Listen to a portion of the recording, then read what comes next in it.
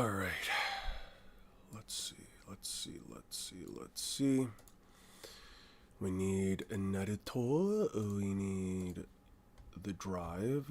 We need this. Let's head here. Jesus Christ, 37 pages of this bullshit. Entire Shinobi Alliance performs a massive tug of war, which, okay. Let's go to the Discord server. Discord.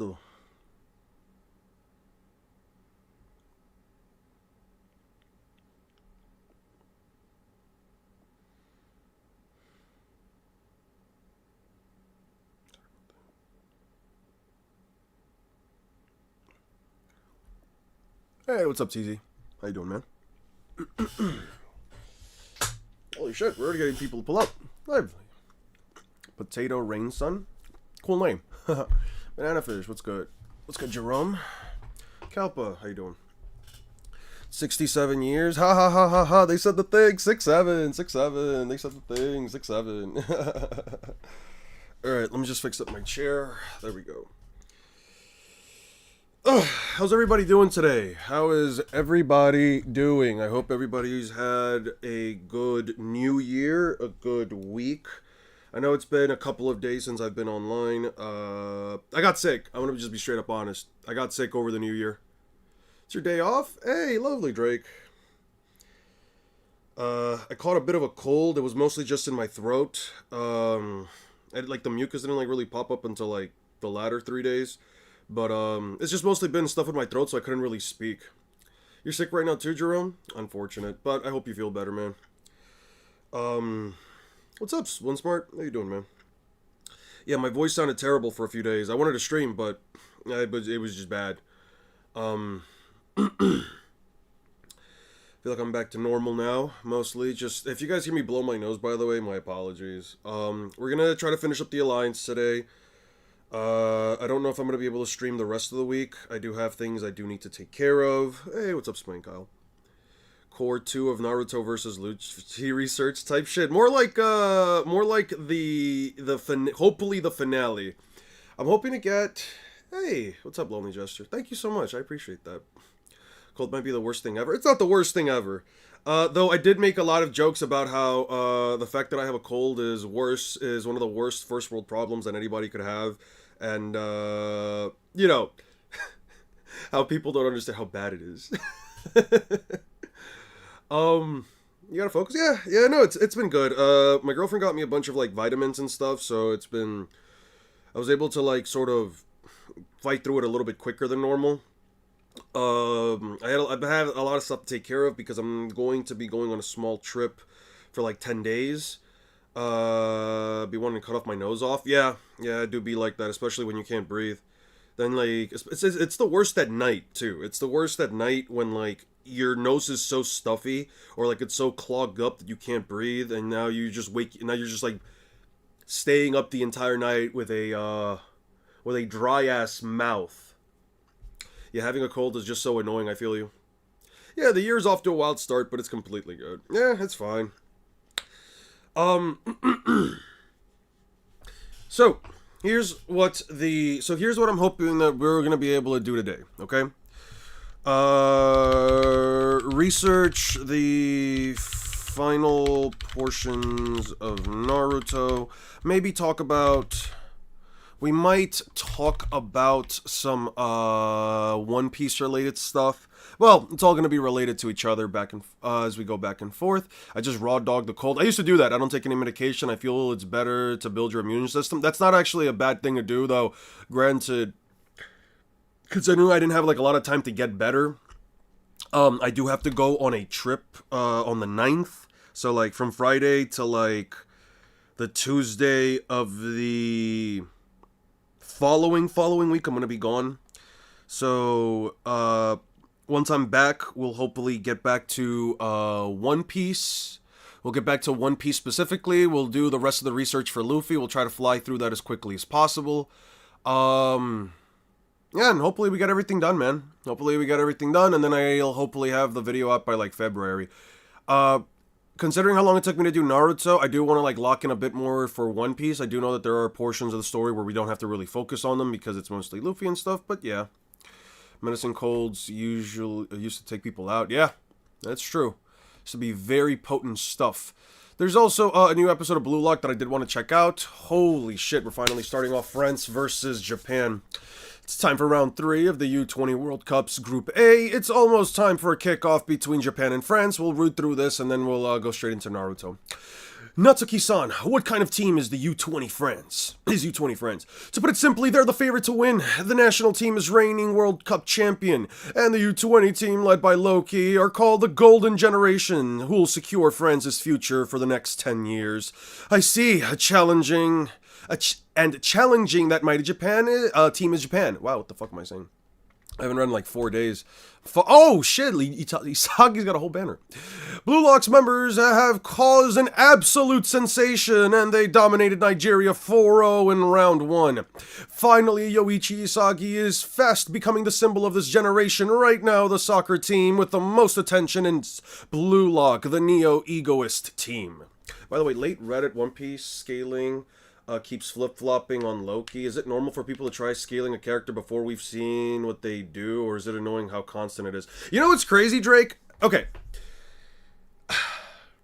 I'm gonna say this, right? I'm gonna say this as far as like scaling goes. This is one of the reasons why, if any of you, especially the ones that have been following me for a while, if you've noticed, I never give an answer on how powerful a character is without a proper bridge or without a proper showing of what they can do. It's not to say that, like, for example, the things that Loki did in the last chapter aren't, things that could express what he can do. More so, we don't have a full extent of knowledge as to all of Loki's capabilities, and we don't know, besides how strong Harold is in comparison to even someone like Rox, how strong even someone like Rox is compared to the current generation. It's one of the reasons I don't personally like ever making any comparisons.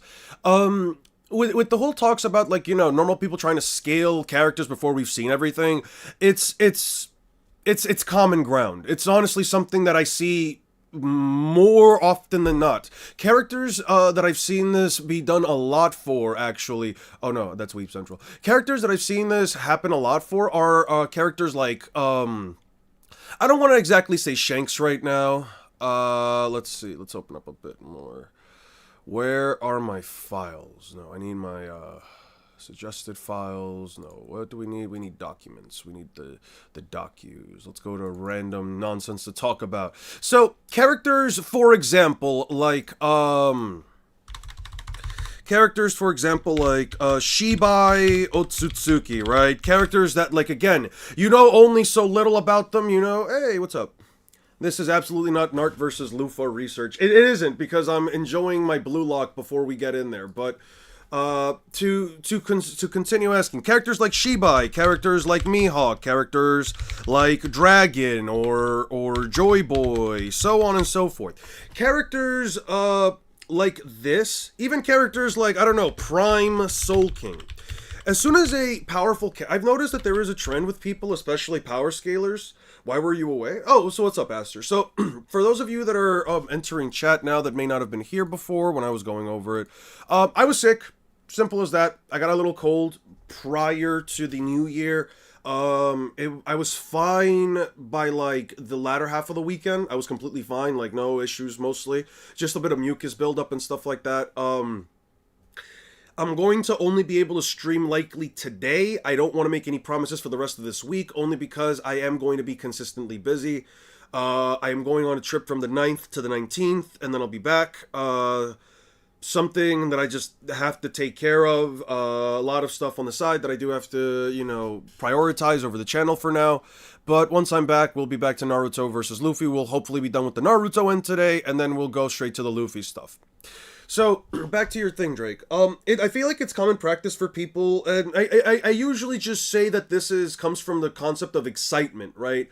From the concept of excitement of, like, okay, a new character has been introduced to a story, let's say, or not even introduced to the story, a character that has been prevalent throughout the story that we know is at least thematically or narratively more powerful than the rest. It's at least fair to assume that they are a top tier character, but people like to make a lot of, I guess you could say, theory crafts or observations about how powerful the characters could potentially be based on what other characters do. Now, I feel like power scaling has progressed within the last few years enough for us to like be aware that, you know, you shouldn't just say that a character should be X strong because they should scale relatively to other characters. We know for a fact that not all characters, whether they're from the same verse, and depending on, you know, the context of how the power system works, not all characters are going to be, even if they are of an equal power level, as tough as one another in terms of durability, as physically strong as one another in terms of lifting strength or punching strength, as effective in terms of the power system. There are things as a statement that can be used, but for Mihawk, we have statements in some feats, but we can understand why some don't scale. That's the thing, though, right? That's the thing, Lapis. So, I agree with you that, like, Shibai does have, for example, a statement that says that he has become 4D and omnipotent and all this shit, right? But either way, I'd rather hold off until the character's abilities are actually shown, because we know for a fact that statements can be taken in any way, shape, or form. Statements with feats are the most conclusive way for a character to be properly scaled, at least in my opinion, as long as, you know, you're also creating the borderlines as long as you're also keeping them within the boundaries of, you know, like the narrative and so on. Sure, Shibai might have a statement and sure, some of Shibai's abilities might come from Ada and from Code, from Shibai, from Ishiki, so on and so forth. But unfortunately, even with somebody like Shibai, we don't know if he's not able to replicate these abilities because now the Ada and Damon have it, for example, or if he's able to use these regardless of Ada and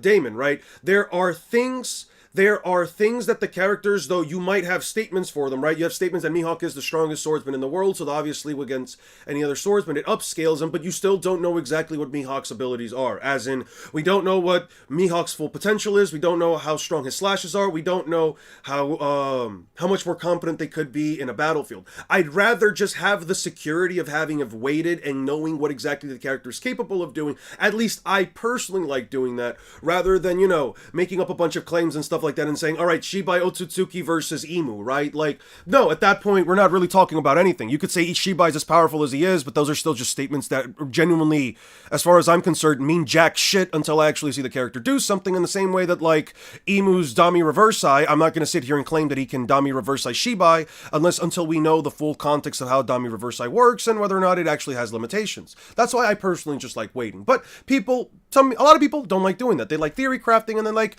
you know, making arguments that usually has a certain level of headcanon, but I think it's, you know, completely fine. It's all within good fun, as long as you're not taking it too seriously. The topic on Dragon on Reddit is silly. They seem to think that that needing to be personally powerful to be the most wanted criminal despite leading the resistance, he could be normal for all I care. Yeah, that also works.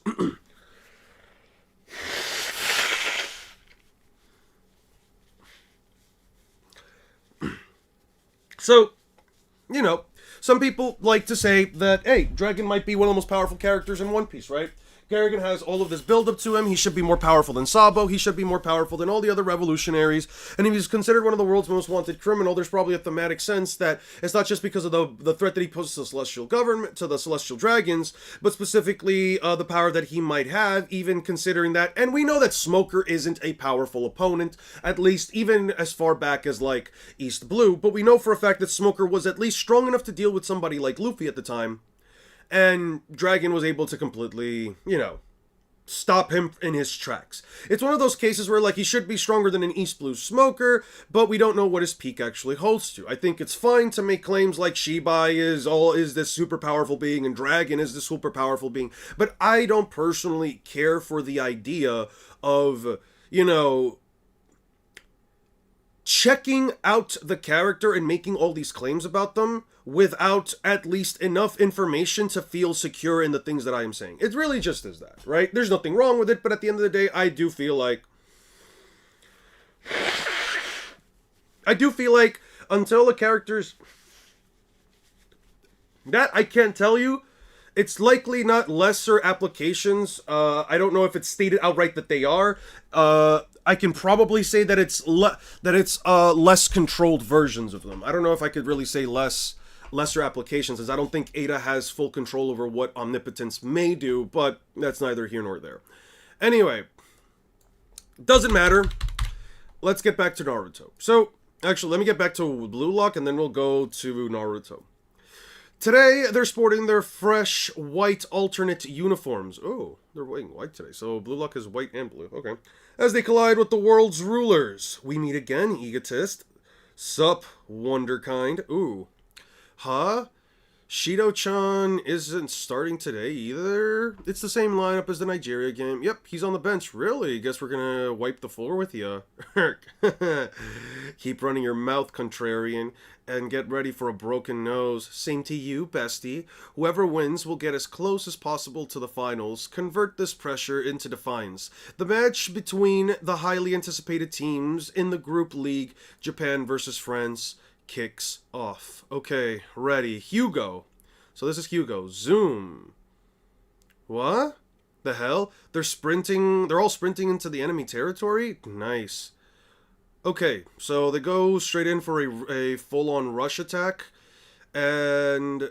oh, shit. Okay, so he stops Isagi's advance. He dribbled past me and Rin. Holy shit.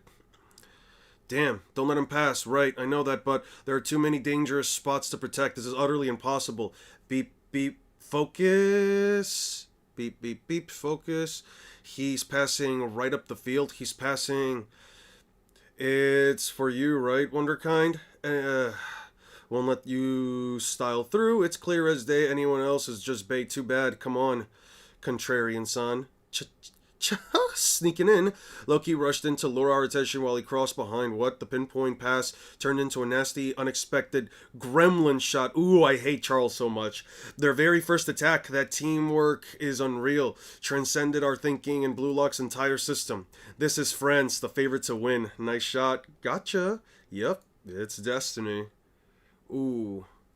Carl can shoot. Holy shit, Charles can shoot. Holy shit. Alright, that was cool. That was cool. I like that chapter. Hey, what's up, Jeff? How you been, man? Thank you, man. I appreciate it. One should take less statements as innocent until proven guilty, unless an anti-fee is shown or something is shown that contradicts it. It shouldn't be disregarded as it's scaling when info is low. That's the thing, right? I don't think a statement like Shibai being able to, like, you know, ascend to a new dimension should be taken completely, you know, should be completely disregarded. I don't believe that's the case either, right? I think that it's completely fine to even make the assumption that, you know, a character like Shibai is as powerful as he is. The only thing is that, again, I don't like making all of these claims, and I don't like just saying, oh yeah, no, Shibai solos whatever verse XYZ, because, you know, he should be massively faster than light and omnipotent and immune to damage. Like, I think that while all of that is fine and well, I do think that it is at least more consistent and more genuine to not sincerely disregard it entirely, but to say, okay, we will wait until there is enough information that this just becomes, okay, this just becomes like the ipso facto facts, so to speak, right?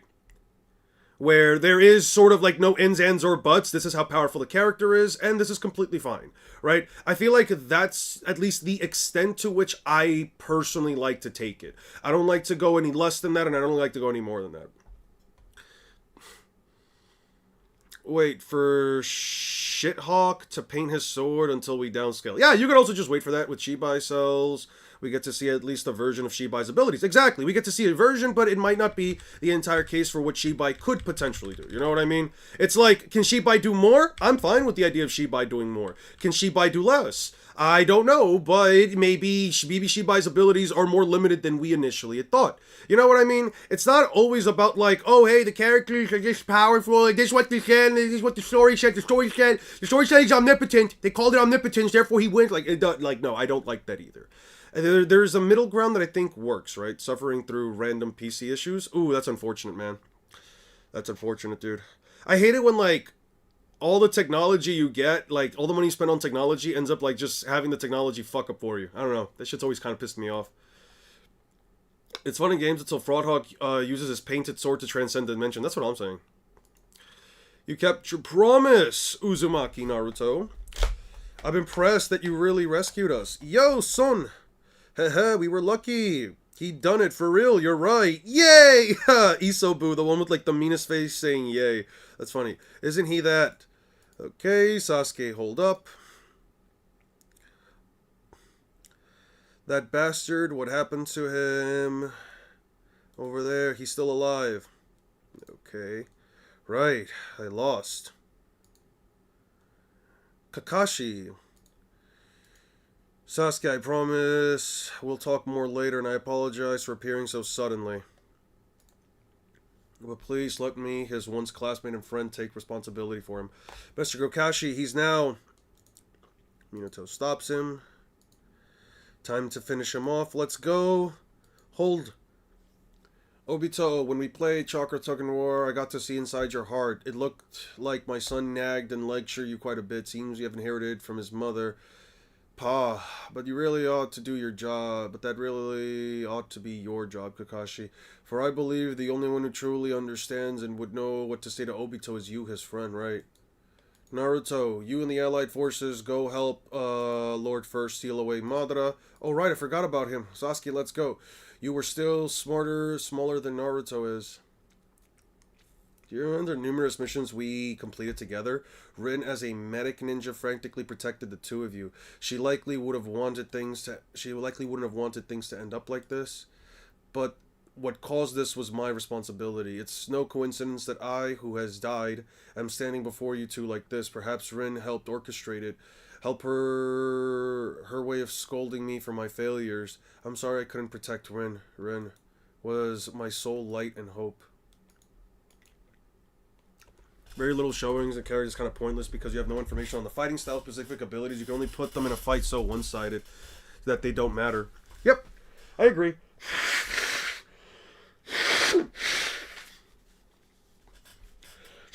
The world I saw changed and it became a black hell. This world holds no hope. I took Madara's identity and walked the world, but all it did was confirm it further. Even possessing the Sharingan didn't reveal anything to me because there was nothing to see. I don't know anything for sure. Then you can say my new path is that which you decided to take is just one of many, and it may not be the wrong one either. I thought that this world is hell too. I thought I'd lost you, and then lost Rin right after that, and later Master Minato as well, but I'm giving you my Sharingan. Whatever the village may say, you are a great Jonin. Even though I don't know anything for sure, I tried my best to see the world with this eye. I felt that so long as I had your Sharingan and words, I could see the future. And that's Naruto, eh? How can you be so sure this path won't fail? Actually, he may very well fail too, of course. So the difference between me and Naruto, why do you stick up for him so? Because I can attest that he won't fail as much as you do. How? Because if he starts to trip and stumble, I'll help him. Why would you help him? Oh, this is getting me! The emotions! It's so, like, listen, I will always say that, like, Kishimoto... Oh, we have another one. We have another one of the people that say, there we go. There we go. We have one of these guys. Let's see, hide user from channel. Yeah, let's just get rid of this person. Dude, I will always say that, like, there are moments in Naruto that... Here's the thing. Naruto, nah, they're one of those people, it's one of those accounts that, like, come in here just to troll or whatever. It's fine. Nobody's under the table. I just have certain reactions when, you know, moments are peak like that. Listen. Believe it or not, I have a lot of... I get a lot of, like... How do I put it? I get a lot of enjoyment out of seeing moments like this where it really just helps. Holy shit, hey, Dupont-san, thank you so much for the 279 Canadian. Thank you so much. How is my favorite soccer glazer? Don't know what you're talking about, Memento, but happy you're here, man. A little sick over the weekend, a little sick for the new year, but I hope everybody's had a good new year. So, I like moments like this where, like, Kishimoto's essentially able to say things like, the action of moving forward and being the bigger person isn't always a path that may seem right, and it also isn't a path that is going to be deemed with flowers, with celebrations, with complete happiness. Taking a step forward, being the bigger man, doing things like, trying to achieve a certain level of peace, whether yourself or the world. It's going to be a path that has a lot of rough terrain ahead of it. And it's not always about, reaching that point immediately or reaching that point with complete and utter efficacy. It's more so about constantly getting back up no matter how many times you fall down in order to see the future ahead. And if you can't get back up yourself, you'll have people around you that will be able to help push you ahead. It's like Kakashi said right here, because if he starts to trip and stumble, I'll help him. It's stuff like this that really does get me, man. It really... Damn, I got autocorrected. I meant Sukuna. Oh, yeah, yeah. My king, my liege. Doesn't know this, but Sakura and Rukia are living rent-free in his Fortnite locker. Oh, no, I know this. I downloaded Fortnite again, and then I found out that you actually did get me Sakura and Rukia. And I found out that I can't delete them. As a matter of fact, let me look this up real quick. Can you delete Fortnite skins someone gave you? I deleted Fortnite right afterwards, by the way. No, you can't directly, but you can archive them to hide them from your locker or wait until the original gifter potentially have the item removed that they refund. You should refund the V-Bucks, by the way, Lapis. You should totally refund the V-Bucks. You totally got me, man. You should totally refund them. Pretty good, though. You can just put them in an archive and forget about it. Yeah, I'm probably going to do that. No, I will not. I will, whenever I decide to re-download Fortnite, whenever Luffy comes in, I will archive those two whores, and then I will never see them again. There is under no context or there's nothing in this world that will make me ever use them. I'm currently debating with a MHA. Don't call them D-Riders, my guy. You don't have to...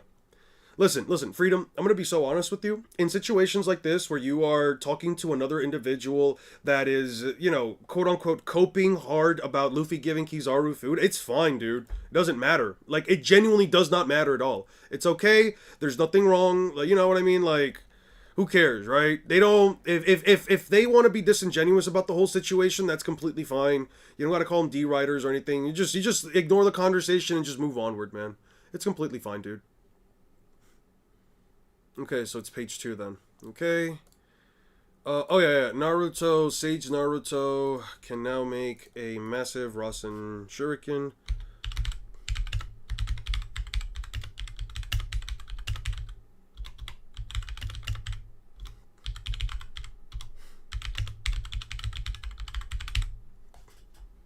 Eon drinks beans? That's crazy.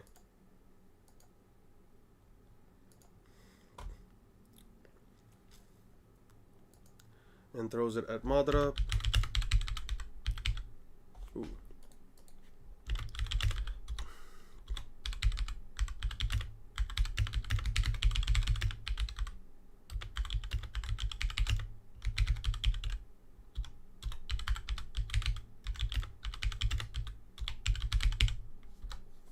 Who said Luffy's getting into Fortnite? I hope he is. Who says he needs to? One Piece is far bigger than Fortnite. Not something I can say about Naruto. Yeah, but I'd still like Luffy to be there. I think it'd be cool. What's up, Carlos? Hope you're doing well, man. The Wood Dragon will absorb chakra from you. Now your chakra absorbing ninjutsu are nullified and meaningless. Oh, interesting. It's not at the Deity Gates that he was under. Okay. Who is under Hashirama's Wood Dragon? It stops the Preta path. That's so strange. Why does it stop the Preta path? Is a better sequel than Boruto? All I say is that the wallet is evaporating.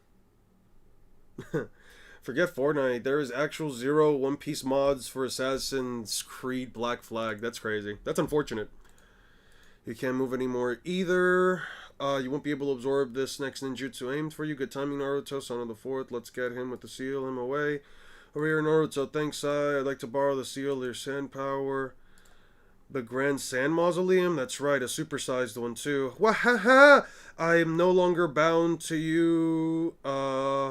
Or any other Jinchuriki. What makes you think I'm gonna listen to you? I'm not ordering you. I'm asking you. If you don't want, fine. I'll just lean on another's power. Mm-hmm. Uzumaki Naruto, eh? Seems like you've become rather close to that fox demon's brat, Gaara. If you're not lending a hand, let's chat later. I'm going in. Feh, that tone you're using really gets under my skin. Tanuki are mightier tricksters than foxes. I ain't gonna be one-up by no stupid fox. It ain't that I'm giving into your request, you hear? I'm participating because I want to. Now lead the way. This way now then. Wait. I didn't realize how many people misunderstand Kizaru's acceleration moment. They think he needs to accelerate to FTL when he only needed that to have enough force and power to kick away Luffy. I agree. I agree wholeheartedly. To me, it was basically Oda saying he isn't capped for anyone who needed to spell it out. Yeah, I agree. But, you know, some people believe that he does need to be capped, so it's fine. Hashi uses deity gates on Madara. That guy saying Kizaru needs to travel there, so they should see him, but he doesn't know that fathers can't see light speed. Kizaru. Yeah, I mean, that's fine. We'll pitch in too. So I want to help you too. Relax. We're not doing we're not doing his on a whim or anything. We want to help Naruto. Thank you.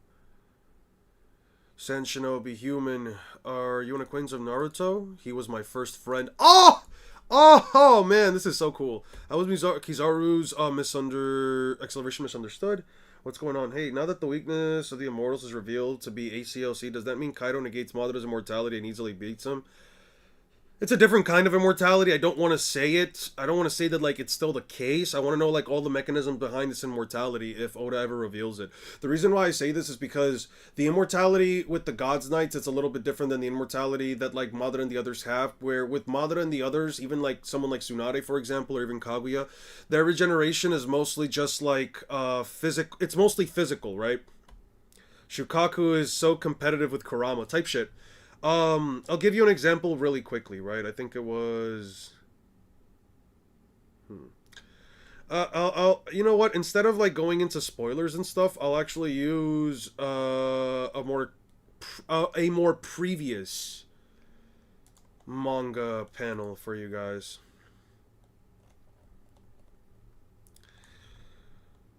Let's see, what is it, like, 1106?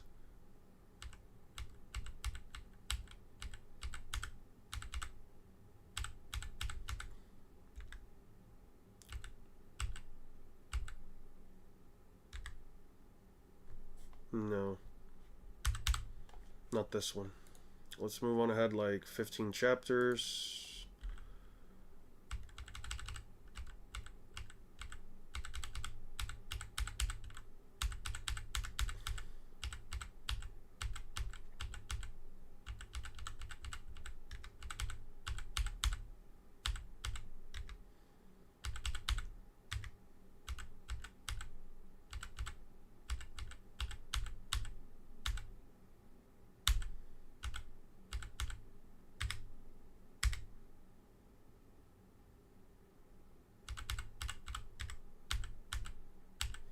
Okay. So, you see the kind of regeneration that, like, they're able to go through where parts of their body are literally blown away, yet, like, it seems to come back with higher... It seems to come back almost with, like, magic. The reason why I say it's different is because with someone like Madara, especially, like, in the later portions of Naruto, or even someone like Kaguya... Madara's not immortal, by the way. Let me make this clear. Madara's never been immortal. When they say he's almost immortal, it means that you can sever him in half, you can, like, rip his body, you can rip his arms out, and he'll just regrow them back. It's a more advanced form of regeneration over anything else, right? It's not actual, like... immortality in the same way that, like, Kaguya just has way more chakra and she just regenerates easier. With Madara, it's more of like a physical regeneration where his body's literally putting itself back together. With the Gods Knights and with what's his face, the Gorosei, it's more so like those parts of the body, how do I put it, they're sort of like magically, like, it's like magically undoing the damage. I don't agree still that it's the same kind of immortality. I don't know if I want to call it a higher form of immortality. I'm just going to say that, like, for now, it can cancel out this kind of immortality. It can't cancel out, like, every kind of immortality across all fiction. I'm fine if you want to use it for, like, let's say, verse equalization, but I don't personally use it. Was it Hidan that had immortality in Naruto? Hidan has another form of immortality where his body isn't capable of regenerating, but he doesn't die to, I would say, I don't even want to call it like spiritual immortality, because it's not spirit. I don't think it's like spiritual in that sense. It's almost like their bodies sort of revert back to the point prior to where they come from, right? Where, like, you can see, like, they're not, like, regenerating in, like, the normal sense, where, like, their body's literally growing back, more so, like, the dark magic. It's not, like, a physical thing that's, like, regenerating their body. It's more like a magic-based energy, or whatever the fuck Inu has that, like, lets this happen. With Madara, it's, like, the cells in his body are actually, like, replicating in order to do this, right? Because in Naruto, this form of regeneration mostly has to do with cells, right? It's just a more advanced version of what Tsunade is capable of doing, right? Where she says she's able to even regrow arms or limbs, although I imagine it would take up a massive amount of chakra for her. But with in the same way with Madara, right? His skin is melting, but then you see that like the cells are slowly growing back. With this, it's more so like black lightning-like energy is sort of like reforming their bodies for them. I don't like saying it's the exact same thing. I'm not saying that anybody else can't say that they are, and I'm not saying that you can't treat them as like a higher form of immortality, but for me personally, it's just one of those things that, like, it's different enough that I don't like saying it would just cancel out something like Kaguya or Madara or even Hidan's immortality. In Hidan's case, it's think of it sort of like a physical form of immortality. Is Kaguya the same? If so, do we even need something to counter it instead of just doing more damage? With Kaguya, I feel like it was more so a case of, like, they just couldn't do enough damage to her personally to prevent her from, like, you know, coming back, right? Like, she has so much more chakra and she has so much more energy that, like, they likely wouldn't have been able to, like, just outright kill her, right? Unless they just completely eradicated every single cell in her body. I don't believe under any circumstance, even if they say that Kaguya is outright immortal, especially because of the way that immortality in Naruto works, that if, like, for example, I'm not saying that this would actually happen, but if, like, let's say, Kaido shot a blast breath at her, right? A blast breath that would consume her entire body. I don't, if let's say the blast breath was powerful enough to literally destroy every single cell in her body and there was nothing left. I mean, like, not a single cell left. If that were to happen, I don't think Kaguya would be able to survive it. I don't think she would just come back out of nothing, right? I feel like the same with Madara. Their quote-unquote immortality is more so a case of they have such stupid high regeneration and such stupid high life force that bringing them down is more troublesome than simply either sealing them away for good. You know what I mean? There was a video that claimed Shukaku was actually the second strongest and not the 8 tails. They point out that the 1 and 8 disagree about Kurama's more tails equals more strength ranking. Yeah, but they would all disagree with that because Kurama's the strongest.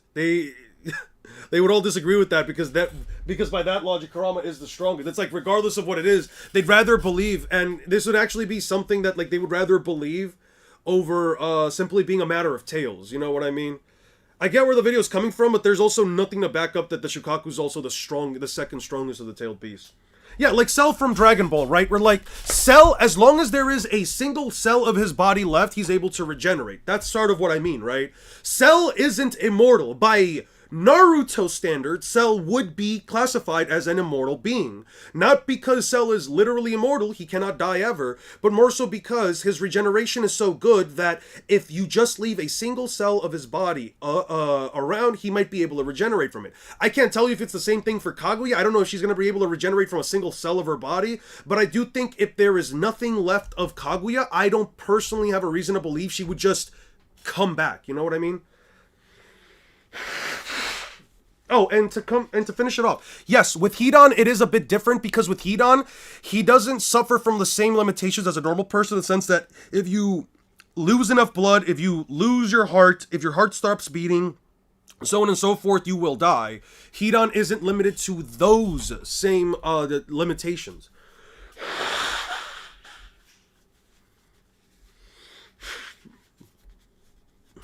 Okay, we already have this. Here's the Giga gets on Madara.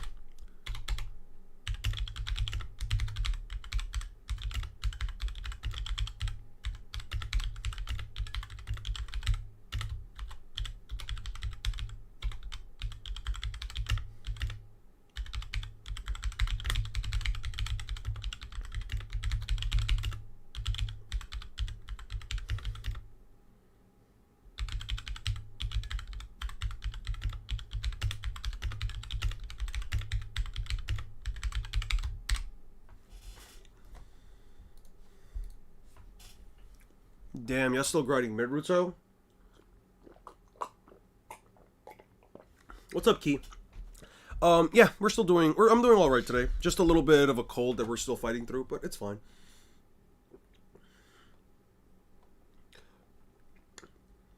Having had the beach extracted from that means that Obito... The Ten Tails aren't... Jinchuriki aren't like the others. If you remove the Biju, it's cause... If they don't die if you remove... It's cause the Ten Tails husk, the Geto statue remains. It contains a lot of life force.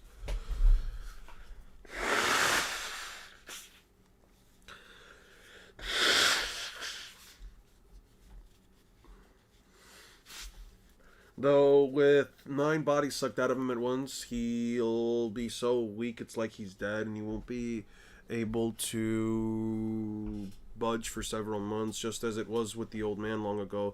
So that's how it goes. Okay.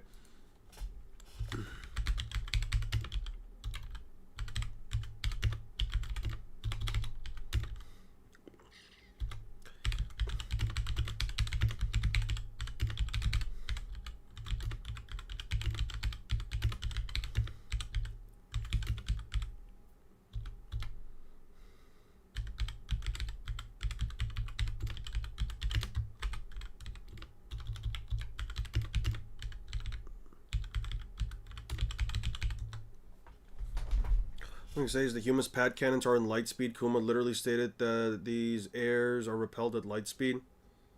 So they are light speed then, because they repelled the air at light speed.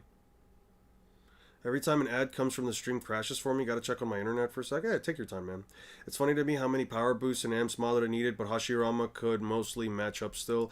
I guess it goes to show that, like, the Rinnegan probably doesn't buff you up as much as possible. I guess that's the argument. Also, why is Hashirama so tired? That's like the first time I've seen an Edo Tensei tired. No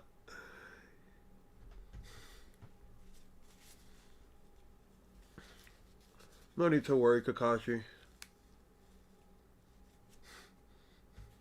UQ holder, a great example of this, but if ACOC doesn't target region, then I can see it stopping Edo Tensei or Kaguya or Aizen. That's fine. I'm not telling you that it can't be the case either, right?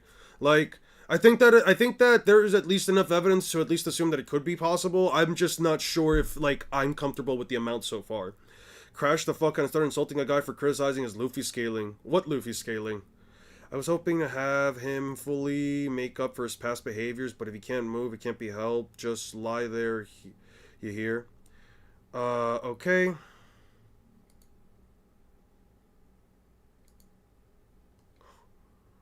The same thing that man once tried to do. I once tried to use it to betray me. Ghetto, Art of Rene Rebirth. Then jutsu will result in it appears a jutsu that's traded life for life. I feel like I finally might understand why Nagato betrayed me. A string of hearts linked together like prayer beads that can be a strong power as well. Huh. Both Nagato and Naruto were Jiraiya's disciples, so could it be said that I was defeated by Jiraiya?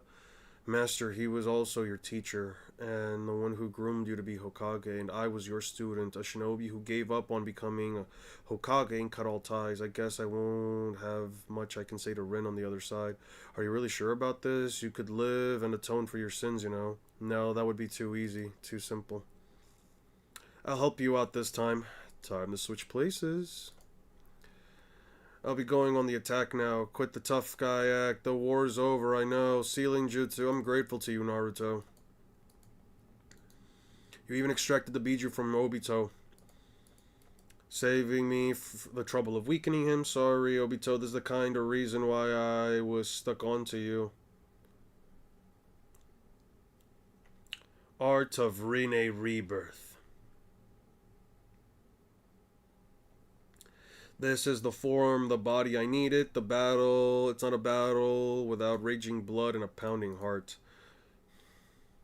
Hashirama's like, that Asian dude, it doesn't matter how hard he is, he's better than you. Started spewing insults and dissing everyone who called him out on the comments. What's the video? I'm kind of intrigued now. What's the video titled, Beam Master? Saw it on a video, dude shitting on his videos before seeing the vid. What was the whole thing? Big Raga the Op Stoppa. That's what I'm talking about, bro.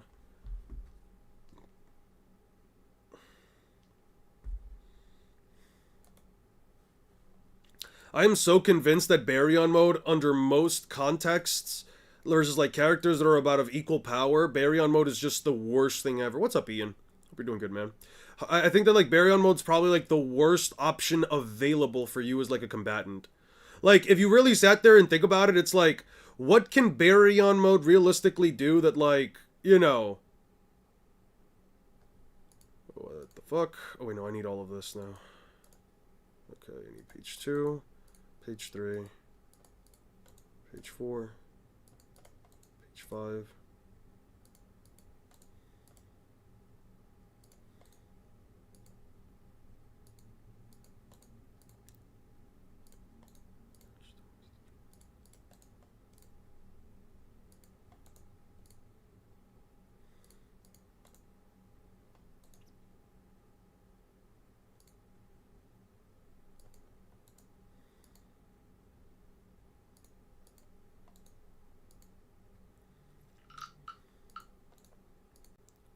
Can Jiren one-shot Luffy?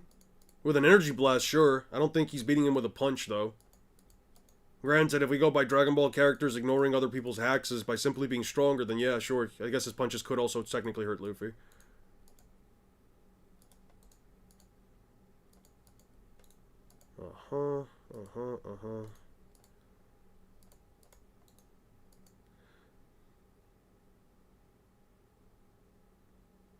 What's the video SB Sage crashed out in? I kind of want to see it. Does anybody know the video? Or at least I can check out the comments. Go to DMs real quick. Sure. Thank you. Why the fuck did you send me this? Why the fuck did you send me this, Bob? What the fuck? Thought you were sending me the fucking link to the video. What the fuck, dude?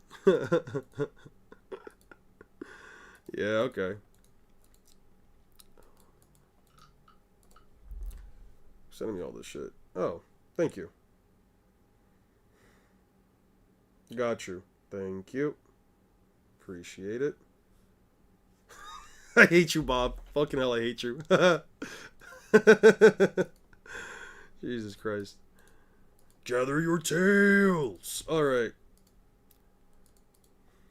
It's crazy how many more fucking chapters we still got. God damn. Ugh.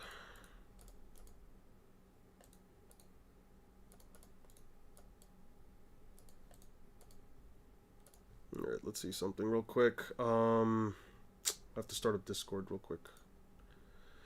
Botoma isn't rubber, but force got sent to a dimension. Botoma is essentially like Luffy, and Goku couldn't bypass its rubbery body either, so I doubt it can ignore Haxes. Why the normies always glaze Midruto to hell if it's the first anime? Hey, what's up, Pej? How you doing?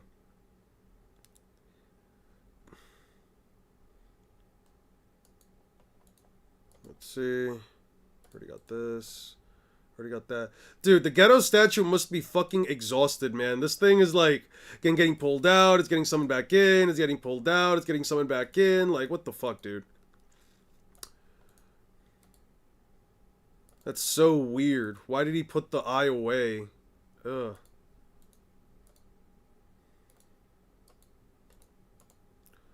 Limbo, Hengoku. Limbo. We already have that. What's up? How you doing?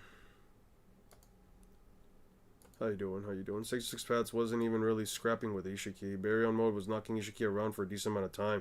A decent amount of time is not a correct statement. I'm sorry. We are going to disagree on a decent amount of time. Naruto in the manga got 5 hits in and landed 5 more before after he started dropping massively in power. In the anime, I think the fight lasted less than 5 minutes. That is not a decent amount of time, and even Ishiki said, these punches aren't the problem, it's what they're doing. I'm taking these.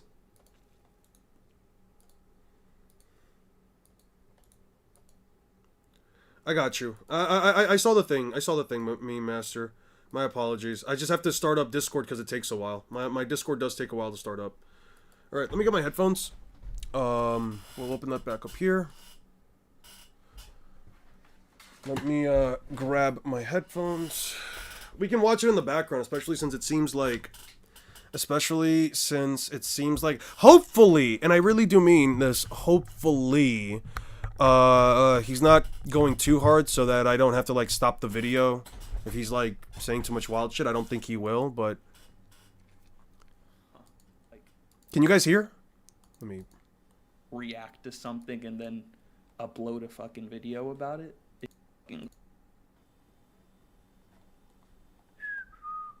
Like, get 1,300 views for basically just watching someone else's video. The reason I know about this shit is because he sent a comment, which we'll get to, but then turn around and say Luffy's considered light speed slow since time skip. Yeah, him saying that the light beam is slow, him dodging it. Dude, why is he... Whoa, time out. Why is he playing a Okay, sure. Like, that's Blitz, his reactions is... There is now introducing light, and any feats past that or revolve around that would... Alright. We all know Naruto stomps Luffy, no need to argue. I mean, I think you do need to argue. The arguments just need to be good. And then the over Void, you're first. Yeah, you're goated, bro. They're not like you.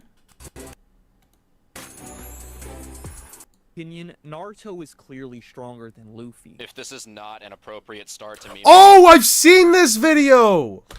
I've seen this video! Holy shit!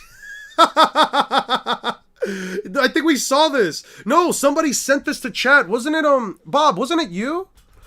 Wait, Bob, wasn't it you that sent me this video? You sent this video. Yeah. Thank you. Oh, yeah, I remember I replied to this. I remember I replied to this in the server. That's right. I already saw this. Okay, so we're gonna watch a review. So we're gonna watch a react to a guy reacting to a video of a guy who basically... you know, broke down his own logic. That's so fucking funny. Alright, I'm all for this. Where did you send this again? Did you send it in, like, General? Was it General where you sent this? Oh! Yes. Sage's arguments were terrible. The guy debunking did a fantastic job at simply stating that even on the lower end interpretations, Luffy outstats most of, if not all of, Naruto. Yes. Aura had a pretty decent take. Let's check this out. Making anime content on YouTube when I'm bored, I don't know what... Let's see your content, bro. He's not an anime YouTuber, apparently. The evil water... I didn't get a chance to send it. I was so fucking busy yesterday, but... I'm not gonna lie. 1 second. Pokemon... My apologies. Let me first say this. No, I didn't get a chance to. I saw it. I didn't get a chance to honestly watch it. I was busy yesterday. By the time I got home last night around like 7. Yeah, it was almost 7 p.m. because I had to put up the garbage bins. Around when I got to the house around that tower, I was already out of it, dude. I'm not gonna lie, I was already out of it. I could check it out. I could check it out after we listen to this. I'm just gonna have it in the background while you should make contact like him. You can research stuff like this. What Momoshiki can do. Can you tell me feats? I don't know about the arguments in this video, but hey, I ain't wrong. You got home around what to what? 6 to 7 p.m. 6, 7. Island Boys. Stick to Island Boys and Fortnite gang. Alright. In my opinion, Just something that I don't think I have to convince most people of at this point. I'm not most people, but I'm not here to go back and forth with you as to who would win between Luffy and Naruto. I do want to talk about your abysmal Luffy scaling. Getting in. My abysmal Luffy scaling. Yes, you have abysmal Luffy I'm really scaling. interested to see how he scales Luffy, because it's funny for people who don't make content for this fucking loser to take my whole video and basically Okay, so for starters, just because somebody disagrees with you, or just because somebody disagrees with your take, I don't get that 6-7 shit. It's not meant to be gotten. There's nothing inherently funny about it, but I would be lying to you if I said that, like, I haven't started unironically laughing at it because just because it's that stupid. It's one of those things that, like, was never funny to begin with, but it starts to become funny when you really just, like, take it in. It's like, there's nothing funny about 6-7, but then I can't help but smile right now as I say it, you know what I mean? Anyway, you shouldn't, so the first thing I want to say is just, you shouldn't really get to you shouldn't at least ever allow yourself to get to a point where you're allowing somebody to, like, be upset at, or at least where, like, you're calling somebody else, like, an idiot or a moron or whatever because, you know, they disagreed with your claim, right? Maybe the other dude in the video, especially the one, like, he sounds very, I don't want to say nonchalant. He sounds like he doesn't really, like, give a fuck. He's just saying what he's gonna say and that's it. And I understand we're, like, say just probably, like, you know, this dude, why is this dude coming out of nowhere to, you know, try to debunk my video when the logic is pretty fucking, when the logic that people try to use for, like, Luffy being above Naruto, so on and so forth, is usually pretty fucked or whatever. I can understand people's perspectives when they, you know, when they have that kind of, take. When the fuck did Guru come out? Did anybody else ever find it weird that, like, Guru kind of just spawned in out of nowhere? Like, Guru isn't anywhere at all throughout, like, a majority of the fucking war, and then he just spawns in out of nowhere. Hold on. Did anybody ever see Guru, like, spawn in to the battlefield? No, he just showed up out of nowhere. Here it comes again? What the fuck do you mean? Can't activate any jutsu, I'm out of chakra. Can't believe we've been stalked by the likes of him. The weirdo's still blocking our way. He's using Mokuton. Who is he? I told you wouldn't let you get beyond this point. Plus, there's seriously no one who will answer my question. I asked, what does it feel like to poop? Well, it's pretty refreshing, but I bet it's like the refreshing feeling you get after killing someone. That's all 5 chakra natures at once. How do we counter that? I see. By the way, awesome moment for Hiruzen. All I'm going to say is, doesn't really back his claims. He kind of does, though. I can back his claims for him if I need to. Post it and be like, I have some contentions with your Luffy scaling. Every time your nephew says 6-7, you low-key want to slime him out. Don't do that. It's a funny joke, buddy. What do you mean? 6-7. Every time my girlfriend and I were playing Magic over the weekend, she came over to take care of me. And we were playing Magic the Gathering. We were playing a game of Commander. And every time we were counting up, it was like, so how many counters is that? I was like, 1, 2, 3, 4, 5, 6, 7. And she and I were just both doing the hand motion. It's so stupid. I love it. But having, like, no scaling of his own. And he's probably, No the scaling of his he own? does know is probably bit off some fucking YouTube videos he watched like 3 years ago that are using horrible arguments. Sure. Into Luffy's next opponent, the only villain that makes sense is Zabuza. $100 says he brings up water prison. And at the very least, via I did bring up water prison because as far as I was aware, like, if you're submerged in water, you're kind of fucked. Bro can't like even read out stated in an SPS. But my friend... Bro can't even read out his ABCs yet, and he's already brain rotted. Good luck, man. Good luck with that. Yeah, our new generation's fucked. Technically, every generation past mine is fucked, but yeah, we're all fucked. Can the argument be made that Kaguya can use the Paths of Pain? Yes, she should have the Paths of Pain if she has a Rinnegan. Who, like, is really in tune with One Piece told me that the water has to have, like, the essence of the sea, which is, like, why Sea Prism fucking shit works. So I was, like, maybe just a bit misinformed, but isn't it, like, common, like, sense or, like, hilarious to think about the fact that if he got caught in water prison, he'd just be dead? It's not that, like, oh, I thought, oh, water, water, water. In fact, like, I literally thought about Zabuza being a water style user last minute because he's really just like a sword fighter. So, suck my dick. Jesus Christ, that's unnecessary. Zabuza being relative to Kakashi in speed, he should be much faster than Gaara. With Kakashi being so fast that even as a teen he was able to tag a lightning bolt before it hit the ground. As always, Kakashi doesn't scale to the lightning bolt. The speed formula is distance over time. In the same time frame, the lightning bolt had to travel multiple miles before it could possibly reach the ground. Kakashi had to move his arm a few feet. That does not scale him to the full speed of the bolt. The same way a car can speed towards me at 80 miles an hour if I It's the car argument. I love the car argument. Oh, but if you see a car coming and your car could run at like 90 miles an hour, 120 miles an hour, but if you jump out of the way, if you jump out of the way, then it doesn't mean you're the speed of the car. It just means that you were able to aim dodge it. So I love the argument here, not because it follows like, you know, the kind of logic, not because it follows like a specific kind of logic. Well, I love the car logic, but it's because it's using essentially Naruto fans' best argument against anti-One Piece light speed scaling. It's one of the arguments that people like to use. I don't know about that. If a lightning bolt's coming down and if a lightning bolt's coming down and I have to like split it, all you have to really do is just time it to the bolt itself, right? That's the argument. In the same way of like, it doesn't necessarily work in the same way as like the car argument. We have to jump out of the way, but it's still using hand-eye coordination to essentially perform a precise motion feat. If you have to like precisely dodge, if a car is coming at you, you have to dodge left or right in order to evade the car. If a car's coming at you and you have to dodge either left or right for it to come down, in the same way that like you have to precisely tell whether or not like where exactly the lightning bolt's gonna come down for you to hit. They're using the same argument that people have used for years to say like, well, Luffy dodged beams of light, but if I dodge a 120-mile car, that doesn't mean I'm not as fast as the car, right? It doesn't mean that Luffy's as fast as the beams of light. It's the same argument. I just like this argument that he's using because it's using the same logic against the Naruto scaler. out of the way at the last second, that doesn't mean I moved 80 miles an hour.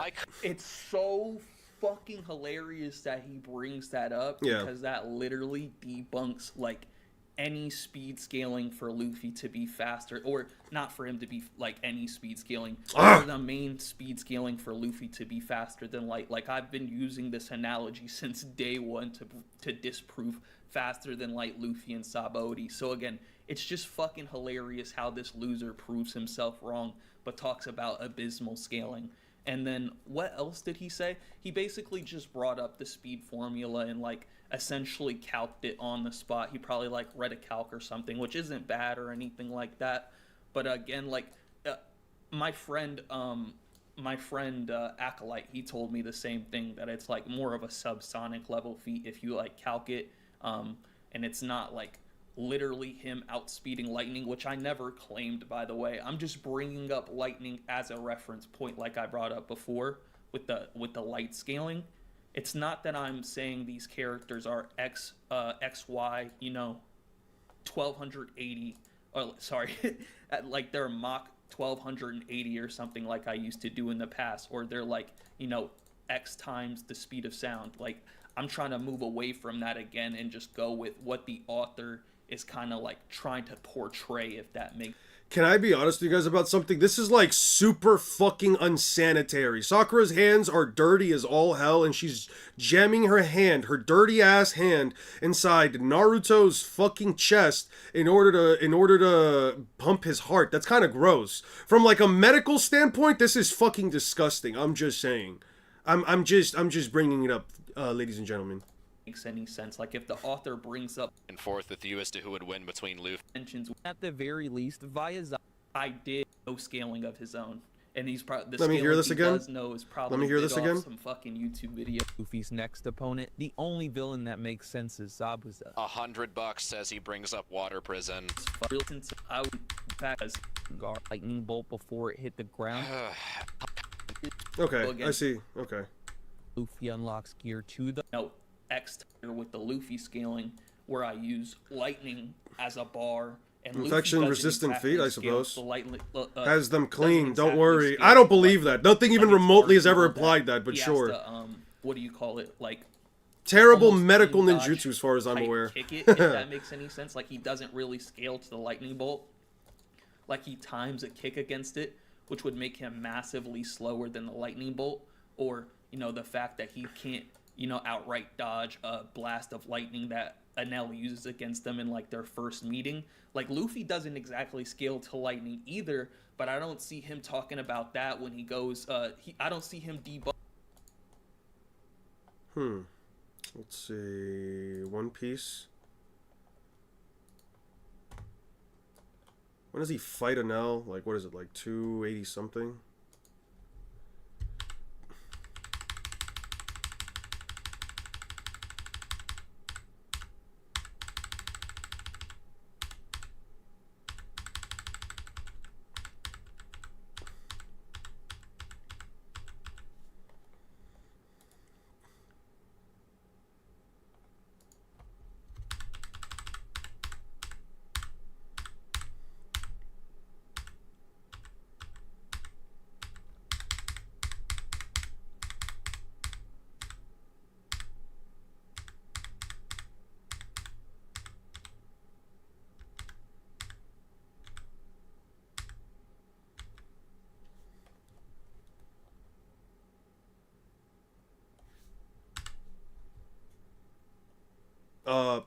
Literally mid-air reacts to a guy who turned himself into lightning and then shot himself out while in lightning form at Luffy.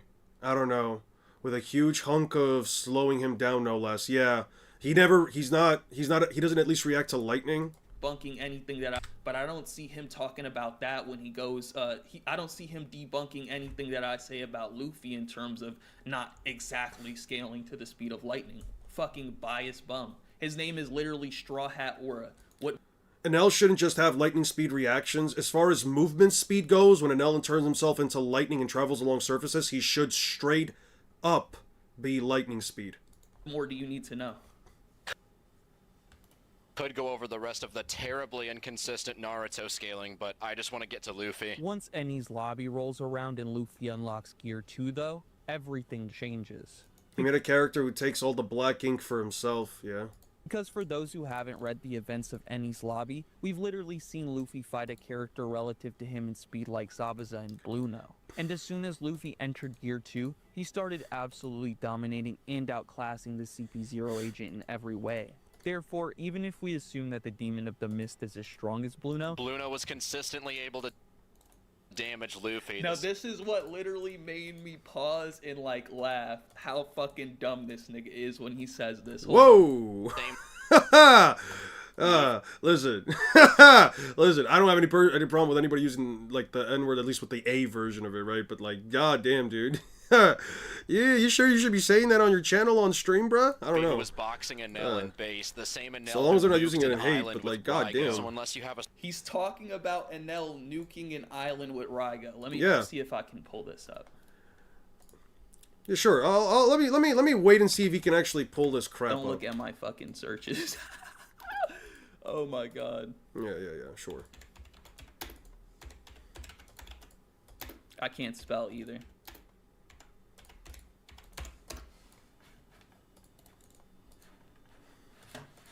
Everybody brings this up. Hey, like, what's up, Luca? How you doing, man? In Skypiea, you guys are asleep. Oh, we're doing well. Like, we are doing very well. Yeah, they'll bring up the fact that Raiga was able to like level Skypiea, which is cool. Like, I don't dispute it. I don't think that it matters. Just to be clear, right? Just to be clear, though, right? Like, let's see, what was it, like 99, 299?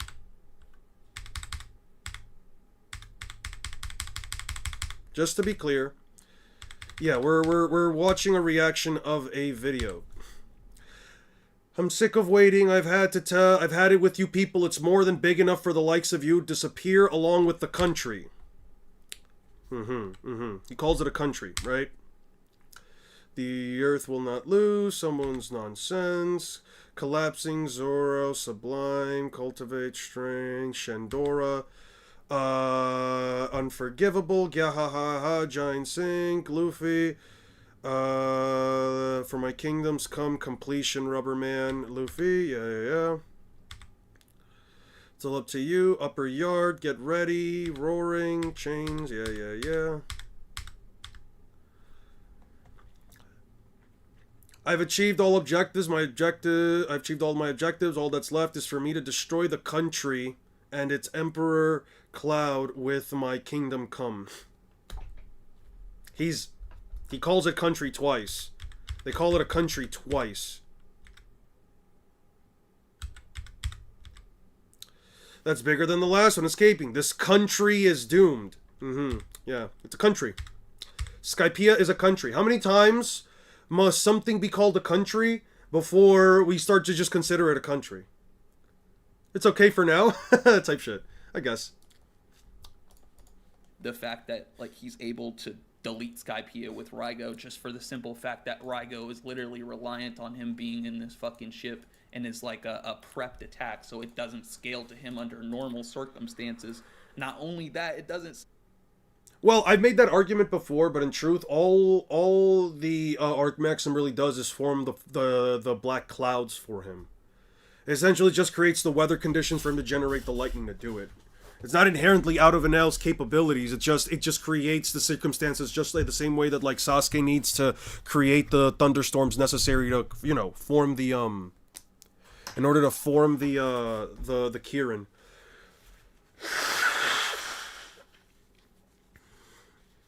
Let's keep listening. Scale to him at all because fucking, like, his devil fruit abilities don't directly scale to his physicals. So for him to talk about... Where was the statement from Alabasta specifically? Let's see. We'll close this one up. One Piece. Alabasta. Alabasta. Alabasta. Alabasta. Basta.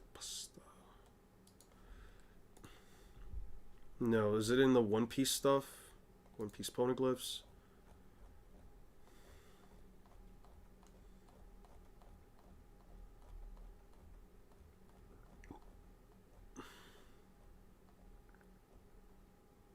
No, it's not here. When does Luffy fight Crocodile? 180. Let's go to 187 real quick.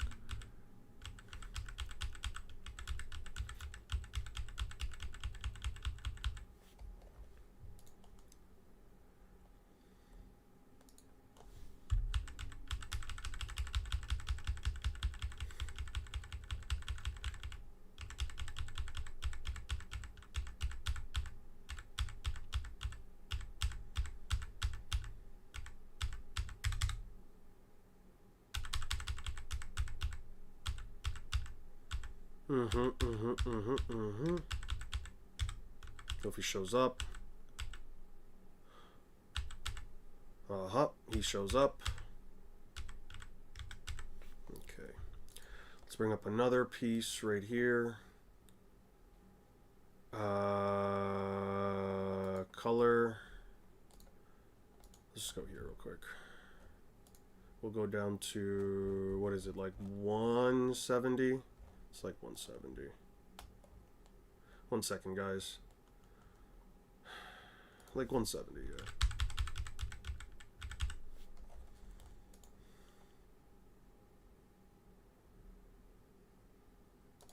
$75. 180. So it's like, it's actually not too far from here.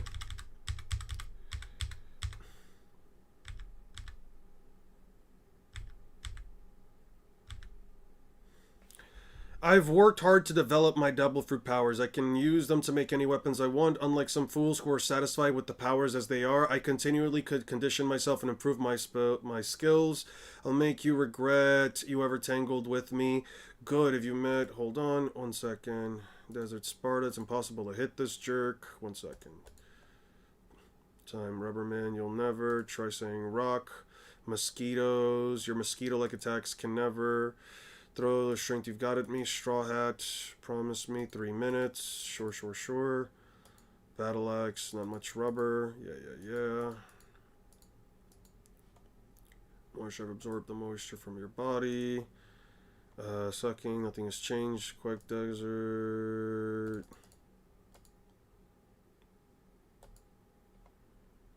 Three minutes have been up. The sand is right. Railing, Browning North. Can't give up. You're all talk. You've wrote. Yeah. Look up SBS 790. Sure. 1 second. Luffy says it right here. You said it yourself. Devil fruit powers are only as strong as the person using them. Let's see. 790 you said? Sure. 790. I'll give you context in just a second.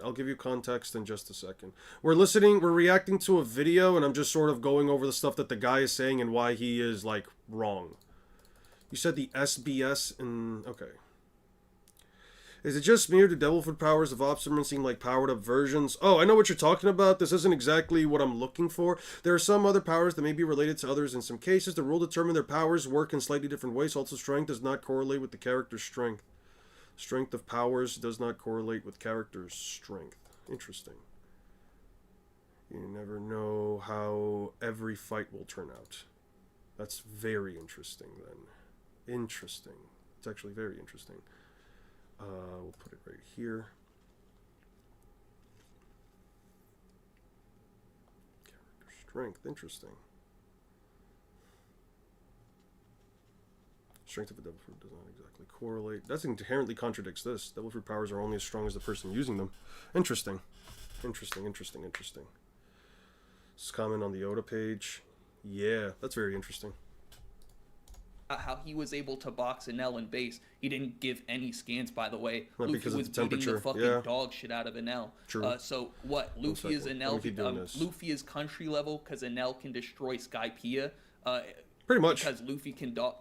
I don't know how to explain it. Let me slow down. Actually, basically, what this idiot is trying to say is that Shouldn't call him an idiot. Enel can blow up Skypiea with Raigo. Luffy can beat the shit out of him. Therefore, Luffy is country level. But Raigo doesn't scale to Enel's physicals, so how would Luffy beating the dog shit out of him scale him to Raigo in any capacity? Now, I don't know if he's going to bring up the fact that Luffy was able to, like, clear Raigo using, like, the golden bell in his arm to, like, wave it away, but that doesn't scale to, like, country level either, because any calcs for Raigo being country level or city level or whatever the fuck you want to say are only based off the destructive capacity of Raigo, not like the energy it has inside of it, if that makes sense. Crocodile must mean... Oh wait, I put it on mute. Oh, what the fuck? Whatever you want to pixels. Crocodile must mean how they use the devil fruit strategy and stuff, how comfortable they are using their power. I don't agree with that. The devil fruit powers are only as strong as the person using them. I don't agree with that from the sense that, yes, 7 devil fruit abilities work off of complete or only hacks, but Luffy's devil fruit is also one that's powered, that's as strong as he physically is. The more powerful Luffy becomes, the more powerful his Gum Gum fruit becomes, and you can tell this by the way that he's able to use new machinations and new abilities. Thought you should see the SBS just in case. The SBS does... Let me see, I just cracked my phone, genuinely so mad. That's unfortunate. How bad is the crack? Might be related, but in those cases, the rules determine their powers work in slightly different ways. There are some other fruits that might seem to be related, but in those cases, the rules that determine their powers work in slightly different ways. Is he referring to, like, how, like, Marco's fruit is also a flame fruit, but it doesn't inherently... Character strength. Which does not correlate to the character strength. It's not because of destructive energy, but due to DC. What is he on about? Island, and Rock, maybe? Something like that. Interesting. Oh, right. Wait. Back to this. Scale that too. But again, I don't exactly like pixel scaling. Then why do you use it? Check these comments. Then why do you use pixel scaling if you don't like it? Sorry, Seems a bit guys. weird.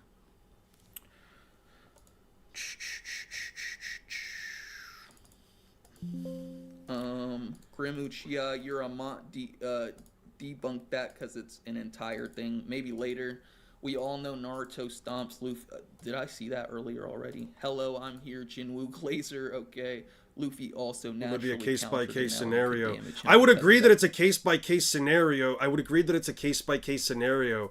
But at the end of the day, I feel like it's mostly relevant to, like, fruits that's legitimately use one's own physical strength, right? Luffy's devil fruit uses his own physical strength. He doesn't physically become stronger because of his devil fruit. He becomes stronger because of his own capabilities.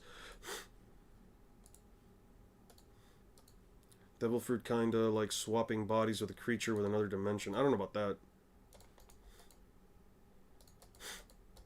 Because your devil fruit has to scale to your Haki. It has to scale to your capabilities. That is how Law was able to simply bypass Virgo's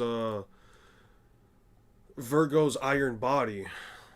Where is it? What is it, like 690 something? 680 something?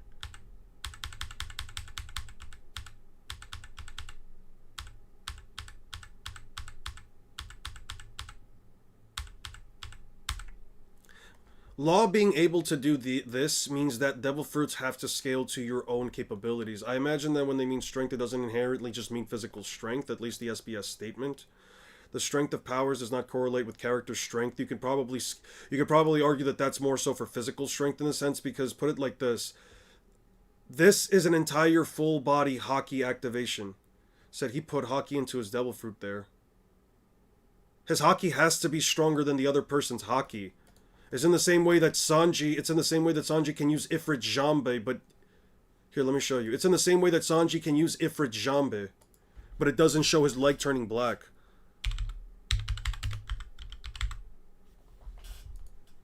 Dude. Why did that pop up?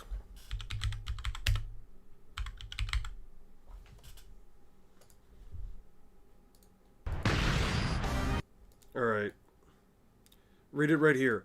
By overlaying the exoskeleton with finely honed color of arms, he creates...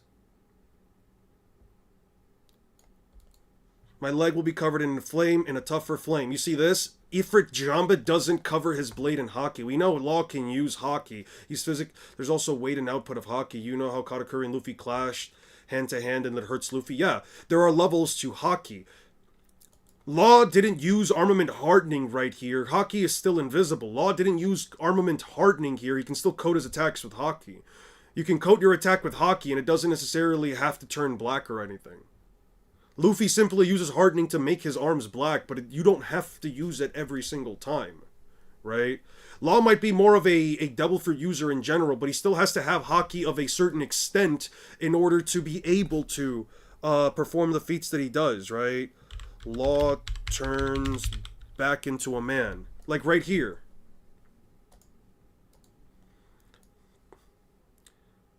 It's not like Law is physically turning black or his body is physically being covered in Haki. He just simply reverts himself bad. I don't sound mad. I'm good, Jake. No worries.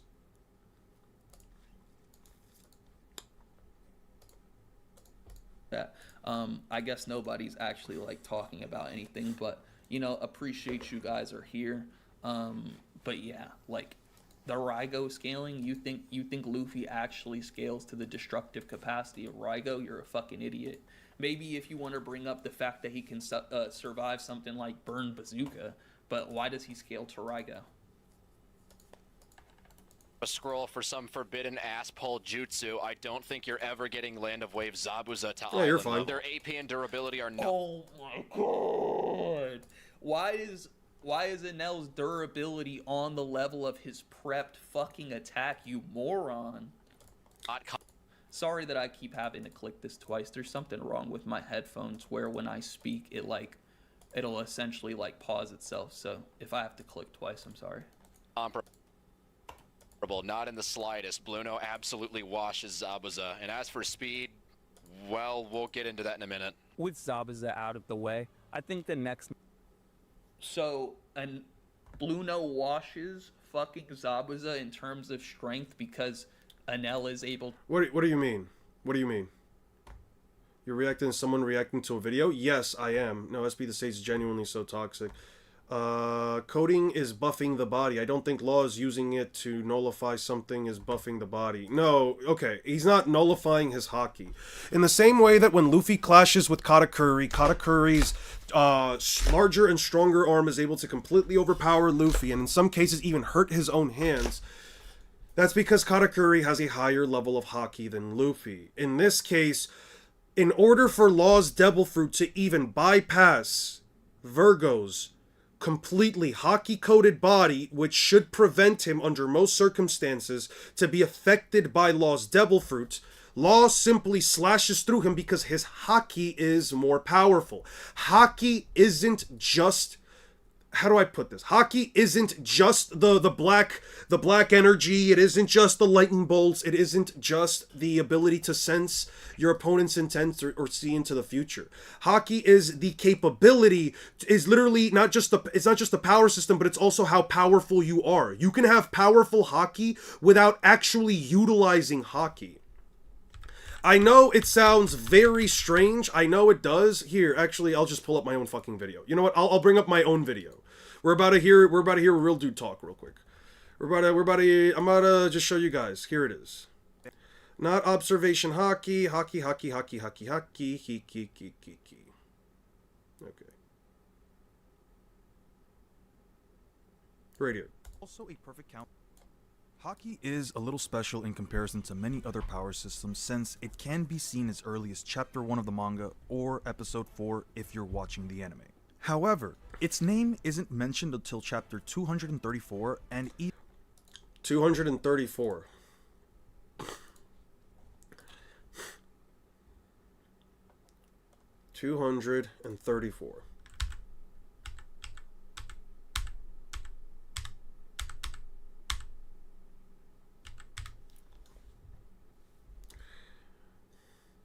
Billion looked like he was much. Let's see. Interesting. He doesn't use it in this translation, but that's fine. One of the first mentions of Haki was this chapter right here, 234. Must have been a different translation than one these pages are using, but it says 100 million. I thought 30 million was a little too low, judging by his Haki. By his ambition. You can have powerful Haki. You can legitimately have powerful Haki. Luffy already had at least a higher level of Haki than the average human. All humans have Haki, right?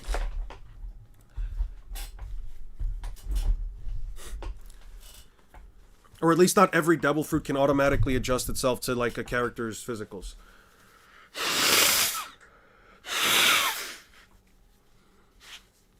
So my point here is that for me to say that yes, Law has stronger Haki than Virgo. Law's Haki here has to be stronger than Virgo because he is literally overpowering Virgo's Haki. It's not just his Devil Fruit that's splitting it, it's his ability to... I think Rayleigh stated Luffy had been using observation Haki pre-timeskip to understand people's emotions. Probably. Actually, no, he didn't say that. He never said that. He said, your Haki, you seem to be more attuned to the emotions of living creatures. Luffy's more attuned to other people's feelings than, like, the average Haki user.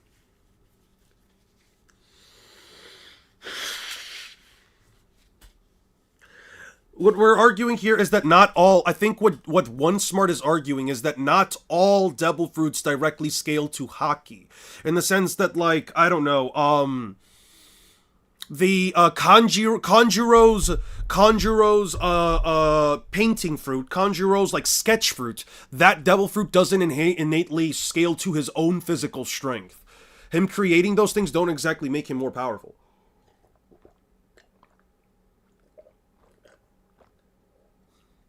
I disagree. The jacket fruit would definitely become more powerful because if Kaido eats it. It's depending on how powerful the individual is. That Devil Fruit literally allows somebody else to wear your body. Or you to wear somebody else as a body. It's kind of weird. Actually, no. Quite the opposite, actually. You have to put on somebody... You have to put yourself on top of somebody else. Yeah, like Brule's mirrors or Mont d'Or, kinda. Yeah, like that. Mont Door's ability to, like, create an infinite number of universes doesn't inherently mean that, like, if he were to become more powerful, his Devil Fruit would innately also become more powerful and make more universes. But Devil Fruits, I would say, like, Whitebeard or Luffy, I would say those are more conclusive towards, like, Devil Fruits that do a physical action. To Nukin Island, and because Luffy punched him, like, again, I don't know how many times I have to say it, like, the attack doesn't scale to him. So for him to take such a leap in logic to Enel's durability scales to Raigo is just fucking insane to me. Like, what a moron. To talk about my scaling is abysmal when he literally can't, like, use... I don't think Blue Nose's critical creating thinking for more than dimensions, 2 more so the seconds dimension as it comes with pertains his to Devil fucking Fruit. One Piece. Right? Like, Like, again, Blue Nose another example. Right? Where, like, this is why Sea King scaling is top tier for pre-time skip. I don't see him going through any of the One Piece stuff that I said that could be argued against. He's literally just being biased towards Naruto for some reason, which I don't know why people think I'm a Naruto fan. Maybe because my name is Sage and I used to rep, like, a Boruto picture. But even here, boom. I was the Naruto Enel YouTuber survive for so an explosion long. on the moon I- visible maybe from he's Earth. thinking of, I'm the Naruto That's YouTuber probably because of from an this, image. but now I'm That's just probably getting from a flack for being specific One image. Piece fucking gawker. It's almost like anytime I don't praise one series and think they're weaker than people usually believe they are, then, like, I'm a wanker. But when I don't know. Well, how you have to explain it. catch up to your You Devil guys Fruit's get it. capabilities Basically, anyways. if I don't say Naruto whoops the shit out of Luffy by a mile, then I'm biased towards One Piece. Or if I don't say that Luffy destroys Naruto, then I'm biased towards Naruto. You get it. Let me go back to the video.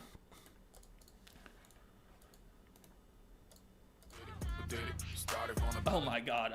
I'm sorry, guys. I can't. Be fighting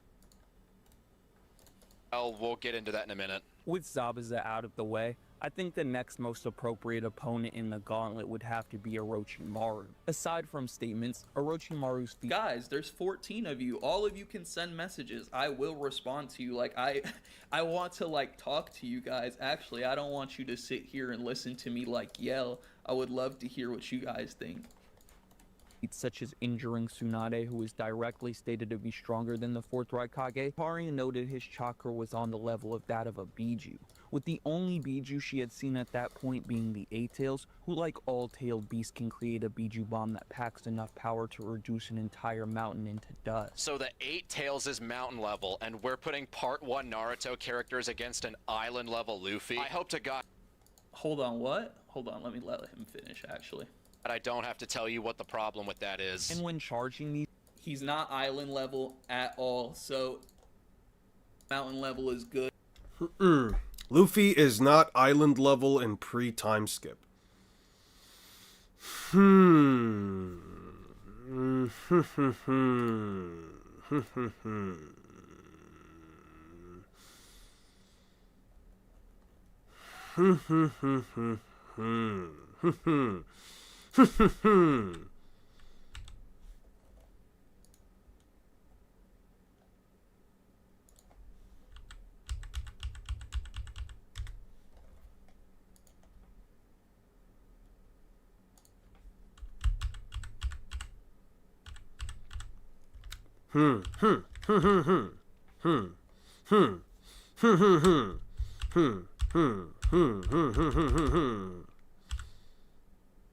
I don't know, man. Oh no. Oh no, man. One hit and the guy who just powered himself up to island level, the guy who just powered himself up to island level got hit with Luffy and lost a fuck ton of shadows. Like, he's just losing he's just becoming, even for someone like Moria, controlling 1,000 shadows is too much for the mind to bear. Yeah, probably. And then, yeah, he's hurting a guy who can split an island. He's hurting a guy who can physically split an island. I don't know, man. I don't know. Let's see. Good that means that my Naruto scaling isn't wrong. You're just sucking meat because you like fucking One Piece. Jesus and Christ, I didn't dude. say Luffy was island level for a completely wrong reason. What's the wrong reason? Because Raigo is arguably not even island level. These Biju bombs, they can create a blast with so much AoE that it was able to span an entire mountain range and was so tall that it peaked at altitudes relative to cloud formations, with some estimating that this blast generated close to country levels of energy. If we're appealing to versus battle wiki calculations, I'm not appealing Durability to versus, fall well, under I has am, and infinite again, speed I'm gonna, via, like, so it just stop says using outright say versus speed is battle wiki power, meaning calculations. Uni I Luffy. think I don't know what about I'm that, more so but sure. intending to do was like, again, set a baseline, because country level is going to be relevant to the to Luffy scaling in some way. I'm pretty sure. I actually haven't watched my video in a bit, but it's like, maybe I shouldn't have used calcs, but I essentially set country level as like an upward limit of what Orochimaru should be capable of with Wank, which I also do for fucking Luffy. done by someone. Why is But I bet Orochimaru Money country is not level? gonna mention that at all when I talk about how King Kong Gun is country level. Again, I'm trying to more like, it's gonna, when it comes to versus scaling at in general, and it comes to comparing different verses, I don't know if you guys know this, but it's subjective as fuck. There's literally no objective way to compare these characters to each other. So you have to kind of be consistent within your own logic, but also not saying like blatantly dumb shit. So for him to be like, oh, you're appealing to versus battle wiki calc, blah, blah, blah, blah. How does he think the fucking Raigo is country is island level if he doesn't appeal to calcs? No, it's country level. And you don't have to appeal to calcs. It's literally stated that he was going to blow up a country. That's why. That's because it's literally stated that he was going to blow up a country. Because it's stated that the country is doomed multiple times. Multiple times. It's not that it's island level because the guy used the calc or whatever. It's country level because it's literally stated multiple times, at the very least 3, in order to say, yes, Raigo was a country level attack. If you want to say that an L cannot replicate Raigo under normal circumstances, or he himself does not have the durability or normal attack potency of that attack, which I completely agree with. I don't think Enel himself is a country level threat or an island level, or has country level or island level durability. I think that's a completely reasonable take to have.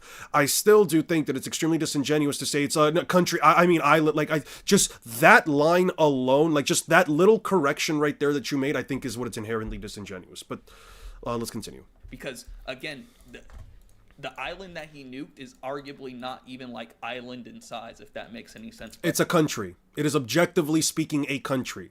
It is a country. Not an island. It is a country. It is an island. It is also a country. It actually destroyed a smaller island with the much smaller one, but that's neither here nor there. But I'm not even gonna get into all of that. You Essentially, should. I just think it's dumb for him to keep criticizing things that like I would have to like clarify to someone I'm having a discussion with versus in a video, when he literally had time to do this and is still saying the dumbest fucking things I've ever heard.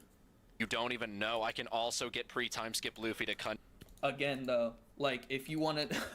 well, I won't be mad at him for this, because this is just like a classic Steelman argument, but this just presupposes that Luffy and Enel scale to the destructive capacity of the Raigo, even though, again, it's a fucking... I've had this discussion with my mods before where I don't island nations, there are island nations in real life. There are island nations in real life, but that is a country, regardless of what you want to call it. It is a country. He was going to wipe out a country. It was a country level attack. You tell me how big, you tell me how small it is then.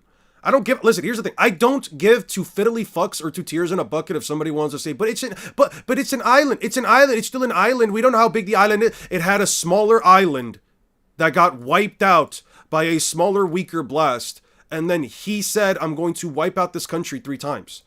It's not on me to, listen, I don't have anything here to prove other than it says island 3 fucking times, and Australia is a continent. This is what I mean. You know what I mean? When, like, people like to use this bullshit logic of, like, well, you know, there are island-sized nations. Yeah, they're also, did you know that the continents are also islands? Did you know that Australia, which is a continent, is also an island? I don't know. All I'm getting at is that, like, they both, I don't have to tell you how big it is. It's a country. That's all I need to argue. It is a country. I don't have to say how big it is. I just have to tell you it's a country. That's all I care about. Does it say country? That is it. There we go. That's all I need. I don't need to say if it's a big country. I don't give a shit if it's a big country, a small country, a fat country, a thin country, a tall country, a short country. I don't care if the country's full of sand or if the country is bountiful, like the I don't know, like the Amazon fucking forest. I don't care what it is. It is a country. Country. There it is. It is a country with smaller islands in it. Islands that house an entire civilization. It is very much so that simple. Is a country, a continent, an island? That's what I mean. And like, it's like, what do you want me to say here?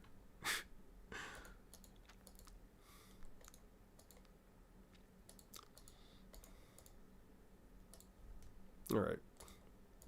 Prepped attack and doesn't scale to him. It doesn't scale to Enel physically. Therefore, it could in no way scale. So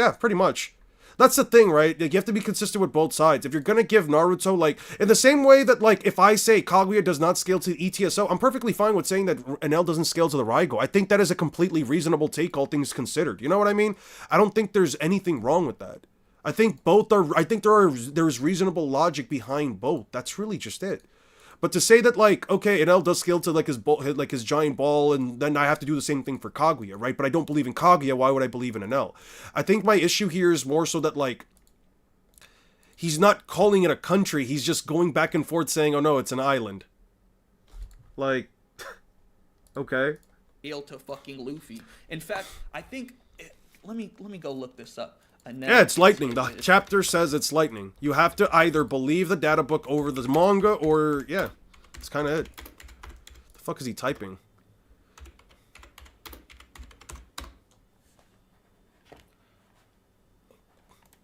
Enel literally gets fucking destroyed by an impact dial, bro. Yeah. An impact dial, bro. And it's like... Do you know how tough One Piece characters are, and an impact dial can essentially shatter your arm? A guy like Kalgara that is able to tank a Gum Gum Bazooka point blank from Luffy as Luffy was also being blasted by the burn bazooka, and Kalgara literally almost blasted his own arm off. He literally almost broke his own arm off from an impact dial. An impact dial hits harder than Luffy's Gum Gum Bazooka. What are we talking here? You're basically saying, oh, hey, a reject dial? He's essentially saying, oh, hey, a reject dial? What's that? What's a reject dial? How powerful is a reject dial? Reject dial isn't powerful. The reject dial isn't anything important. It's just a reject dial. It's just a little coral thing that you put on your hand and then you shoot back. Like where does that even matter? Like, you know what I mean? I don't know. Understand? Off the top of my head. Off the top of your head. Impact dial is like 10 times the force of like the burn bazooka. You know what I'm saying? The burn bazooka blasts through giant fucking trees, my guy.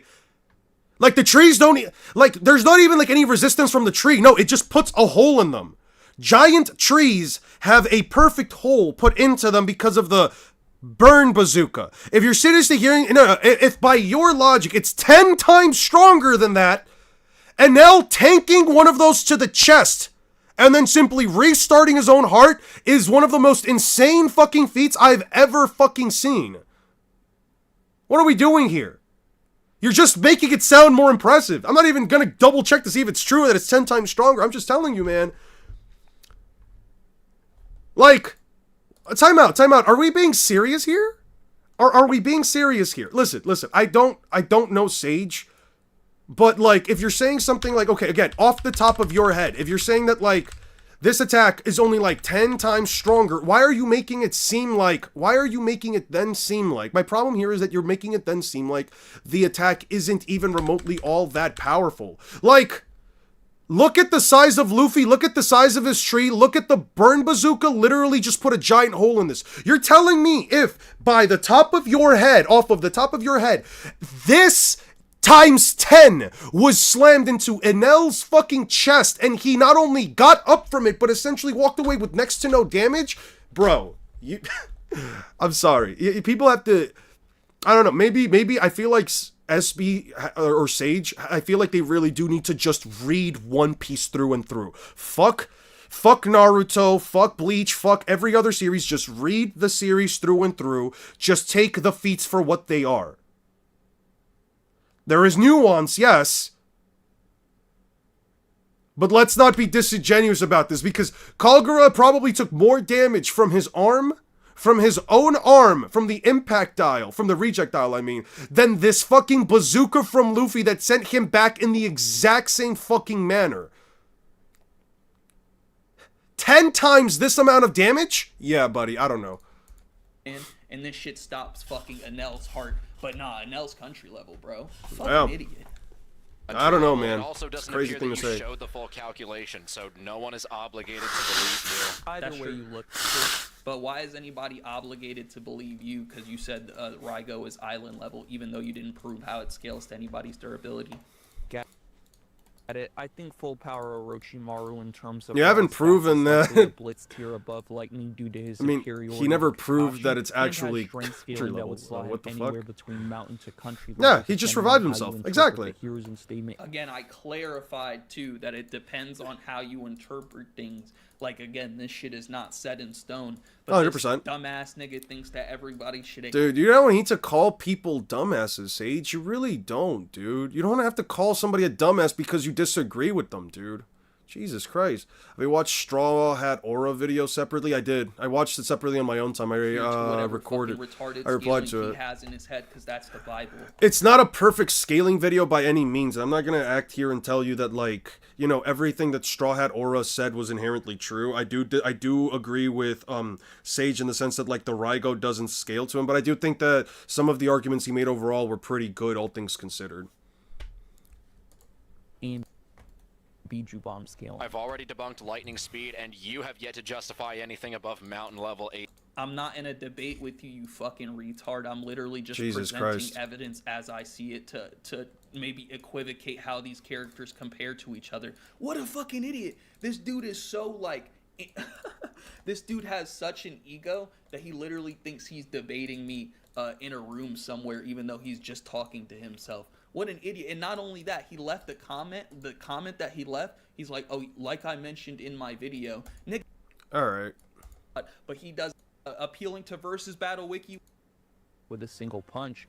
These feats are way more consistently in the city level tier as opposed to mountain level and up. Are you- With the wave Splits above your Orochimaru speed scale I debunked. clearing giant thunderstorms with the Clearing wave of his fire arm, thunderstorms, and taking hits from a guy who can split islands with a single punch. These feats are way more consistently in the city level tier as opposed to mountain level and up. Are you gonna justify why Moria one-shotting an island is only a... This is what really got me up in fucking arms. Okay, let's look at this really quickly. Moria destroys island. Just look up the chapter. He literally uses the terminology one-shots island, guys. This guy is a fucking meathead. Hold on. He one-shot the island. Even me saying that he split an island with a punch is being, like, fucking nice, to be honest with It's you. not, no, it's the bare minimum. It's the bare minimum. lie. Because You saying that he split the island with a punch. He didn't debunk the lightning scaling. He did. He did debunk the lightning scaling. I was gone for a while. Did you respond to my question about Lexasha? No, I didn't. I don't know what question about Lexasha was. This is very mean-spirited. Also, yeah, what's up, Brown Pants? Yeah, Sage is definitely very mean-spirited in this regard. look, there's almost no structural damage to the entirety of the island. well, for one, the panel you're mentioning is the outer cage, or the outer ring of the island. I don't know why Moria's punch would split that when it's disconnected. Other than this bit of It's actually being held together by giant chains, but sure. damage right here, which is like really impressive. I'm not gonna lie. Yeah. For the what do you call it? Just the force of his punch. Yeah, going this far away. Yeah. This much what damage. Yes. Right. But Right. he didn't one shot a fuck. No, you're wrong. Over here, you're wrong. This is the outer ring of the island. It's not connected. You could actually see it over here. This right here is not connected. You're just being disingenuous. This image right here, literally disproves you, Sage. This image right here, literally to your left. If you just moved your eyes, I don't know, 12 degrees to the left, you would be able to see that this right here disproves your entire point. I don't see what what happened with the Bijou bomb happening with Thriller Bark. He's literally destroying a tiny portion of Thriller Bark. Ah, tiny portion. The center island, yes. The center island, yes. He one shot. Yeah, no, he split it. Level feat. No. Interesting. And again, he's talking about, are you gonna justify this? Nigga, it is a 22-minute video. For me to stop every 2 seconds to like have to, what is it called, almost prove myself as if I'm in court is impossible. If you want to say the quality of the video goes down because of that, I don't care. I'm gonna keep posting. But the reality is that the limitations of a YouTube video will keep me from being able to. No, it's a video. It's a video. It's a video. We're not in a call with Sage. I'm just reacting to one of his videos of him reacting to another man. Rock solid fucking punch. It's the you chose to bring up. It doesn't really mean much. I don't understand at all. Maybe I'm just slow. Since in order for Luffy to even have a chance of beating Oro, he needs to enter Gear 2. Something that would be a horrible idea due to how harsh the stamina drain was on his body before it wasn't the time bad. skip. In that case, let's look at some of the feats he performed in base. Once again, his AP was enough to overpower Enel's durability. Okay. Yeah, we got this point. We got this point. Yeah.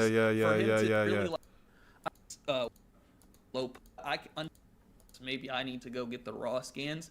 But from what I know, the photons are not actual fucking photons. Why are they not actual photons? It's never stated anywhere that they're not real photons. Hey, what's up, Dorshammer? I hope you've been having a good one, man. Did you have I had a good New Year's. I got a little bit of a cold. We're good. We're fine. We're chilling. Photons. Like, they can interact. My question, would you do it with Luxasha? No, I would not. Luxasha does not do it for me in the slightest bit. The bitch is crazy, and I hate her with every passion. I hate it with a fucking passion, especially after that fight in Liza P. It would have been the speed of sound because of what Thunder, but Oda's statement wouldn't make any sense then. Like, they have some properties of what you would consider light speed by Versus Battle Wiki. Haha, fucking hilarious that he's appealing to Versus Battle Wiki. But from what I understand, they're called photons, and maybe they have some similarities. Right? No, they're just called photons. Not actually fucking real life photons, and they don't even function the exact same. So they can't be light speed. Why can't they be light speed? They don't function in the same way. I agree with you. They slow down whether it's a gas, a living creature, or a fucking liquid. They slow down all of its properties. That's why it doesn't work like normal photons. What piece of evidence have you provided, Sage, that implies those photons are not light particles that literally travel at light speed? Slow photons, not actual photons that move at light speed. But again, appeal to Versus Battle Wiki is crazy. For speed, Foxy's Noro beams are stated several times to be comprised. So what's the argument here? Slowpoke, exactly what I said. Slowpoke photons. They're not real fucking slowpoke photons. Retard. Stop taking everything super literally. Maybe that's why he of light. It's also statements from Foxy himself and Nami that this ability is literally made of light. It's also hold on. I mean, yeah. Okay. What now? What now? They were stated to be photons. They're not real photons. They cannot be light speed. Have you seen the Cosmic Garo versus Santama? No, I don't care to see Cosmic Garo versus Saitama. I don't really care about. Decided to animate the fight themselves, and it's very awesome. Lovely. I'm not really interested in checking it out, but that's nice. That's nice that fans have been putting it together, and it looks pretty sick. That's the same as if Darui uses like laser circus. But Luffy's dodging these, right? In the same way that people argue Sasuke has light speed reaction time because he put up a Susanoo to block the laser circus, they are arguing Luffy evades them, therefore he must be light speed in terms of movement speed, since he's dodging them in multiple places quickly. That's light rays. They don't move at fucking light speed. So a light ray doesn't move at light speed?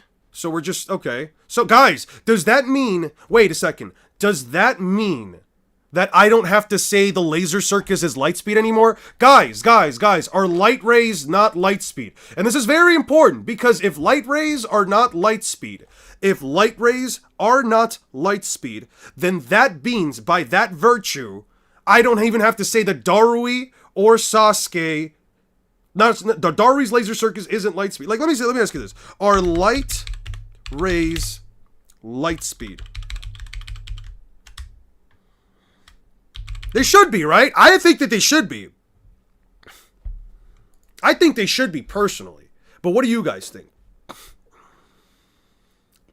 Top quality, top combat. The fan animation is 14 minutes. Definitely not checking it out then. That is way too long, and I don't have the time to do that today. I'm trying to get through the last few chapters of Naruto. We're going to try to get them. I'm going to try to type them out, and then we'll just leave it there.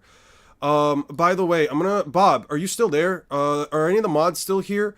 I'm going to be sending out I'm going to ask you guys, like, if you guys can get through, like, I don't know, a good bit of, like, One Piece, at least, like, everything up until, Alabasta is refracted through water. I mean, that's what it stated in the not the SBS, in the data book. But they are also called to be, like, light rays. Hey, Bob, just to double check, who was it that's doing, where's the library? Where is the library? Finish Skypiea, lovely. You can do Whiskey Peaks, it's only 6 chapters. Okay, so I might just need everything up until Alabasta for, by like Friday.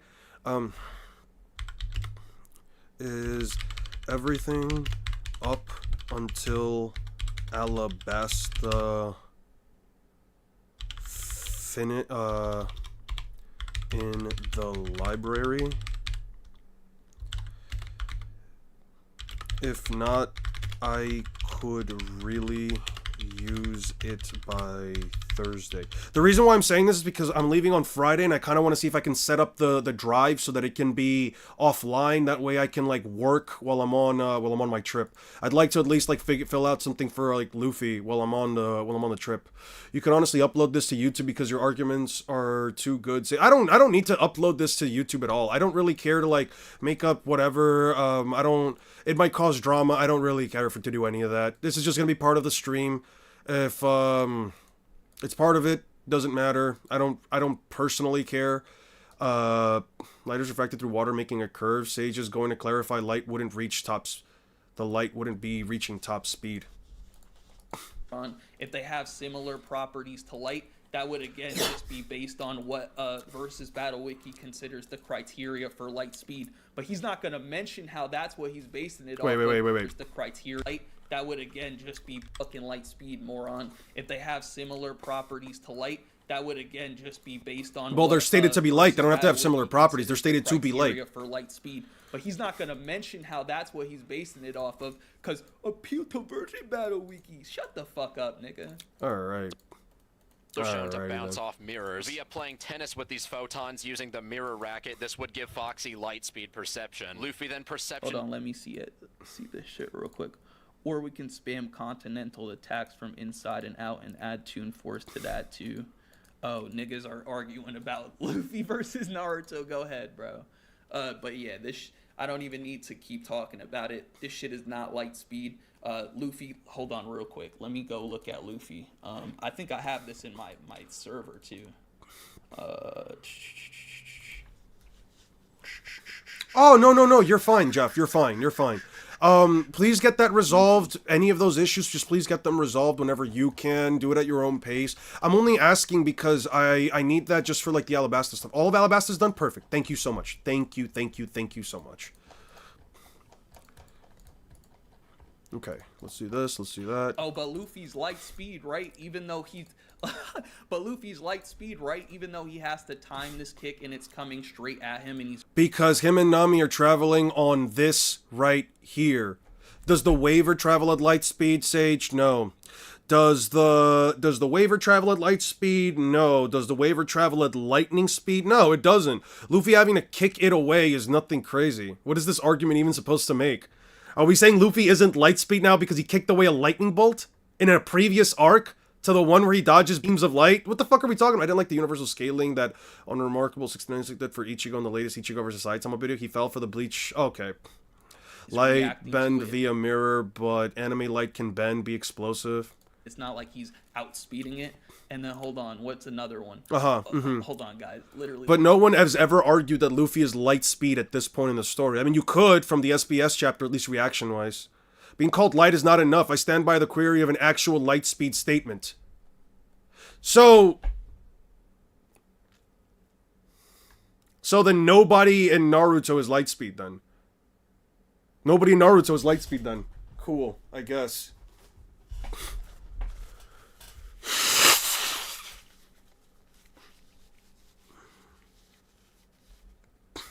I mean, you don't have to go with that, but it's stated to be light, photons, light, photons, light, photons, light, photons. Like, what do you want from me, man? Look at this, by the way. This attack right here that Luffy almost... I'm going to skip through this because his arguments are extremely disingenuous at this point. At that point, his arguments are completely disingenuous. He's bringing up a weaker, slower version of Luffy that isn't up until this point in the story. He's basically bringing up Luffy from the previous arc, when this is the arc where Luffy would have at least some level of light speed feats. Don't even... The term light speed is present in both One Piece and Naruto. It is. But in Naruto specifically, it's only present twice, and that statement is specifically for a single jutsu that is a teleportation jutsu. Yes, no, there aren't, actually. There really aren't. And you know how I know there aren't, one smart? Because I've just read through all of Naruto. I have literally just read through all of Naruto. That's why I'm telling you that there aren't. That's why I can literally be a voice of authority in this case and tell you that in the entirety of Naruto, there are exactly 2 lightspeed statements, and both lightspeed statements are not that great. They actually are both the same statement for the same fucking jutsu in 2 separate points in time. The Mabui Ethereal Transmission Jutsu. That's what it is.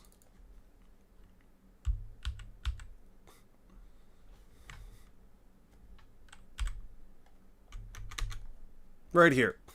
Mabui's ninjutsu skill is object teleportation. She can send any object anywhere at the speed of light.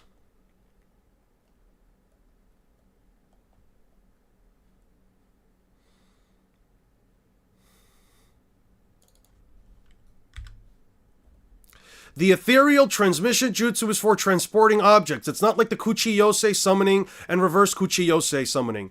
It's not meant for people, really. The transmission rate is so fast that the body cannot keep up with, and once you'll be teared on the other side.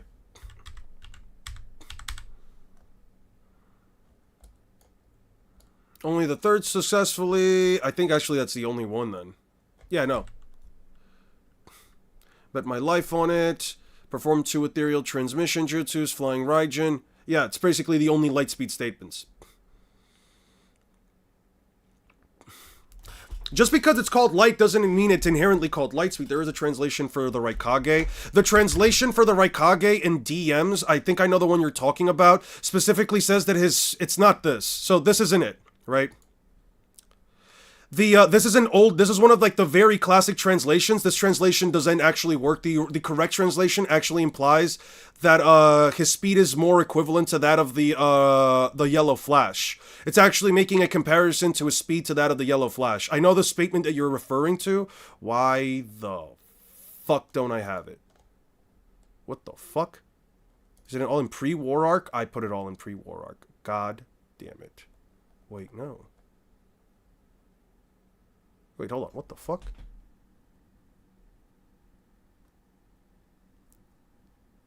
Wait a second. What the fuck? Land of Iron. There it is. I didn't write Kage Summit. I called it that. My bad. That's on me. Okay. I'm going to delete that 5 Kage thing. Where is it? Where is it?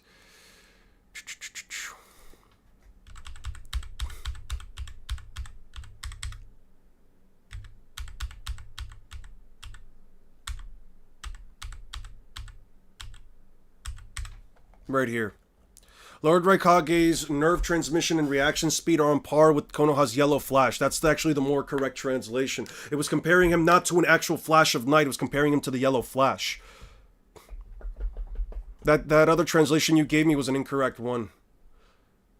He also says it in the anime.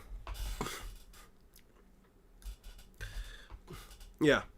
I agree that not everything that is considered light should be considered light speed in the sense of, like, let's say the spiritual light-based lasers that are shot from the Menos Grande. I don't believe those are light speed, but in One Piece they are talking about phenomena that naturally exist in this world. In this case, well, not just phenomena that naturally exist in this world. As Vegapunk said, it's a natural evolution of humanity. It's stated multiple times to be light, and then in the following arcs, they literally dodge beams of light.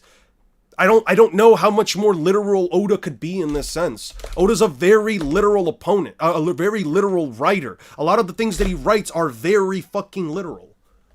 I'm gonna read One Piece talking about things that they don't know.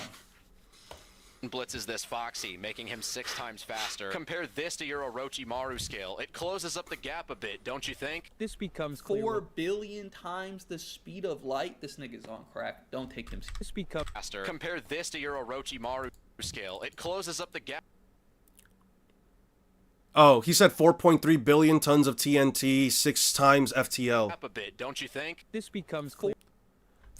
Actually, as far as One Piece goes, Foxy stated they are an undiscovered photon, so they actually do exist within the context of the One Piece world. 4 billion times the speed of light. This nigga's on crack. Don't take him seriously. Hold on, bro. Perception blitzes this Foxy, making him 6 times. As a general rule of thumb, a perception. He's using. No, this is not a general rule of thumb. This is literally him taking fucking the one shot. Hold on, bro. Jesus Christ, I hate it when people do those sounds. Okay, I don't care about any of For this. the first time in 2 years, where he goes on to effortlessly dodge its laser fire with a slight head tilt before one-shotting it as it attempted to fire another light beam. For these reasons, I think it's fairly safe to say that Luffy, after his training... I actually disagree with this, by the way. I don't even think that he's fucking sub-relativistic for this anymore. The beam was clearly, like, gathering in the Pacifista's mouth before it was even fired. And when he did fire it and cause another explosion, Luffy had already moved, if that makes any sense. So Luffy was moving before the beam was even being fired, and it was only a dodge. Luffy was moving before the beam was even fired, sure. Beam was clear. Fairly...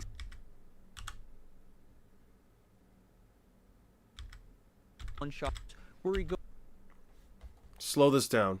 Slow this down real quick. Hey, what's up, Six? How you been, man? I'm gonna mute this just so, like, the sound doesn't, like, really get here. Let's see. Okay. Look at how relatively close to the beams themselves Luffy moves. 1 second. 1 second. Let me see. We're at 40. Look at how relatively close to the beams Luffy moves. I'll even here you go. He's moving with the beams as they approach. Yeah, no, he's just lying. He is just verbally lying. He is just blatantly lying. Oh, Luffy's moving before the beams. Goes on to effortlessly dodge its laser fire with a slight head tilt before one-shotting it as it... The fact that his reactions got insane. He needs to move his body. It's not like he's he might be moving at his light beam. Luffy tilts his guys. Grant relativistic, but when he's doing cartwheels and somersaults above light beams pre-time skip. Again, and a reaction is a completely different thing than fucking A reaction? A reaction is completely different. Right, but he literally moved his whole body. So what about that? Is that a reaction? So I guess reaction speed is anything at all that moves your body slightly. You can throw all... You can call throw slow and still run as fast as the throws. I don't know what that's supposed to mean. Sage Guy, One Piece. Fighting or performing actions. This is just a dodge. Like he knows that the light is going to be fired and knows he needs to move his body. It's not like he might be moving at speeds like slightly relative to that, and then again it would apply to his reaction speed, but that doesn't then mean he can fight as fast as that light. If Luffy is able to see a beam of light come his direction after it's been fired and move his body out of the way, move his entire body out of the way, wouldn't that also mean that he can dash forward towards you at that same speed that he jumped away from the beam of light? Doesn't that literally mean he can just dash forward at that same speed and just clock you in your mouth? Why wouldn't that be the case? Light is being fired. It's just like common fucking sense, guys. Jesus Christ. But again, I shouldn't have granted him relativistic speed in the first place. Why not? There's no fucking basis. Why? There's no basis? You're disingenuous. To even topple on that, there's no basis that he's any faster post-time skip than he is pre-time skip. Yeah, there is just none. Period. Now there's no basis. There's no basis for Luffy not getting... How far? I'm almost done with Naruto. Today we are finishing Naruto.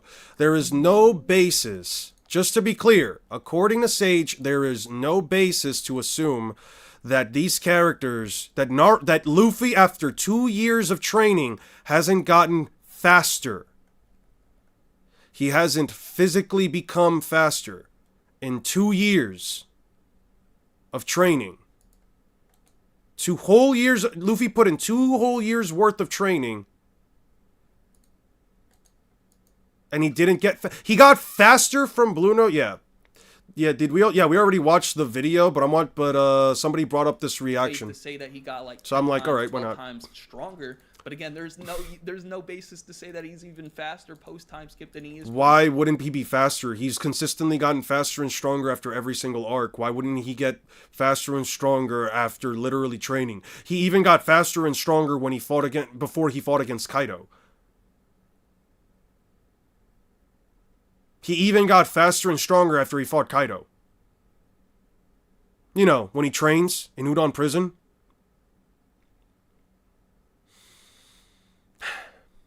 I don't know, man. Time skip. So, thank you for proving that. You didn't prove anything. All of a sudden, then you don't want to measure it. I'm starting to see what your motives are. Before the time skip. My motives, I don't fucking like one series over the other. Yes, you do. It's just it seems like it. It seems like it. I'm sorry, I don't want to say he does. It seems like it. These videos are to usually say that these fights are closer than people I think the Aura video was I think the Aura video wasn't necessarily bad. There are a couple of arguments that I didn't agree with. I kind of put my opinions on it in the chat already. I didn't think it was terrible by any means. I actually thought that he did bring up some interesting points. I do think that he does target Sage's logic in some sense to a degree that I can say, it's at least reasonable. I think that Sage is taking it very personally, in my opinion. Or at least the language that he's been using is something that I don't necessarily agree with, especially for something as simple as like Naruto versus Luffy. I think that there are arguments in both sides that I can agree and disagree with, but in this case, I just have to say, like, man, I don't agree with Sage's scaling at all. I think at least his reason and logic is very contradicting, in my opinion. He's attacking the arguments as well. I'm not going to say he's not attacking just Aura, but it's not in a way that I would say is entirely conducive towards a full conversation. Fuck you. I guess I'm not allowed to have fun, right? Luffy was actually struggling to deal meaningful damage to a Pacifista, even with help from Zoro and Sanji, who have always been at least on par with their captain. In fact, after relying on the entire crew for support, Luffy still had to use Gear 3 just to finish it off. This would mean that Luffy, after training with Rayleigh, would increase his strength so much that his Gear 2 punches became roughly equivalent to, and even stronger than his pre-time skip Gear 3 attack. That might be the worst feat you could have possibly pulled for post-time skip Luffy up until Dressrosa, which I'm... What? Oh my god. I literally talk about how this means jack shit in the video. Why does it mean jack shit? Maybe I didn't talk about how it means jack shit, so I'll talk about it here. If you look, hold on. If you look, What are you gonna say? Dawn, Yeah, well, you're typing that out. While you're typing that out, I'll keep working. Yeah,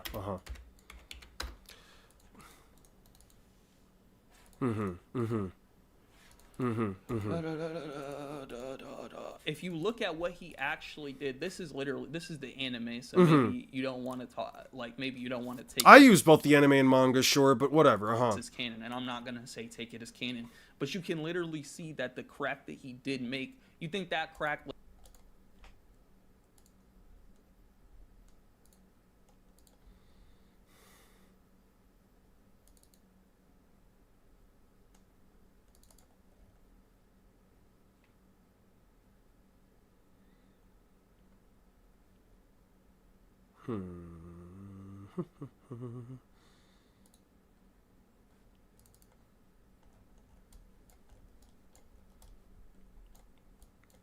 Continent. Split. Your foot is powerful enough to split the continent. I don't care how you interpret it. That's extremely blatant. Literally extends like continent. I mean, it doesn't upset me at all. It doesn't really upset me. It's an opinion. It's an opinion based on some level of bias. It's fine. Everybody's got bias. I've got bias. We all got bias. We're not going to sit here and act like any one of us is this pinnacle of serious and completely fair, without interpretation scalar out there. It's fine. Have you read the new Black Clover chapters? It felt too abrupt. It felt abrupt. It didn't feel like a big finish that I kind of wanted. I don't mean this from the example that, like, I have an issue with anything other than just the way they finished them off. It felt too, I guess you could say it felt too easy. Like, they had the power to do it, they scratched them up, they did the thing. I don't know. It felt like there needed to be one last final struggle between them themselves, but I'm fine with it. I think it was a good ending. I don't have really a real big issue. It just, I didn't get that final impact that I had been wanting. You know what I mean? Like that big oomph final hit for Black Clover. You know what I mean? Yeah, I'm caught up on Black Clover. The ending of Black Clover, the way that they defeated the final guy, it just didn't have the oomph that I've been wanting, you know? I didn't get, like, the same oomph that you could have from, like, Luffy versus Kaido, or, like, I don't know, the Six Paths Almighty Scream, or, I don't know, like, a final domain expansion clash between, like, Yuji and Sukuna. It just didn't have that oomph for me, but I think it was good. I think it was fine. I have no issues with it. I think it was probably one of, like, the better written up finishes. I don't think it was a good ending, but I don't think it was bad one. It had problems like Noel's character arc and receiving Jack, but it wasn't bad. Yeah, I don't think it was terrible. I think it was okay. I think it was serviceable. I think it did its job. I just feel like the villain kind of got taken down slightly too easy towards the end, but that was it. Yeah, it's fine. I think it's okay. You know what I mean? I think that them coming up at the end and finishing them off together was perfectly good. That water bullet to create an opening was fantastic. I think it was okay. I couldn't really tell. Honestly, I couldn't really tell. I knew that Noelle was helping out towards the end and everything, and she landed that last hit. It's good to see that, like, Asta and Yuno are so fast. But, I think it's okay. I think that it's one of those scenarios where, like, I am willing to wait until it ever becomes animated, and hopefully they give it a bit more of an oomph towards, like, the final strike clash before the end. That's all I'm gonna say on it. I think it was good. I think that Black Clover has honestly ended in a very satisfying way so far for me. I would say I would give the final confrontation with the villain a 7, maybe an 8 out of 10. I don't want to go higher than that. I'll give it a 7 out of 10. I can push it up to an 8 or 9 if we get like a better anime portrayal. But for now, it's definitely a 7. I think it was good. I don't have any issues with it, other than just the tiny lack of oomph. Like a continent in length. Be fucking for real. He just opened up. Yeah, it felt like, actually, you know what? I can agree with this. It felt like slamming the car brakes on a car going like 90. Overreaction, 6. Overreactions, I'll say that much. People get very emotional about things. I've learned to... Here's the thing, guys. I am a person that throughout my life, I have seen I've always like built up things in my life to be sort of like, you know, very large and broad and amazing or whatever. And then, you know, it can all come crashing down when things don't learn to reach a certain expectation that you've had. It's okay to have expectations. It's okay to have high expectations for things. There's nothing wrong with it. But I feel like in the same way that you can have high expectations, it's all about being capable of keeping those expectations within check, and if things don't necessarily meet out to them, it's about finding the good in them, right? You can always call out the negatives in him, it's always fine, but it's also about being able to say, okay, there are things about it that I wish were different, but overall, is the package terrible? It's not. Most people are not capable of making those distinctions, so whenever people, if I hear somebody on the internet say, Black Clover's ending was terrible, oh my god, oh jeez, oh god, Black Clover had the worst ending of all time, time. How could they? Lucius was a terrible villain. It is the worst thing I've ever. Asta should have been the one to finish him off on his own. There should have been another villain. The real evil demon boss should have came out of nowhere. Like, I don't. You can feel that way. You're more than welcome to feel that way. I don't give a shit. Other people's, I've said this before, other people's opinions mean, in almost every sense of the word, little to jack shit to me. Like, you know, obviously I'm not going to sit here and say that, like, all opinions don't mean anything to me or anything or like that. I'm not like a heartless robot, but, like, you know, when people get very, like, emotional about that kind of stuff, I'm just like, okay, discussion's over. You know what I mean? It was an okay ending. It was good. I'm not gonna sit here and say it was bad. I'm not gonna sit here and say actually, I'll even say, like, My Hero Academia and JJK didn't even have bad endings. People, again, just have very high expectations and then they expect it to end in some massive fucking end all be all series. It's supposed to be the greatest ending since, I don't know, somebody created fucking toast. Since somebody cooked bread again or some shit, you know what I mean? Say the insane travel speed feats. Yes, it was crazy. It really was crazy. They flew so fast that even Noelle could not physically catch up. She had to blast him away from a farther distance, and she had to, like, pinpoint land the shot just to finish him off. It was crazy. I did like that. No, it's not bad. It's not bad. It's, again, just not what people had expected. And you know what? It's all about developing your own expectations for things and seeing whether or not, you know, things are willing to meet them or not. You can say if something is bad. If the ending was truly bad, I'm okay with somebody saying it. I don't personally give two fiddly fucks or two tears in a bucket if an ending for something is terrible. I'm just saying, people tend to sometimes over-exaggerate how bad an ending is. You know what I mean? Every fandom has bad people. Every fandom has poor representation. You know? Some endings are bad, some endings are good, yada yada yada, all that crap. I think it's fine.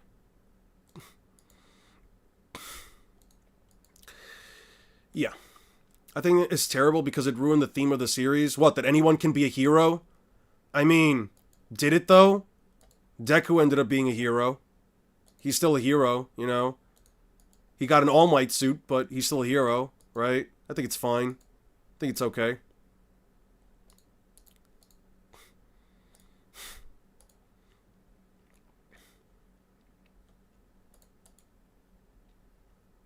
Does Bluno create dimensions or no? I'm not saying that he does create a dimension. He can access doorways in the air. I'll say that. His Devil Fruit comes with a completely separate dimension. His Devil Fruit comes with the dimension, I would be willing to say. I'm not going to sit here and tell you that he literally generated the dimensions out of his own personal hex-like ability. Lost my faith way before the ending. Many issues were just foundational. It's the same thing with any series. You've got to be able to sometimes just look past the bad things, especially if they're few and far between enough. He wasn't a hero for 7 years before he got an expensive mecha suit that gave him his powers back. That directly goes against the theme of the series. I mean, he wasn't a hero for 15 years of his life before All Might gave him a strand of hair that gave him his powers. What's the difference? Somebody gave him a suit, somebody gave him a suit in the same way that All Might gave him powers. I don't know, man. I don't read My Hero, so you could potentially be 100% right. I don't personally care about My Hero. If it really is like a foundational issue with the series, then sure, why not? I'd say he gains access to the dimensions like Broly herself. Yeah, like the dimension already exists. The door fruit just lets him use it. Why does Naruto have a fucking dragon behind him in that old ass flick? Because Deku losing his powers makes him not a hero, yet having to do a self-sacrifice like that. I mean, Deku started off the series with his first hero act of saving somebody even though he didn't have powers, and now he does the same. You know what I mean? Like, it's kind of symbolic in that way. I don't know, man. I don't care enough about My Hero whether or not to call it a good series.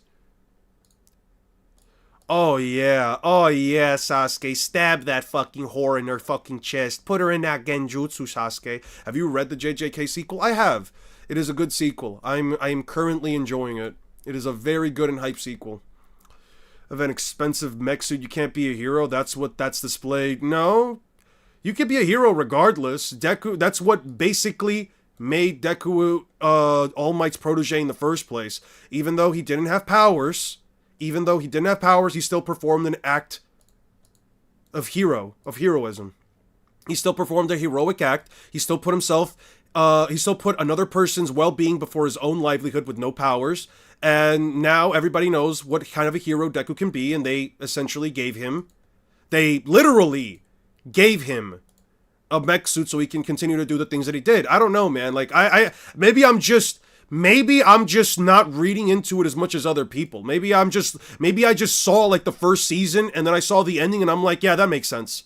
I don't know. Maybe there's stuff between the series that could call me out for it, you know, if there are other themes lying within the context of the series that, you know, disprove the first act of heroism, and then him getting a mech suit that lets him do the things that he's been doing this entire time because he has been a hero for the entire, like, you know what I mean? I feel like it's not about having powers that makes you a hero. I feel like the whole theme of My Hero is that anybody can be a hero. It's just that Deku became a hero, and then they just gave him a suit so he can continue to do those things. I don't know, man. I'm not here to, like, really fight you guys on the philosophies of fucking My Hero Academia. I think the series in it all was just mid in general because of Deku as a whole, but I'm not gonna sit here and tell you whether or not, like, you're wrong, especially as someone who's only watched, like, one episode. I'm just saying, that's kind of what I got from the series. That's kind of what I personally got from the series off of just the first season alone, and I don't know, him losing his powers and then getting a suit afterwards, it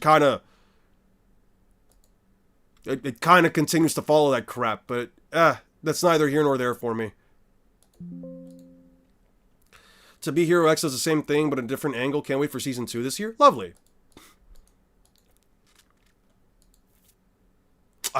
Delete. That's your interpretation of the series. My interpretation is that anyone can be a hero is in reference to an actual hero. Fair enough. Fair enough. I think my interpretation's probably, again, yeah, it's a fight out of philosophy. At the end of the day, like, listen, I haven't seen My Hero. I've only got, like, the stuff from, like, the first season, and I just read the ending one day on a whim. You know what I mean? I don't know. I could be wrong on all of this, for all I care. And to be fair, I don't care. Fuck!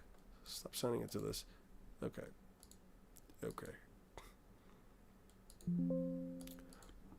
Let me just see if Lapis got everything towards the end. Okay. 5, 6, 8, 9, 10, 11, 12, 13, 14, 15, 16. 2, 3.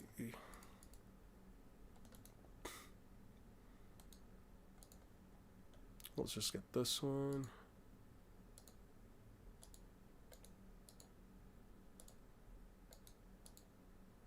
Okay. Have you ever read Vinland Saga? I watched the first 2 seasons. I'm not mad about that. Yeah, that's fine. Is this the last Luffy versus Naruto live? No. Well, it'll probably be the last one for this week, if anything. But I will be back after the 19th. To sit here and now go through all of One Piece with you guys. I want to make sure I have all my One Piece scaling up to date. I've never fully scaled Luffy and, like, developed full opinions on him. What did you think of the farm arc? I thought the farm arc was good, honestly. Like, I like the idea of taking a step back from a series and seeing what actual effects living a life full of hatred and living a life full of anger for Thorfinn has been. He has essentially done and acted in so many heinous and evil actions of all the murder that he performed, all of the things that he did, and it was all eventually for nothing. All the people that he slaughtered just for the sake of, and all just that anger that he had built up in his chest just to kill what's-his-face, and just for it to not be the case, man. Thorfinn essentially going years and years, creating something, not killing, not taking, not burning, not ripping away the things that other people have struggled for years to make, and instead building something that, you know, takes a lot more effort and a lot more work. The lessons that he learned from that moment onward, I think that's what makes Vinland Saga good, right? It brings up this philosophical conversation like, oh, wait, it's your 19th birthday, Blab? Happy freaking birthday, man. Hope you have a fantastic day, dude. That's genuinely lovely. I like the, I think it started to click. I think it really started to click for me when Thorfinn was having those night terrors. He was screaming every night, he was just screaming every single night, having nightmares about all the people that he had killed, about all the wars that he had been in. He basically spent his entire adolescence and formative years in war. So for him to go from someone who like hated that reality and needed to go into accept the fact that he was a murderer, but he didn't need to. He didn't need to continue in that life. He had to simply accept the things that he had done, say, okay, I have killed people, but I don't need to use the things that I have learned and the skills that I have honed. Horrible skills, mind you, but he didn't need to like essentially act upon those skills either or use them in a negative way. He spent the entire arc really realizing that like what you can make with your own two hands, the things that you can grow, the life that you can make off of an honest day's work is worth more and will always be worth more than, you know, killing people for the sake of killing, right? I think that people hating on that arc, it's not that people hate the arc for some reason. You have to think about, again, so here's the thing. I'm not a psychologist, but I did study, well, mostly my major in college was communications, but I've always liked the idea of psychology because I've always, one of the things that I've always struggled with is in understanding human beings. And as I've gotten older, I think I've gotten closer and closer to understanding human beings as a whole. You know what I mean? Humanity in general, people don't tend to think about things as deeply as they would even likely tell you, right? So, like, and it's not to say that, like, people are stupid in general, although there is a quote out there that says that, like, individuals aren't stupid, but the masses are, right? Because at the end of the day, it's all about the concept of feeding into the, echo chamber, right? Now, it's the same case with Bleach, where people say that Bleach is an inherently deep story when it could have some deep philosophical conversations in the background, but it ultimately means nothing, at least in my personal opinion, if the series in and of itself doesn't really, you know, the series overall just has bad writing, but that's just me hating for the sake of hating, but then again, I just hate Bleach. In general, it's this idea that, like, okay, let's talk about Vinland Saga for a second, right? I think it has to do with the lack of aura from Thorfinn. He was taking out people left and right, and when you take a turn into a full character arc. Well, that's the thing, right? People in general, you sit here and you watch. What's one of the things we all know about Vikings, right? Vikings were these pillagers, rapists. They did all these crazy fucking things. Villagers were. How is your Bleach Crash Out rant video going? Oh, I haven't even worked on it remotely at all. I've been so focused on this. This kind of takes precedence over it. I'll probably have to spend time actually reviewing all of Bleach again before I go back into my rants and what have you. But back to the thing that I was saying, it's like Bob said, right? It's all about Thorfinn's aura, right? It's not really about Thorfinn's aura, but it's about the action. You hear all the things about Vikings, you see that Thorfinn is this kid that doesn't give a jack shit about anything, and it's a series about war, it's a series about conflict, and it's a series about a kid who has essentially been thrown into pirates for his entire fucking life, real world scenarios where all he could do was just survive through this. His body couldn't grow because he wasn't getting the proper supplements. He basically got the scraps that they would feed him, and they would throw him in. He was covered in lice, for God's sake. Thorfinn was a perfect example of what happens when you genuinely take a child, a very impressionable kid, especially one in a time frame where being a warrior is meant to be like a great honor, and you essentially create a scenario where, oh shit, this kid knows nothing but hate, has nothing to like really hold down that mentality of his, and he eventually just, acts the fuck up. And it's not even about a case of like Thorfinn having like anybody to like rein him in. More so, he has nobody to stop him. He's just continuously and constantly going more and more and more and more into like this idea that like, I only have one goal in my life. I have to kill this dude. And when you go into a second season when the guy is completely docile and he's just not doing anything, where he's completely chill, it's like, what the fuck? Why am I sitting here for? You have such a fast-paced scenario of Thorfinn meeting his father, him having, not meeting his father, going with his father, sneaking in, and then from the moment his father gets killed onwards to just being constant action, pillaging, people dying, all of this for a single season, and then moving on to farm life, slow down, new fucking cast, people having to learn to just all of the medial hard work, all of the slow buildup that it takes to tear down a forest, rip the roots off, then bring out, then cover the soil, make it bountiful, and then wait months and months on end. That's the point of the arc, and that's why people don't like it, because it's such a massive narrative change from where they are, right? By the way, first time we really see Naruto, he's fucking Hokage. Sasuke is out here traveling, and Sakura, she's a fucking housewife. God, isn't it absolutely funny?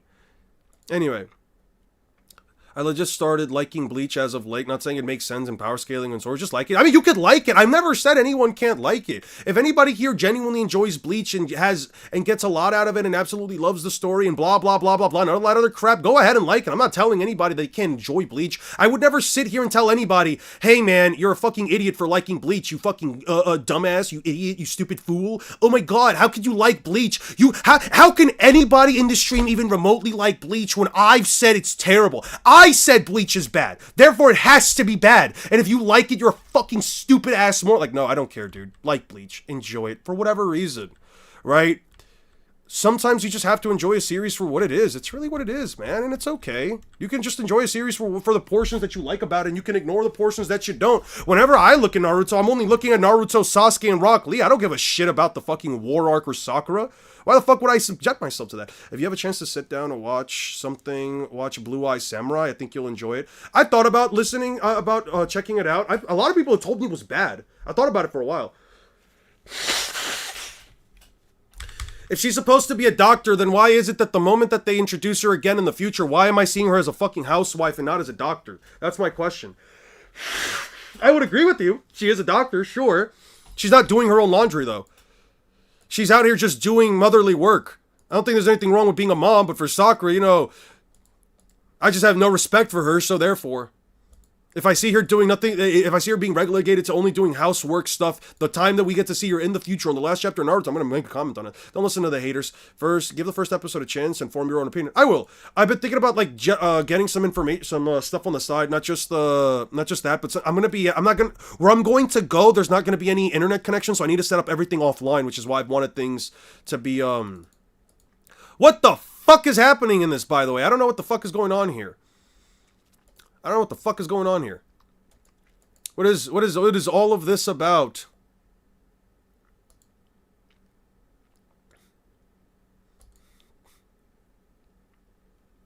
Okay, he's falling down, and then there's Kaith Sith, cool.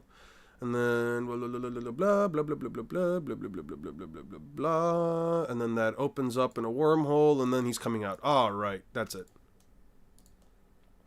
Had the best character development I've ever seen in fiction. Vinland Saga is too good. I think it's good. I genuinely think that it's good. I don't know. I understand why people dislike it. I genuinely do understand why people dislike Vinland Saga. I'm not going to sit here and say, I get why people like it. It's a difference in change. It's a massive change in what was happening throughout the story. It's not a matter of it being bad or good or any of that crap. It's just about, you wanted action. You had this crazy ass psychopath in Thorfinn, and he got and then he just became fully docile because, yeah, he realized, I don't want to fight anymore for the sake of just fighting. I don't want to kill people, and I don't want to do anything crazy. I just want to sit here. I just want to be able to live my life, and I respect that about Thorfinn. It's a nice change. If anything, it helped me kind of become as chill about things as I have become. It's a great story to sort of tell you that, like, life doesn't have to be as one-sided or like one note as some people make it out to be. You know what I mean, man? It's okay. I think Vinland Saga is genuinely pretty damn good, if I had to be honest with you guys. I genuinely do think Vinland Saga is like is a decent watch, if anything.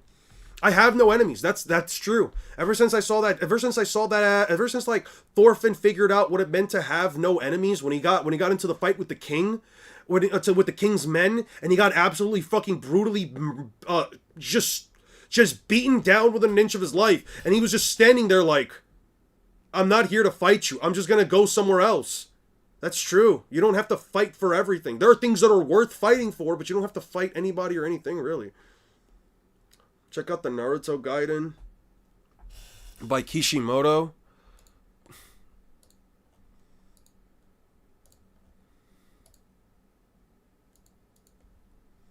have to go to the black and white. Naruto. Boruto sequel, spin-off, Chibi-sa. Rock Lee, Springtime of Youth, the Seventh Hokage, and the Scarlet Spring. Dude, I'm not reading through all of this because this is a metric fuck ton of chapters, dude. I'm not doing this. Not a metric fuck ton, actually. It's quite less than that, but I'm not doing this. I'm doing everything up to chapter 700, dude. I'm done with Naruto now. If I talk about Hokage Naruto, I'll do it in detail after, towards like the end of the video. Also, Montdor scales to his fruit. Anyway.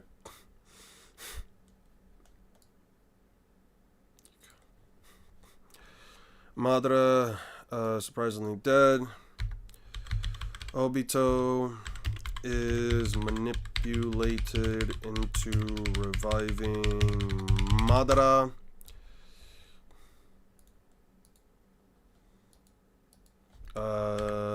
Who gets lit up in Amaterasu.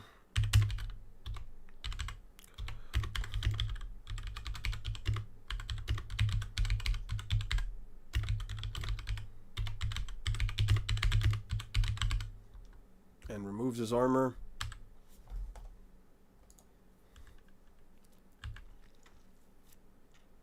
Two polar opposites, gain rise. Do you remember long ago? It means true happiness, power contrary.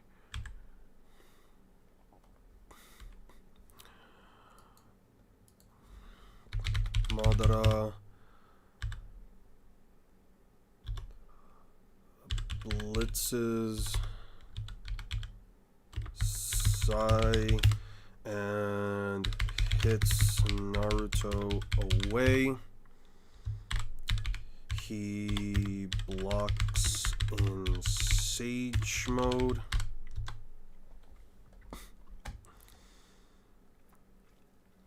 Can you put up the evil water vid to I sent to listen? Oh! Forgot we were listening to this crap. That's right. Where's the video? Did you send it? Where's the evil water video? You sent it not in library. You put it in general, if I'm correct. Not this one. Gauntlet. No, that was it. Where did you put the second video? What channel did you put it into, Bob? It's in vid discussions? Video discussions. Thank you so much, Bob. Now this is a video I've wanted to make for a minute, damn near as soon as I started this channel. I've seen this topic discussed plenty, and the consensus by and large seems to be that evil ocean water would just dog walk the entire One Piece verse by his lonesome. I could maybe understand how this conclusion makes intuitive sense. Most of the One Piece world is water, and many of the strongest combatants are weak to water, so therefore evil ocean water should solo the verse. However, as you will see, this argument could really only be entertained by someone who has, at absolute best, a surface level understanding of One Piece and its power scaling. Before I get into this in earnest, I will note that I will also be addressing some of the points made in this Evil Ocean Water vs One Piece video. This is by no means a dedicated response, however that other video got like 100,000 plus views and many people agreed with it, so suffice to say, I can only assume a lot of people co-sign as talking points, so it is worth addressing them here. With that being said, let's get started. First and foremost, I want to quickly touch on all of the lowest hidden fruits of this discussion relating to Evil Ocean Water. Is that fucking Huey Freeman with a mask? That's so fucking dope. I've been watching the Boondocks recently with my girlfriend. She's never seen it before. Holy shit, is it funny, man. Yo, early Boondocks, especially like completely unrestricted, is like one of the wildest shits I've seen in a minute, man. I forgot how absolutely insane that series is. Holy shit. The social commentary is crazy. I didn't see the poll 6. I'm sorry. Let's see. Polls, and suggestions. I'm sorry. Why I won't verse equalize. Oh, that's right. That's right. You were talking about, what are some of like the better videos that I've made. You was hooked instantly? Oh, I appreciate that, Akon. Oh, right. Video discussion. There we go.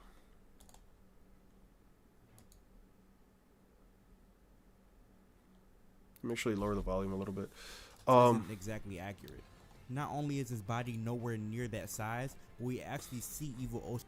Now this is a video I've wanted to make for a minute, damn near as soon as I started this channel. I've seen this topic co-sign as talking points, so it is worth addressing them here. With that being said, let's get started. Okay, that's fair. I mean, no First scaling and is foremost, perfect in I general. want to quickly touch on all of the lowest hanging fruits of this discussion relating to evil ocean water itself. It should be clarified that you don't need anywhere near a planetary or even multi-continental area of effect to beat evil ocean water. It may seem intuitive to assume such because he's the ocean itself, but realistically this isn't exactly accurate. Not only is his body nowhere near that size, but we actually see evil ocean water have to travel from the God's Oki back to the battlefield, this taking him an entire chapter to do, which wouldn't track if his entire body already extended that far in the first place. This is all but confirmed when Saitama is able to defeat him and does so without having to demonstrate anywhere near that level of range, but I will expand on that a bit later. When it comes to evil ocean water in One Piece, a popular claim is that he would take over all of the oceans on the One Piece planet, which absolutely bewilders me because he hasn't even demonstrated the ability to do this in his own verse. But it is especially egregious because the One Piece planet is absolutely massive and way bigger than the Earth of One Punch Man. The One Piece Earth has multiple moons orbiting it. It has well over 20 million islands compared to our own few hundred thousands. And the standard island in One Piece like Alabasta can reach the sizes of real life continents based on the extent to which it dwarfs its explicitly 50-kilometer wide river. This continent-sized island isn't even big enough to... Can I just say one thing, by the way? Can I just say one fucking thing, by the way? There is a statement in the War Arc that specifies that when Gaara is flying to get Naruto his there's a statement that specifies that Gaara, when he's traveling to get Naruto the Nine Tails chakra, right? Let's see if we can find it real quick. When he's trying to bring... Let me see. Naruto, get him in here. I have no time, don't call. 14, 15, 16, 17, 18, 19, 20, 2. I'm working Nenjuku Jinjutsu. He should be there. We're saving him. So fourth Hokage. How much farther? Several kilometers, right? So the term several kilometers, that implies that like the battlefield itself, I missed the 70 meters. Yeah. The several kilometers that actually make up the battlefield of the Shinobi Alliance. Guys, as I always say, what does the term several mean? At the very least 3, right?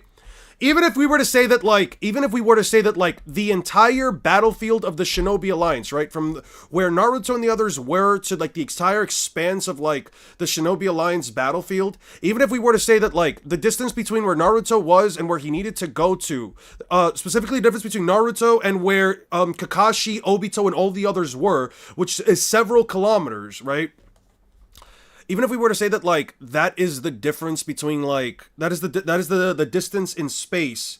Actually, let me bring up a better image for you guys as well. I want to give you guys, like, a better idea of how big the battlefield could be. Right? This is the tree that Obito had created. Yeah. This is the giant chakra tree that the god tree itself that Obito had created. They were closer towards the base, specifically around, let's just say it was like around like right here. If the expanse of this is like more than several kilometers, let's say 10 kilometers through and through, because several kilometers would be about 3 kilometers. Let's just say that, and the distance that Gaara had to travel specifically wasn't actually all that far in terms of like the inside of it. I can unironically argue, right? Let me see. Naruto got taken down close to the tree. They were going towards Kakashi and the others, which were actually still inside of that pit. They're still inside of like... Oh, no, they're not inside the pit anymore. No, they are. Yeah, no, they're inside the pit. They're inside the massive pit that had been created. They're inside the massive hole that Obito had created. They're getting Naruto to that hole, right? That means that the Shinobi Alliance battlefield shouldn't be any larger, even at its best, like 10 kilometers. This giant hole that they made, This giant hole that like the combined Nine Tails and Eight Tails made should be at best like 10 kilometers. You can even if you say it's like 20 kilometers. Let's just say it's several upon several kilometers on the highest interpretation possible. So like 5. So like let's say several at the highest interpretation is 5. So let's just say several upon several kilometers. So let's say 5 times 25. And let's say this whole hole is like 25 kilometers through and through, top to bottom. That would still make it less than half the size of the river of Alabasta. Like, even the highest interpretation possible you could give for this fucking giant god tree, it would still be, by comparison, smaller than the river in Alabasta. Sorry, I just want to go into that that little tangent that I was talking about. As a continent in One Piece, and to the contrary, is completely and utterly insignificant to the size and scale of the One Piece Earth. From Alabasta's river, we can further glean the size of the One Piece Earth. From a viewing height of roughly 6 or so meters, Vivi and company could see the other side of the explicitly 50-kilometer wide Pandora River, which lies on the horizon. For reference, the distance to the horizon on Earth from that viewing height would be a mere 8 kilometers, and even on a large planet like Jupiter would only be 28 kilometers. From this alone, we see that the One Piece Earth is massive, and to be quite honest, this is one of the lower end ways. I hope you have a good time rewatching Bleach, Lapis. Hope you enjoy it, man. The planet's size could be estimated. So if evil ocean water couldn't take over the entire sea of the One Punch Man Earth, it for damn sure is not happening in One Piece. Now here is where I will reference the aforementioned video more explicitly. It unfortunately perpetuated the idea that evil ocean water is somehow relative in speed to the characters of the One Piece verse, which really could not be further from the truth. This notion mainly comes from evil ocean water scaling to Atomic Samurai, who himself is supposedly 4 times faster than light. I say supposedly because I myself strongly disagree with the idea of Atomic Samurai being faster than light, and Evil Ocean Water's own scaling to Atomic Samurai's max speed is somewhat dubious. However, I'm not even going to get into that. To communicate how wrong this entire comparison truly is, I'm going to steelman all of these One Punch Man arguments. So yeah, let's assume Evil Ocean Water is 4 times faster than light. Respectfully, this is absolute trash compared to One Piece.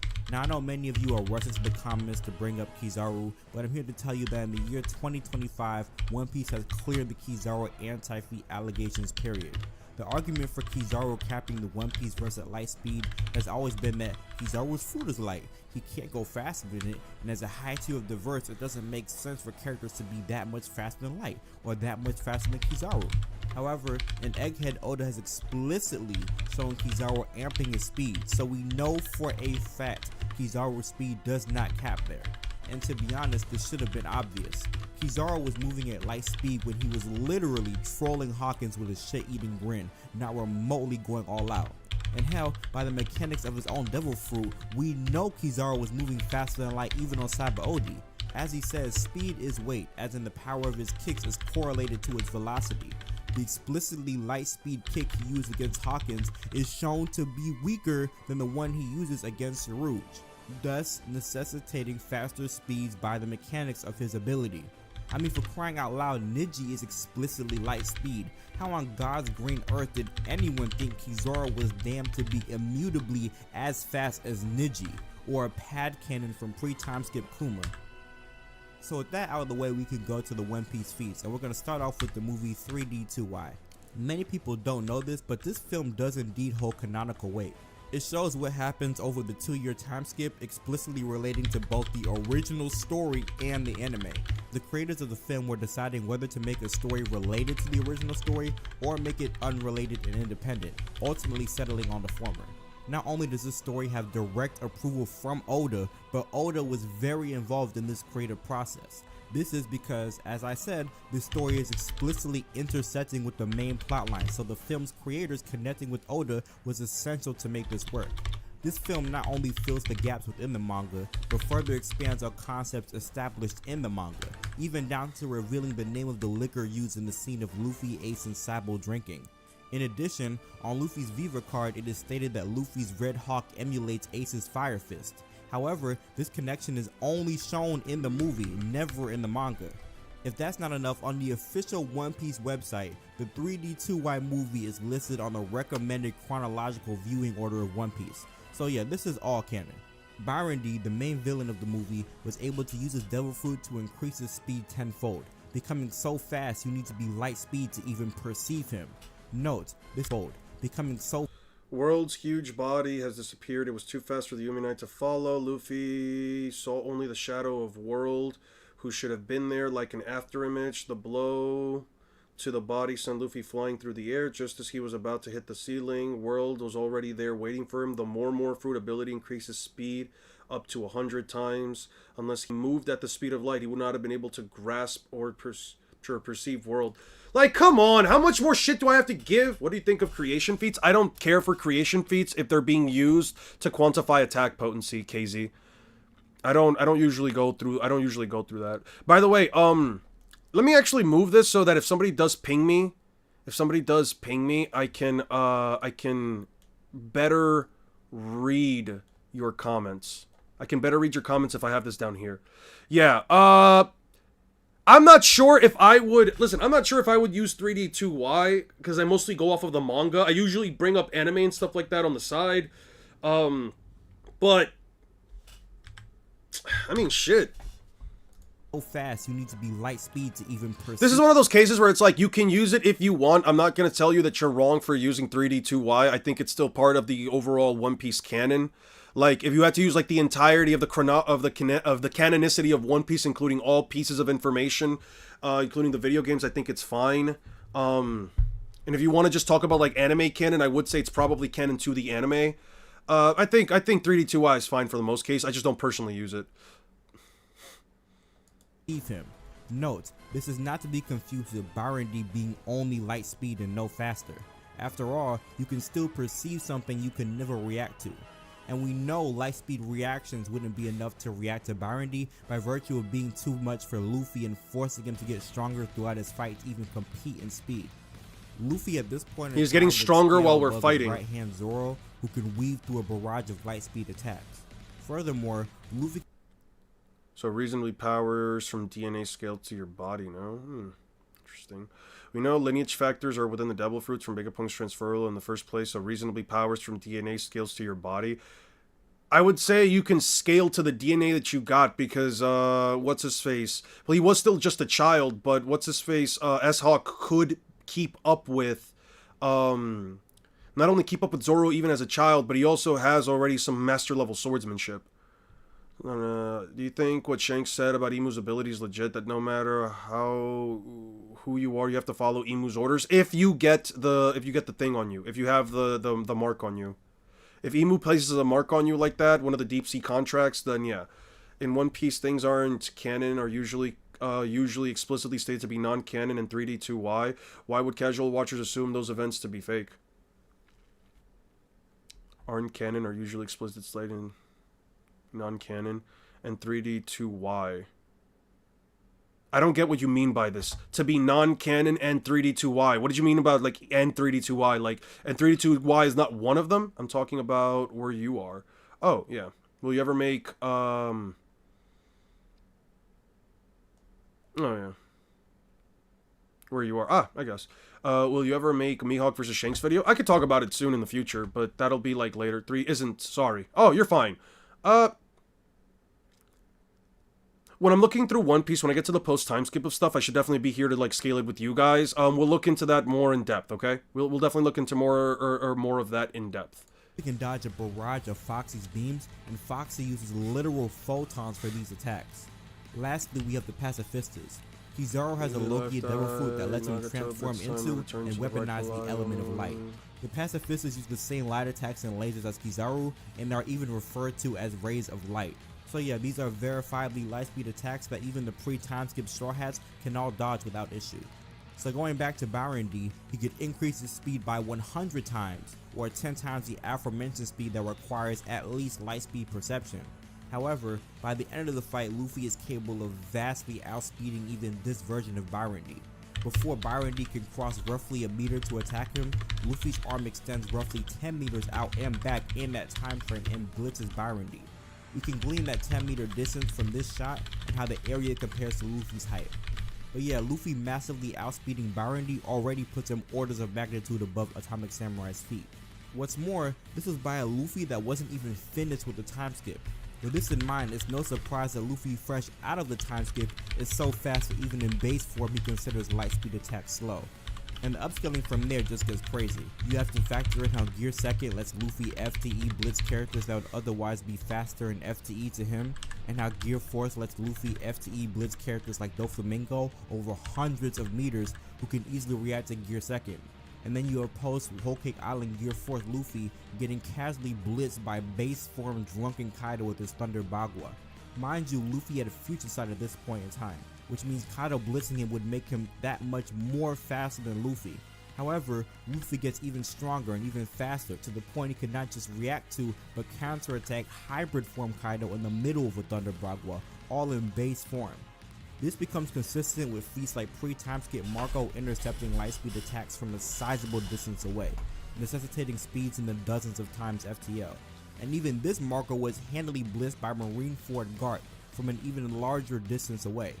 I mean, no offense, but I can't even fathom how anyone could think any One Piece character of note is only 4 times FTL, when again, pre-time skip Straw Hats, while injured, could just weave through a barrage of light speed attacks like nothing.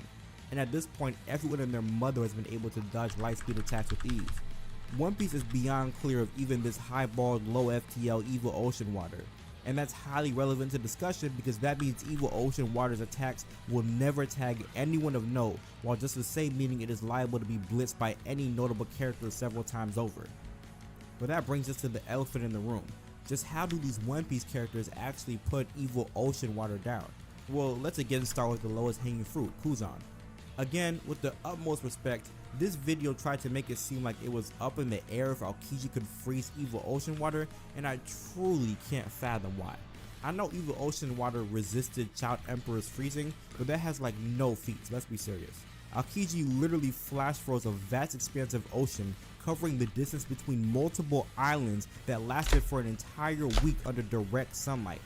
The fact that Aokiji's ice extends beyond the horizon in multiple directions cannot be understated, especially since the viewing height here is notably above just 6 meters. This will make Aokiji's area of effect insanely massive, which is perfectly consistent with it literally being described as a continent of ice. And at its best, his power can freeze the very ocean itself. I mean, what are we talking about here? This is more than enough to flash freeze Evil Ocean Water. I thought that'd be a pretty cold take, no pun intended, but clearly that needs to be reaffirmed.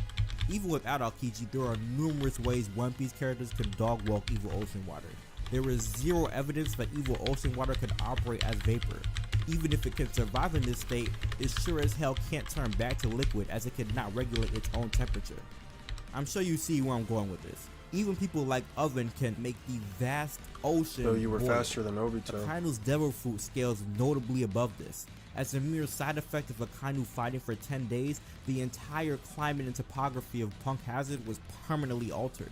The surrounding sea itself was literally set on fire and remained as such 2 years after the fact. Madara dodges. The island became a perpetual volcanic wasteland, radiating heat that was a lot for even Luffy to handle, which is highly impressive given Luffy's own notable heat resistance, like ignoring Red Hawk and taking attacks that can vaporize rock or melt through hundreds of tons of gold in an instant.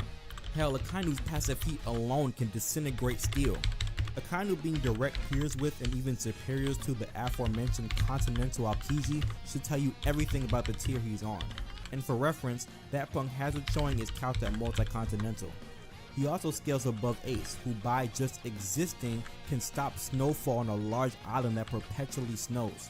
And the flames of the Mera fruit can vaporize through ground, which coupled with Ace's wide area of effect means a lot. This extends to even people like Kaido, whose Bora breath vaporizes rock and has small island-sized range. Furthermore, Kaido's flaming Susanoo is just blatantly an island-sized creature radiating enough heat to vaporize Gear 5 Luffy. You should be catching my drift by now. There was more than enough firepower, both literally and figuratively, to evaporate Evil Ocean Water. More simply, we know Luffy. You should be catching a creature radiating enough heat to vaporize Gear 5 Luffy. You should be catching my drift by now. There was more than enough firepower, both literally and figuratively, to evaporate Evil Ocean Water. More simply, we know for a fact that high enough concussive force can disperse Evil Ocean Water and leave him exceptionally vulnerable. But easy, that's Saitama. You can't scale One Piece of Saitama. Look, it's 2025. We don't have to continue pretending like all of Saitama's punches are uniform.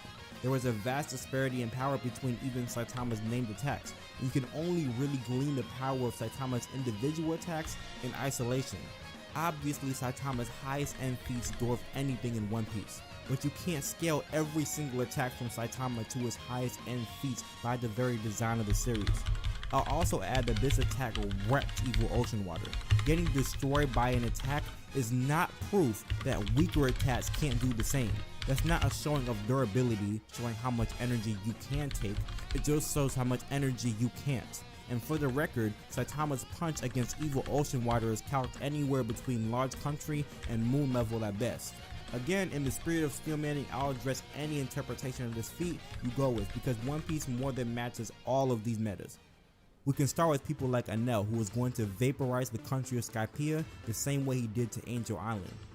It's worth noting that Enel vaporizing Skypiea would entail vaporizing Giant Jack, a mountain-sized beanstalk that is durable enough to no-sell the descent of an entire island. Enel would have had to vaporize that on top of the rest of the country. Though Enel would have achieved this with Arc Maxim, this does not detract from his own power level. Arc Maxim merely increases Enel's range by creating clouds to funnel his power, but everything still comes from Enel's raw energy. Essentially, Enel always had Skypiea vaporizing potency, but he lacked the area of effect to do so.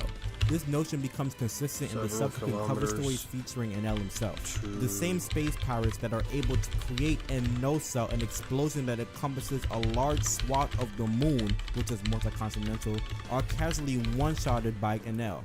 This would scale Enel over multi-continental, and as impressive as this all is, Enel is nowhere near even a high tier of the verse at this point. In fact, Oda himself said that Enel couldn't rule the Blue Sea if he tried because of how many stronger characters there are. He also ascribed Enel a 500 million berry bounty, which coincides with low mid to mid tiers of the verse. In the grand scheme of things, Enel is quite frankly fodder, and even still we've seen him breach into straight up continental, multi-continental territory. As we approach the end of the time skip in Thriller Bark, we are introduced to Oars, who shares the same company as Enel in that regard.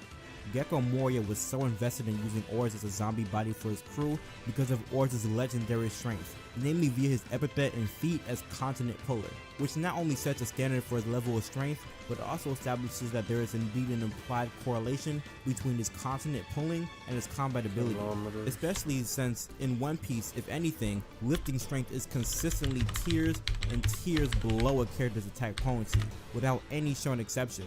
What's more, the data books tell us that Oars has also pulled several countries and pierced them together to create a super country.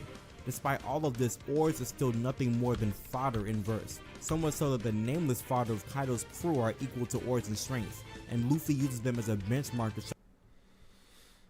So those are things Kaido bought from Punk Hazard, the failed attempts at ancient giants. I like them. Wait a second, look at what the monster's holding. It's supposed to be like oars. Then we once teamed up like this, and we barely beat one of them. But that was a long time ago. How far he has come since fighting Oars. This tracks with characters like Sai being able to outperform Chinjiao, able to not just split the ice continent, but shatter it. Again, not only would a One Piece just split the ice continent, but shatter. Okay, that's Uchikudaku. Uchikudaku. Uchikudaku. So break into pieces to crutch. Google Translate.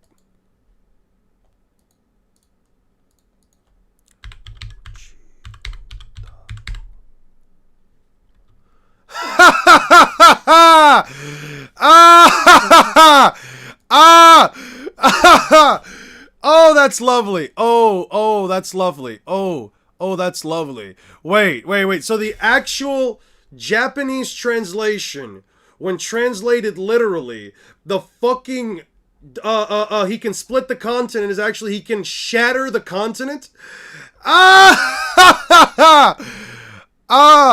Oh man, that's so funny. Oh, because of this. So this statement right here is the Donsai. This is the Donsai. Let me just do this real quick. This is the Don Chinjiao Donsai. This is the statement right here. This is the Don Chinjiao statement that says that Donsai can split the ice continent. Uchikudaku actually translates to shatter. Literally, in terms of Japanese, translates to fucking shatter. Oh man. Yo, don't you just love One Piece scaling? Don't you just love when Japanese just proves you right? Man, I love One Piece scaling. I love having statements that can be immediately backed up by also a feat. Oh man, absolutely lovely. Dude, absolutely lovely. No, not Dressrosa. Let me go to SBS.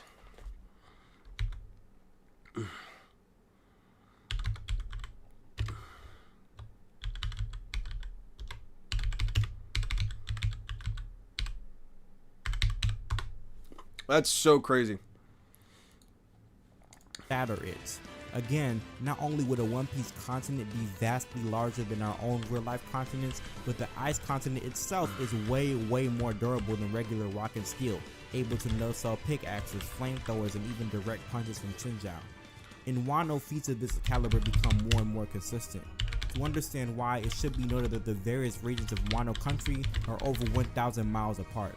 In fact, though Luffy's Bajring gun could be felt and heard from 1,000 miles away, no one outside of the flower capital hears it. From this, we could easily glean that Wano would be a straight up continent in size. From this, and from how islands like Onigashima are consistently depicted in continent, the flower capital hears it. From this, we could easily glean that Wano would be a straight up continent in size. From this, and from how islands like Onigashima are consistently depicted in comparison to One smart, I don't give two fiddly fucks or two tears in a bucket.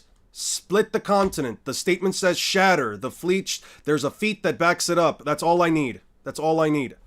Yeah, you can speak Japanese. I don't read kanji. I can read hiragana. The only reason I was able to figure it out was because I actually know how to read hiragana and katakana. I cannot read kanji. And I'm sorry if I sound rude, but like, splitting is still split the continent. The literal Japanese term used to shatter the continent. What do you want from me? I don't care how you choose. I don't care if in the real world shattering doesn't scale above splitting. I don't give a shit. He can shatter a continent of ice that is tougher than metal. That is automatically above continental because the island itself is tougher than metal. I always say this. Bro, scaling the Carter bomb. All right, I'm not reading the rest of that. Like Kaido casually lifting Onigashima nets multi-continental kinetic energy. Licking power. Kaido does this in base form with the utmost ease, and even while fighting the Scabbards and Supernova, continues to move Onigashima. Time after time. Furthermore, laws puncture while attack against Big Mom create Remember I brought up you couldn't find a shatter part because it was kanji. Yeah, I just need it. If we could just get the original translations, I could have always like translated it myself. This feat likewise more of Psy upscale. If anything, it would mean constant with him taking out loud G. I said shattering is better. I wasn't disagreeing. No. Oh, my bad. Does scale. I thought it said doesn't scale. My bad. My apologies. Wait. Then my apologies. I thought you said it doesn't scale above. My apologies then. My sincerest apologies. That was rude of me. I'm so sorry. Instantly by driving around. I ordered my continent feed to be smashed, not scattered or split, send it back to the kitchen. For starters, Luffy's fist is grown relative to the size of Onigashima itself. As such, even in isolation, the sheer kinetic energy of Luffy moving this Onigashima-sized fist. Don't let them push the splitting doesn't scale shit. Yeah. Always gratify the volume of chakras. Luffy's Bajring gun ended up overpowering Kaido's strongest attack to the point that it sent him falling towards the ground with such velocity and momentum that Kaido's collision created a crater identical to Law's. So to corroborate the moon-level kinetic energy I've shown, Luffy's Bajring gun is able to accomplish multi-continental to moon-level damage without even physically attacking the ground, but rather as a result of punching Kaido into the ground after having already overpowered his attack. So yeah, One Piece characters are more than capable of using raw force to disperse evil ocean water. And there's even more evidence to this claim. Centipede mistaken Saitama's punch that defeated evil ocean water for a tectonic shift. This not only speaks to the power of Saitama's attack, but it also is noteworthy in that Centipede immediately jumped to the conclusion that a tectonic shift is what had to have done evil ocean water in. This, at the very least, establishes the possibility that a tectonic shift could defeat evil ocean water, and if you know anything about One Piece, you know where this is heading. We know Whitebeard's fruit entails interacting with tectonic plates, as not only can he explicitly create sea quakes, but it is explicitly stated his quake fruit is triggering natural phenomena. The potency and magnitude of earthquakes can be quantified by the height of the tsunami it creates, and considering Whitebeard's dwarfed a 180-meter structure and is upwards of at least 900 meters in height, this feat is easily multi-continental, and that is obviously consistent with everything I've already said. Beyond this, can I give you guys a really impressive feat real quick? Can I give you guys a really impressive feat? Kakashi kind of just tanked a... Kakashi just tanked a Rasengan, a Sage Amped Rasengan from Minato. Kakashi just tanked it away. Yeah, but it's still not right of me to like even remotely say something like that once part. I'm sorry. It's even whether or not I'm excited, it does not make it okay. I'll do my best to read through comments as quickly, not as quickly, but as best as possible. Some cool metas in this video. He is. But also, yeah, this is kind of a crazy fucking feat. I'm sorry. I'm kind of just stunned by this. Kakashi just straight up fucking tanked a Rasengan to the fucking... a Sage Amp Rasengan. Yo, does Kakashi have higher durability than, like... Kakashi might unironically have greater durability than, like, the Paths of Pain. I'm not even gonna lie. That's actually not a crazy take. That's actually not, like, the worst take I've ever said. Also, your voting question is the same, asking are the clouds gaseous? Oh, my bad.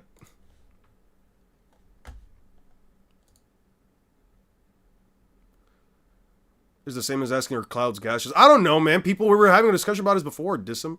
What often gets ignored is the One Piece hacks. Remember that evil ocean water is nowhere near its original form.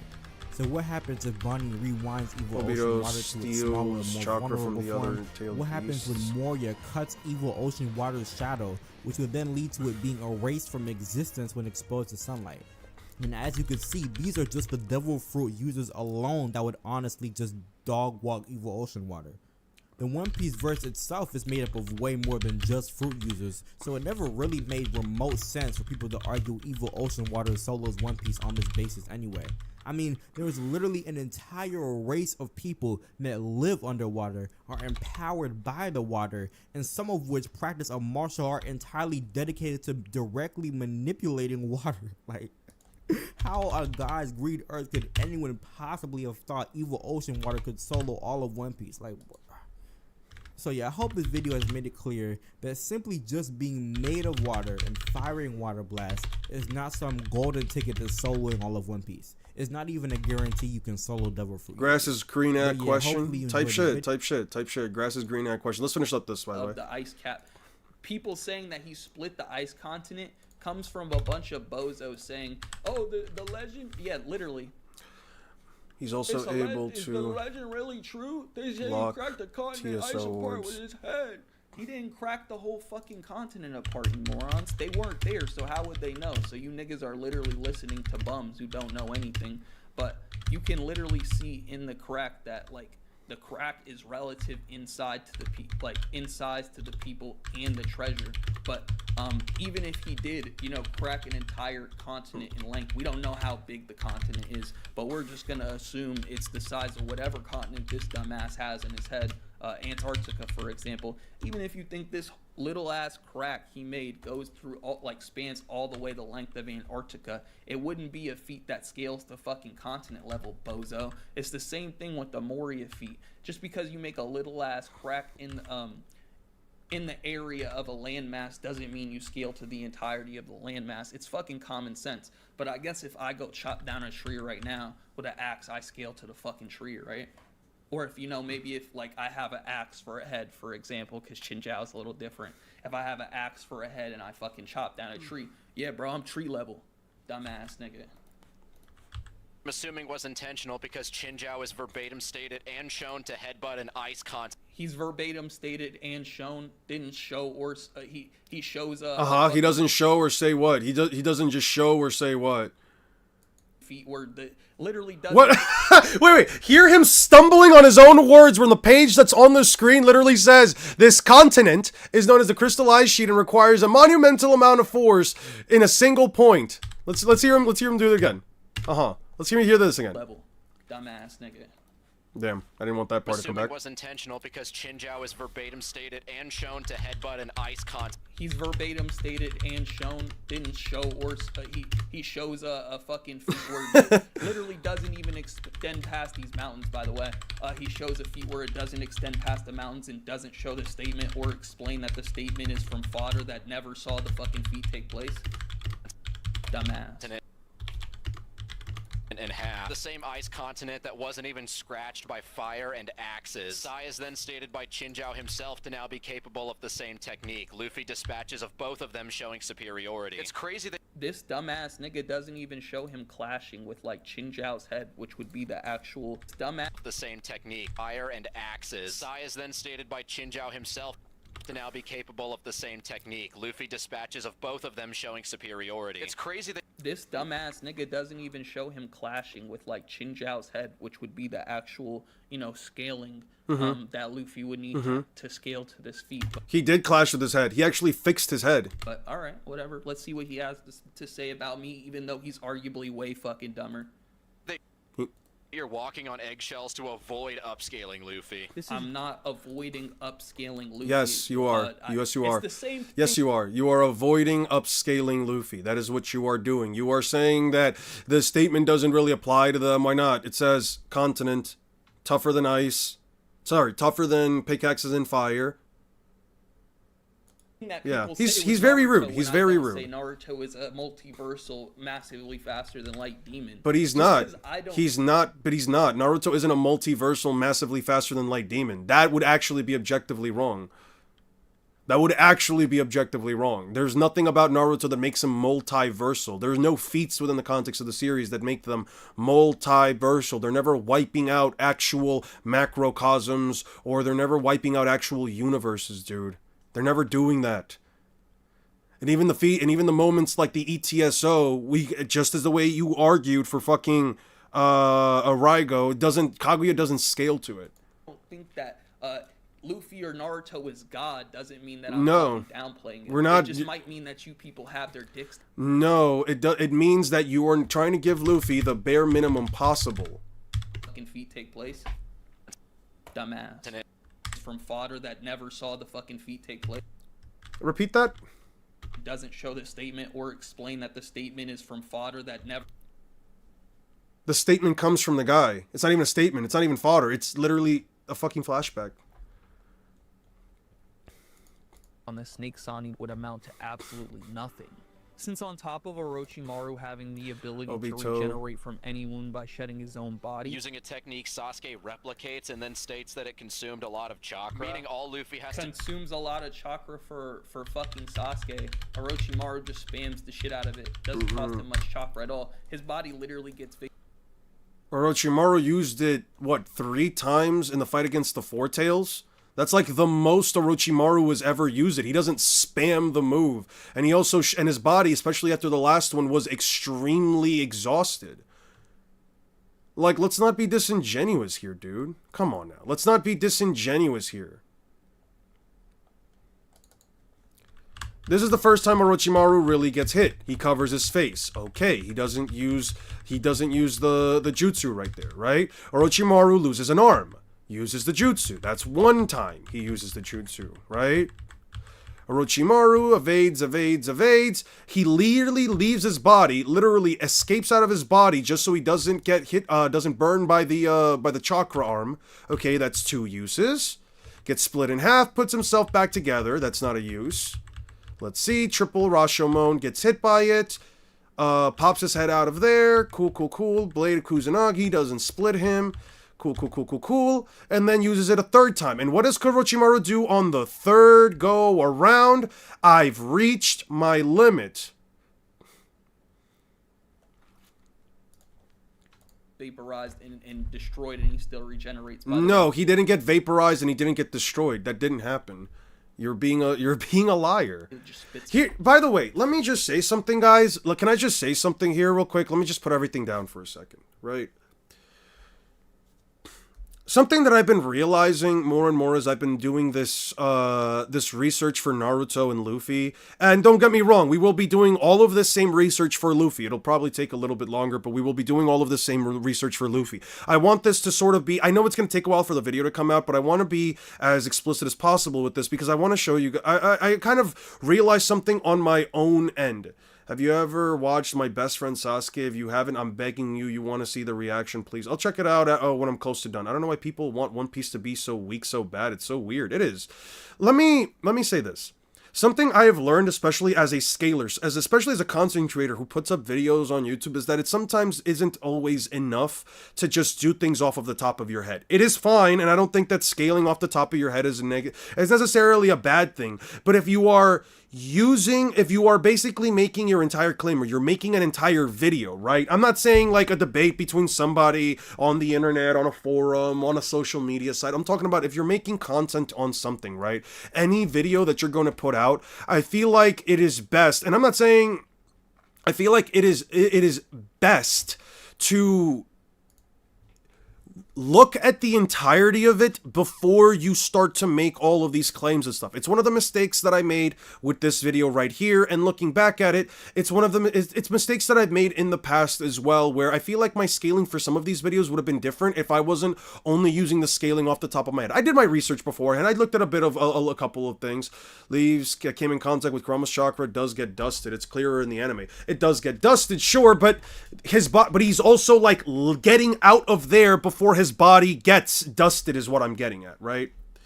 What I'm getting at here is more so that this is one of the reasons why I kind of like doing all of this research beforehand, so that you guys can see it, so that way I can do the scaling alongside you guys. It's not so that you guys can give me your scaling and I can like have my own opinion be formed around it, but more so that way we can bounce ideas off of each other, and if I get something wrong, I have a group of people here that can also say, hey, wait, double check that real quick. It might not be entirely right, in the same way that, you know, we've done it multiple times already for 10 streams back to back to back to back to back. I think it's important to actually, if you're going to talk about a fight this massive, to look through all of this, all of the information, because there are things that you might miss, or there are things that you might get wrong. In this case, I can easily tell that SB just gets a lot of things wrong, and he's doing it a lot off of the top of his mind, which again, I don't think is necessarily anything wrong with that. I think it's okay to do things off of the top of your head, but in scenarios like this, where where somebody is literally calling him out for things, or he's saying like, well, Orochimaru actually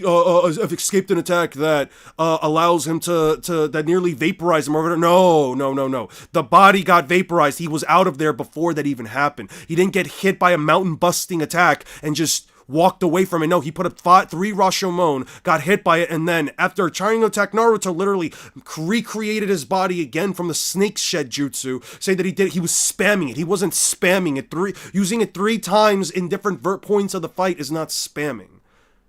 Anyway, I'm back on this. But I guess he's gonna go into some rat argument on why Luffy in 10 minutes can impose enough damage for fucking Orochimaru to run out of chakra, even though Orochimaru is literally like one of those niggas who are like, oh, you get his chakra, it's an amp, so his chakra on its own should be crazy. I know that Sasuke technically absorbed Orochimaru here, but I don't think he literally has access to like Orochimaru's entire chakra pool. And then even before this, if I'm not mistaken, Sasuke ends up firing off a massive amount of fire dragons and it drains his chakra even more. So it's like you're taking a super specific example of Sasuke running out of chakra purposely and then using it to say that Orochimaru would just run out of chakra immediately, because One Piece characters have way more stamina probably. But I didn't listen to his argument. Mr. fucking I like to steal versus Battle Wiki arguments and say versus Battle Wiki is bad. Do is beat him. By the way, I'm more and more convinced now, more than ever, that the TSO are just not even a fucking problem anywhere outside of Naruto. Any place that has FTL movement speed, I'm already convinced the TSO is just not an issue. It travels about as fast as a kunai throw. Most kunai throws are not that fast. It basically travels about as fast. Actually, no, it should be farther. Because Guy carried... Yeah.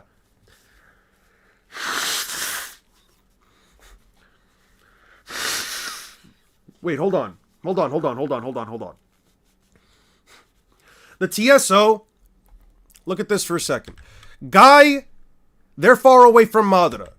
Guy steps in front of them. Guy goes a distance in front of them. Powers up, he is still a distance away from Madara. So he is in between the distance, he is in the distance between Madara and the other. Hey, Six. Hey, Six. Wait, hold on. Six.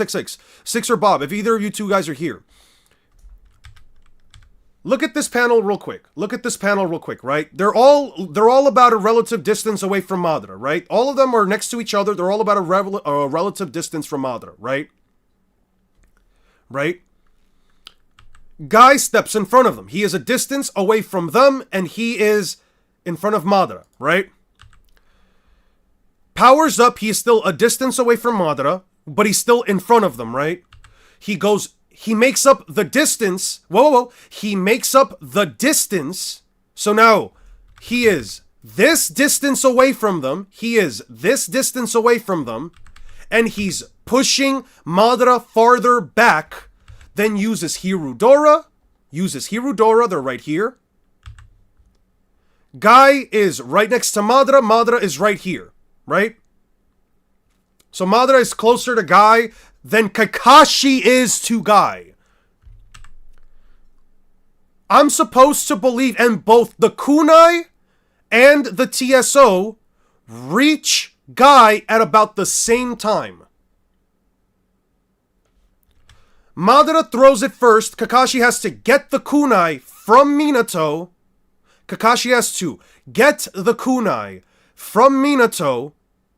And then throws it a farther distance at a faster speed because they are both reaching Guy at about the same time.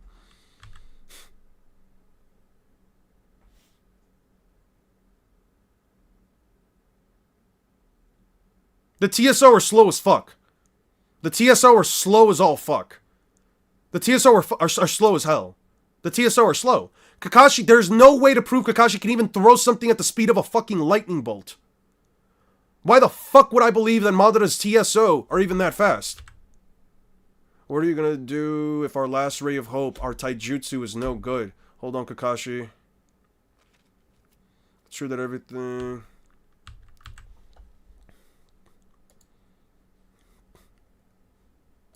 I'm gonna close this and I'm gonna close this. I found a panel in Marine for where Luffy says a whole sentence after the Pacifista fires a laser. I agree with this. The TSO are slow as hell. Did you follow my line of logic, Six? You want me to run through it again? Do you want me to? Do I need to run through it again?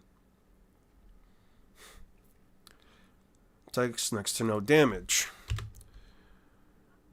Madara throws a TSO at Guy,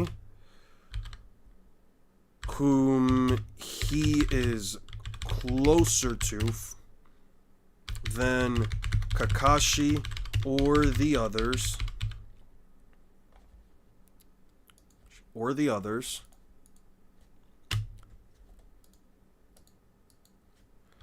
And Kakashi's kunai throw is fair. Like, didn't the armless Minato intercept them?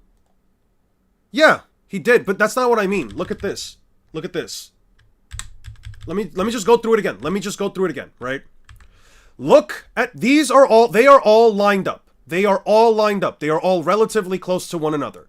This is how far they all are from Madara. You see how small Madara looks. Okay, so they are a distance away from him. Guy is in front of them, between himself and Madara. He is between Madara and the others. He is a distance away from them, a remotely farther distance from them, right? He uses the seventh gate. He is closer to Madara than he is to the others. He dashes up to Madara, which means he is now this distance away from them. He is now that distance away from them. He pushes Madara farther back and then uses Hirudora at a distance that is far enough that the others don't get caught in the blast radius. Madara is closer to Guy than everyone is to Guy. Madara is closer to Guy than everyone else. He throws a truth-seeking orb. Minato throws a kunai to Kakashi, who then throws it at Guy, and both of these reach a relatively close, or at least they reach Guy's area at about the same speed. Is Kakashi and Kakashi's kunai still manages to reach Guy at a similar time frame. TSO are slow AF. Yeah, no, these are not an issue. Arguments and say versus Battle Wiki is bad. Do is beat Orochimaru's ass. Since when? Where is it stated that Kakashi can throw a kunai faster than he can run? Where is that even remotely implied? Can you give me a chapter where it specifically... Aster, let me ask you a question. Is this 70 meters? Is that 70 meters? No, I don't agree with you. That is not 70 meters.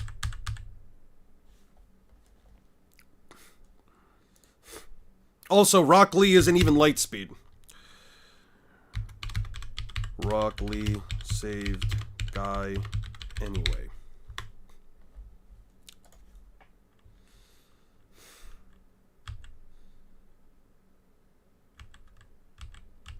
Guy activates the eighth gate.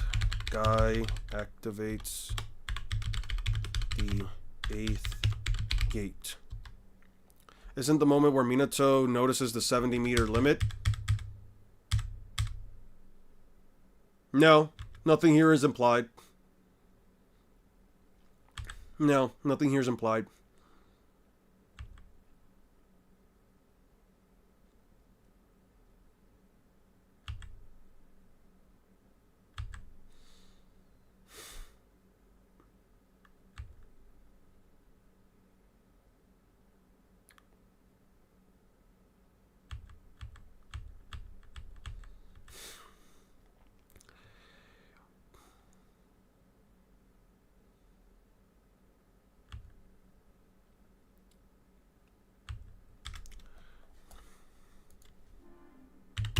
Blitzes.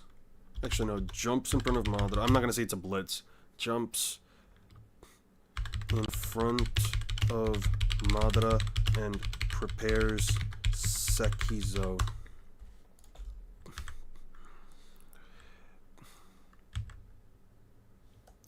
Creates a massive hole in the ground.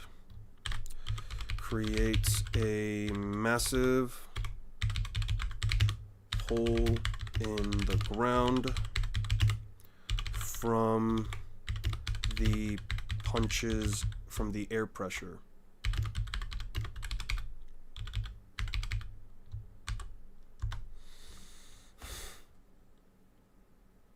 Yo, oh yeah, we are reacting. Until he can't use the technique anymore due to chakra exhaustion.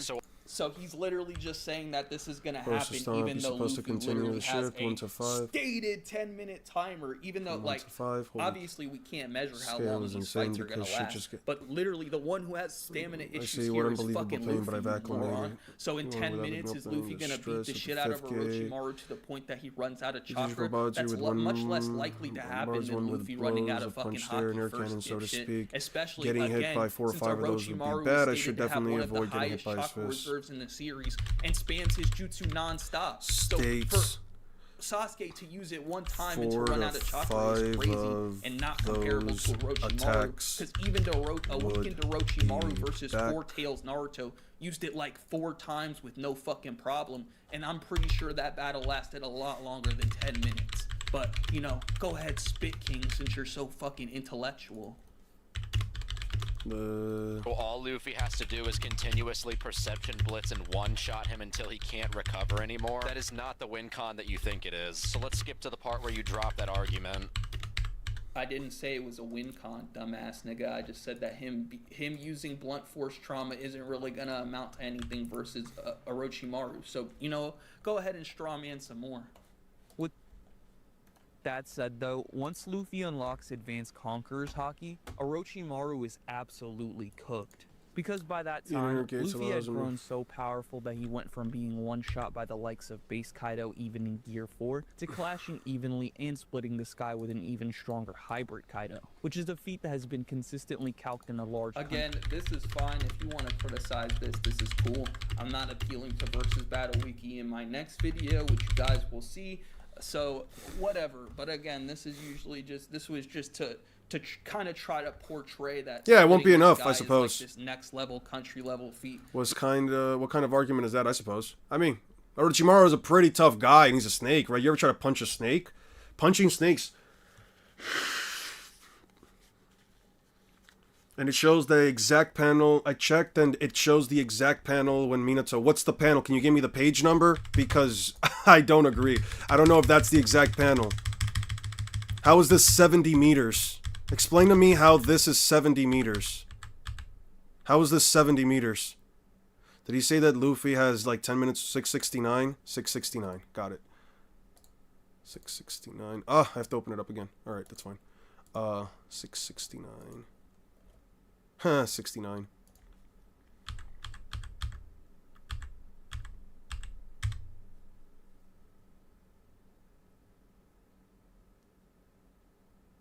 And send them only about 70 meters before he loses control over them. Okay. This isn't the exact moment, though. Would you scale cloud splitting feats in One Piece? Nope. I can only tell you. Here's why I don't consider this the moment. Here's why I disagree with you on why this is the moment where he considers it the 70-meter distance. This was not 70 meters. This distance right here, the distance these two are having between each other, it's not 70 meters. What you could say is that Madara already flying up into the sky is 70 meters. I do not believe that this moment right here means that the TSO are traveling 70 meters. And either way, I have no reason to believe that they lost speed. I think that's pure copium. I have no reason to believe this distance between these two characters right here is 70 meters. That is not a distance of 70 meters. That's actually not even a distance of a fucking tailed beast. The distance between these two is honestly smaller than that of a tailed beast. That's not 70 meters. He could be using it. He could be using the images as a way to say, like, this was the latest moment when we saw the TSO move, but I have no reason to believe that either A, they lose speed the farther away they go, or B, that the actual distance itself was 70 meters.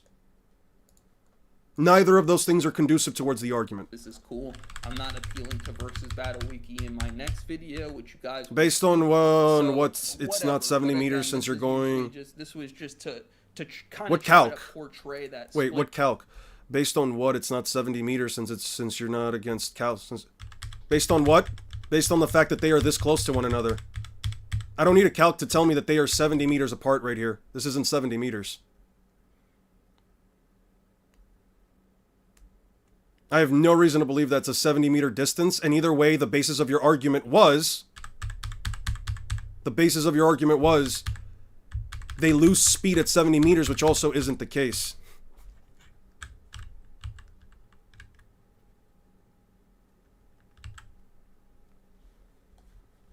Back to Splitting this. this guy is like this next... Then how does level Minato get it? country I don't have level to... feat. I don't know. It's a bad He's seen argument, Obito but use the TSO not before. gonna He can count probably anything. have already have surmised after seeing the Which is jutsu for a actually while. bad. Just because it shows these Yeah, images well, doesn't mean that the distance between him and Madara, between Guy and Madara at that point were 70 meters. With fucking Bajrang gun, but somehow he's planetary and multi...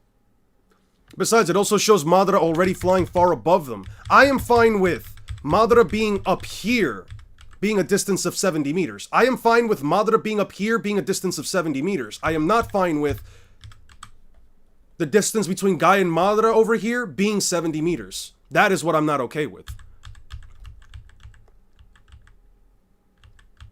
I think he's gonna get Ragnir, the giant squirrel hammer. Back to this. Never cursed my lack of power that much. Continental, right? He's continental in base in Dressrosa. My bad. Again, Naruto needs to pack shit up, nigga. Level tier in terms of kinetic energy output. Yeah, sure. Let's also just completely disregard the fact that Kaido is stated to be relative to Whitebeard, who has the He's power. never stated to be relative to Whitebeard in anything, by the way.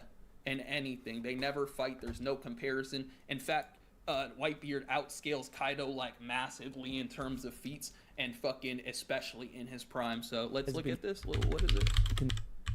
Consistently calced in a large country level tier in terms of kinetic energy output. Yeah, sure. Let's also just completely disregard the fact that Kaido is state. This nigga doesn't read One Piece. He's stuck in 2022 watching fucking Tyler and videos and thinks, oh damn, they just don't know about the One Piece skill and they downplay One Piece. But I'm about to really tell you niggas. Among the countless pirates, he's considered to be on the same level as Whitebeard. On the same level in what? It's in terms of status and military might. It's not in terms of, oh, if Kaido and Whitebeard fought, they're the same fucking level. It's they're 4 emperors. They procure different parts of the sea. Like, they run their own fucking territories. That's how they're comparable to each other. For example, what's his name?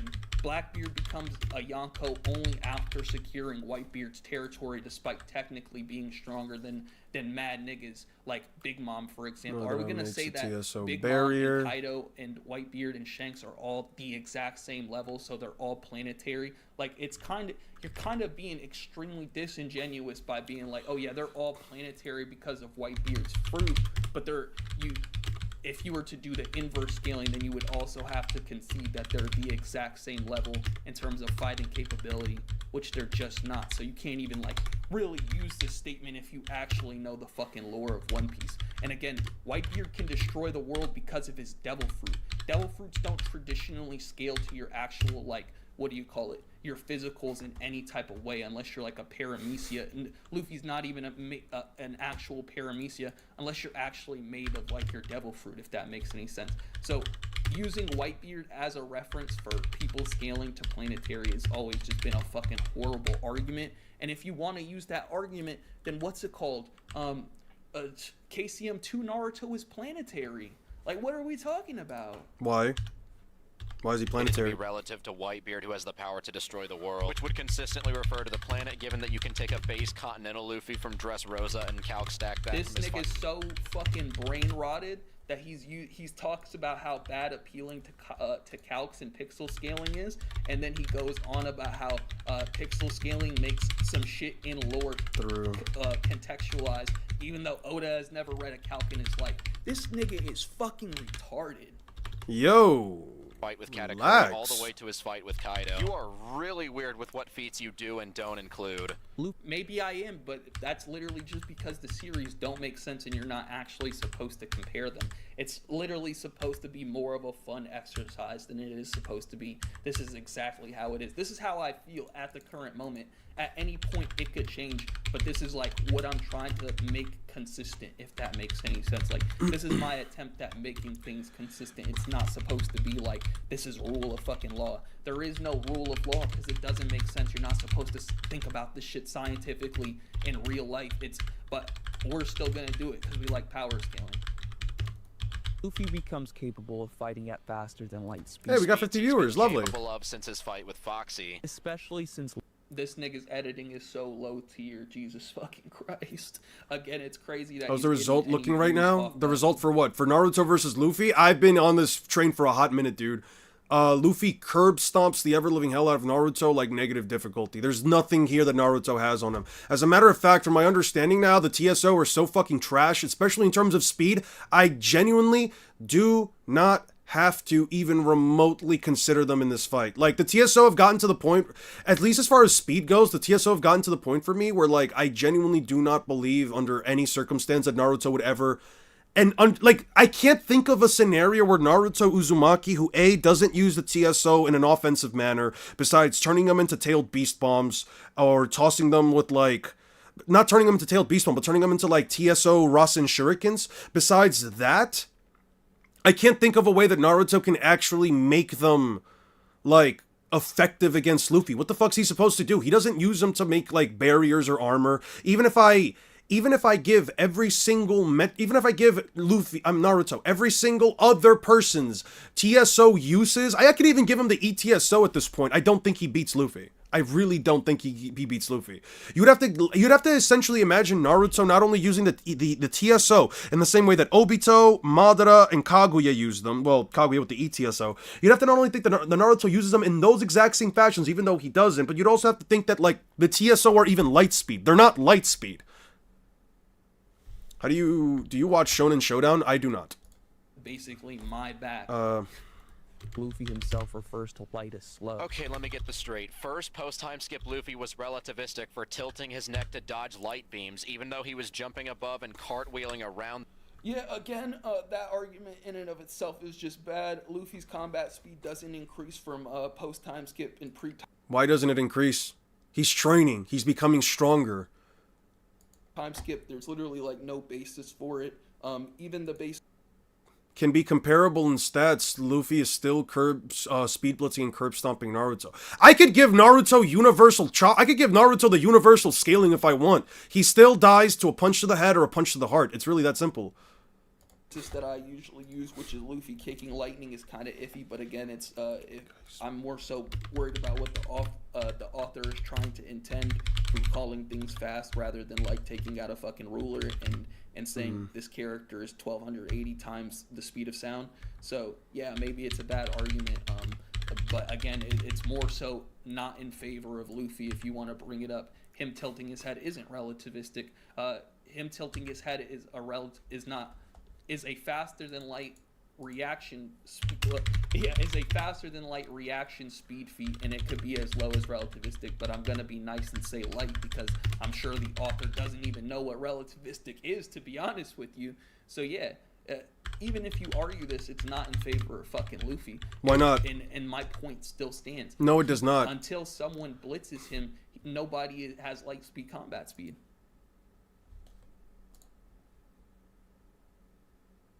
Until somebody blitzes Luffy? Until somebody blitzes Luffy.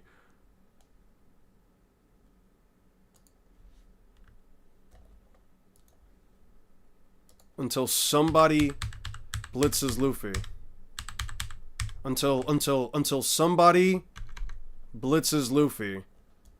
Until somebody blitzes Luffy, right? Until somebody blitzes Luffy. Right? Right. Until somebody blitzes him.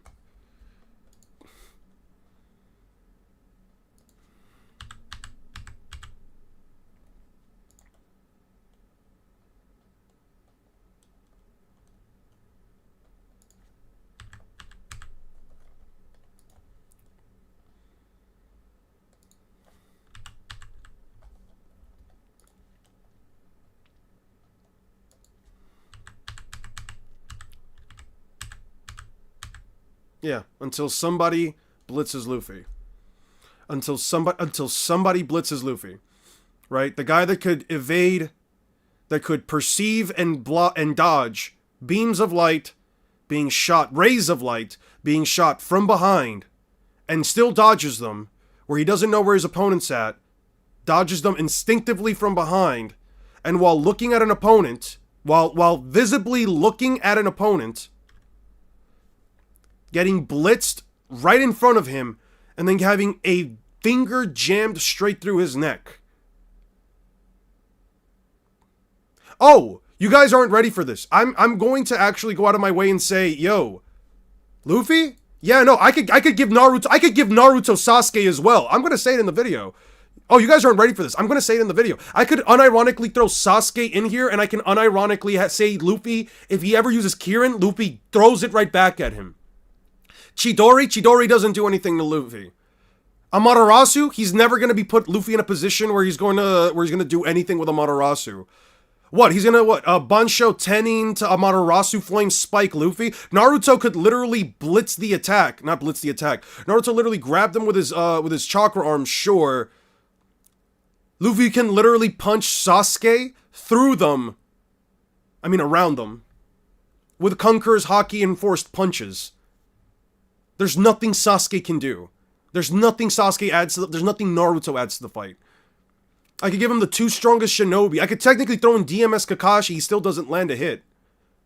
Kakashi times out after 3 consecutive moves. Kakashi times out, is out of the fight. Sasuke has no kind of regeneration. If he gets hit at any point, Sasuke loses. He cannot put his Susanoo up fast enough. There's nothing that they can do.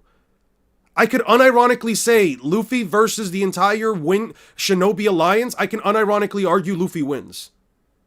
He turns himself into a giant larger than any fucking tailed beast by the time, and then he just literally steps on top of most of them. Touching Amaterasu is not GG's because he can literally weave his way around all Amaterasu. Sasuke can literally Bansho Tenning Luffy in, and he can unironically punch Sasuke midway through the Amaterasu even spawning. How do you scale Luffy's Toon Force? I don't believe Luffy actually has Toon Force, or at least I don't believe he has Toon Force in the way that you think he does.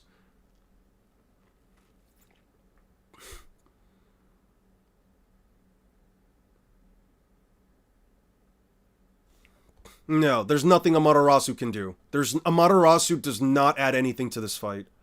Amaterasu is at best a minor inconvenience in this fight. And I say that with every bit of honesty. Them pre-time skip without I have so no you opinions. basically- I have no opinions on Loki yet.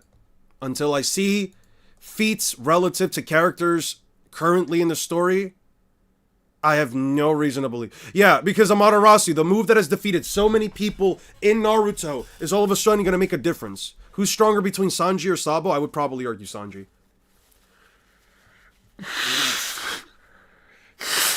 So far into Lightspeed, it's not even funny. He is so far into Lightspeed. I'll go into all the Luffy scaling as we go through the scaling when I'm done You'd be saying with he Naruto. got no faster in 2 years. Didn't you say he's not FTL? He got no faster in 2 years. I mean, how much faster did he get? Did he get 1.1 times faster than Light? Well, sorry, did he get... Every time we debate, you don't provide evidence, or just because a part of the Reddit does mean you fan debate. Every time we debate, you don't provide evidence or answer my questions and give other people's opinions. Just because you are a part of Reddit does not mean you fan debate. You ever think... what the fuck? You ever think about the fact that Big Mom fought the Akatsuki she would make an Amaterasu homie? I think that would be so funny. Do I have a number? You want a massive low-end number? I can give you a massive low-end number. I can give you a low-end number. Here you go.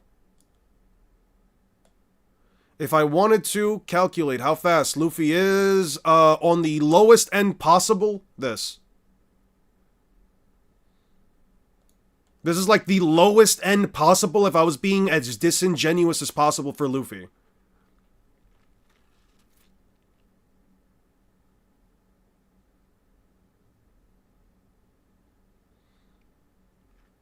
He turns things into rubber.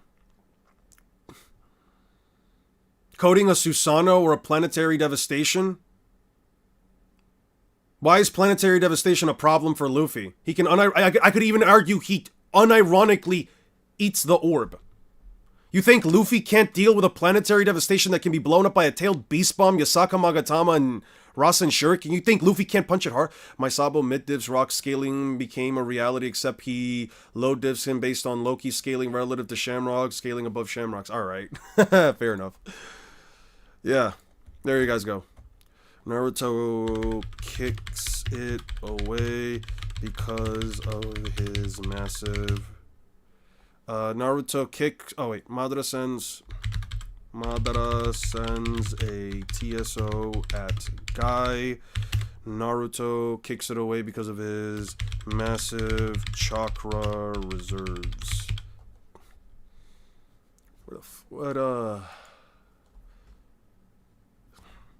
Naruto...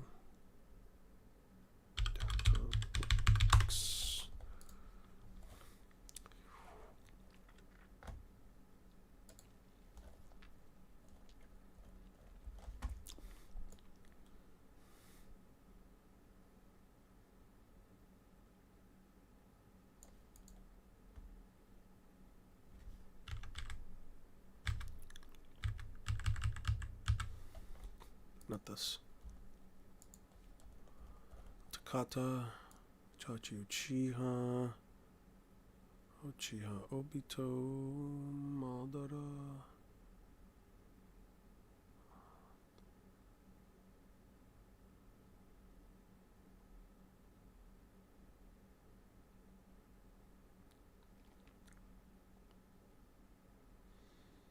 Where the fuck was that statement? Dude, I'm gonna be honest with you guys. I have not scaled any of the characters from Elbaf onward. Any questions you guys are gonna give me about how strong I think the Elbaf characters are, to what point, and I have no idea. I have not generated an opinion, and I'd rather not generate an opinion, especially on those things, at least for now.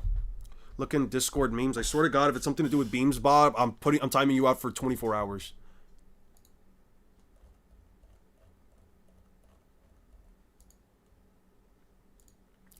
I gotta feed this fucking kid.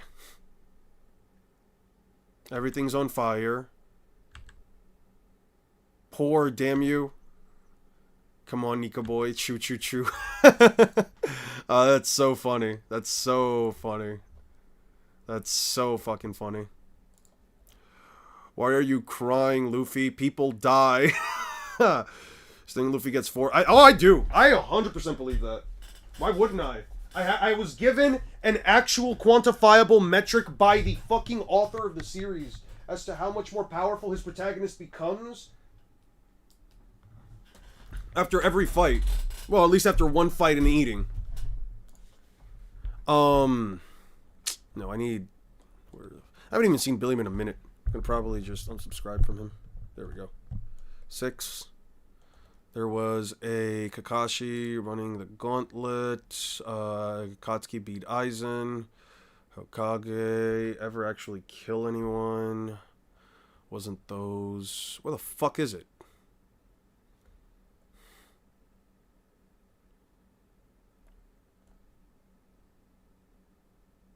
That's unfortunate. I know for a fact 6 talked about it in one of his videos. It was about like the reason why Naruto kicked away the TSO was actually because of his chakra reserves, not because of 6 path senjutsu. I'll look that up later.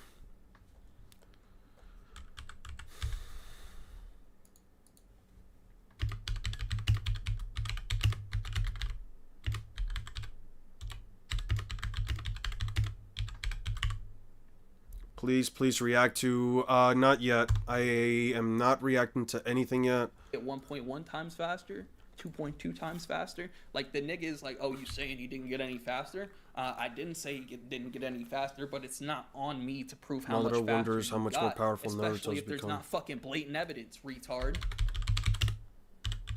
Until raid on Onigashima. And now you're backtracking because of one statement and now saying that Luffy's been FTL since post-time skip for performing a less impressive feat than what he did pre-time skip. So make up your fucking mind. I have no idea what this nigga is yapping about. Again, he's retarded. He shouldn't be criticizing me for anything.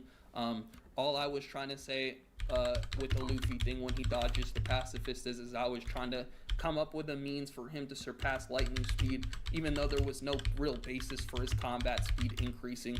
But obviously he did get FTL reaction speed feats, and then once Kaido comes along and blitzes him, I consider anybody who's Kaido level and above to be faster than light. It's pretty fucking simple, but this wrapped his head around it because he has Luffy's dick so bullshit metas fueled heavily by bias. I think but a lot at the of same time, I think it's extremely unfair to deliberately lowball an entire verse. Wow, he's just playing me cooking here. I wonder what his shitty response is gonna be. To a level that you know is below your favored one, just because you like it more. Where have I seen something like that before? Once we start getting into how am I favoring one verse over the other? He's literally like blatantly choosing to play parts where I say Naruto beats Luffy for specific reasons, but not once criticizes any reasons I give for Luffy beating Naruto in not Luffy beating Naruto in certain cases, but what is it? The villains beating Luffy. Yeah, any reasons I give for the villains beating Luffy are bad, but any reasons I give for Luffy beating the villains, no problem with that, bro. We don't need to criticize that, bro. Fucking meat muncher. D1 dick rider. 10 tails level threats, bro is pretty cooked. The reason for this is simple. Once we see Naruto dodging Madara's Light Fang, and characters like Kage and Sasuke blitzing Naruto with techniques such as Ash Killing Bone and Chidori, we finally get concrete evidence of high-tier Naruto characters operating at light speed to faster than light levels. So what? Literally nothing I've said is inconsistent with what I believe, or if that makes any sense. Like, nothing No, I said... you are extremely inconsistent, my guy. You are very much so inconsistent.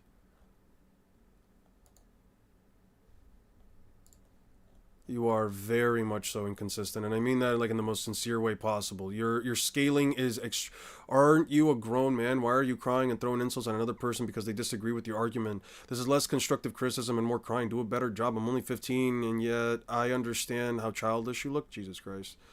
Pathetic response when he's completely right about you. You're acting like you're acting like a man-child, only furthering my point, gross can.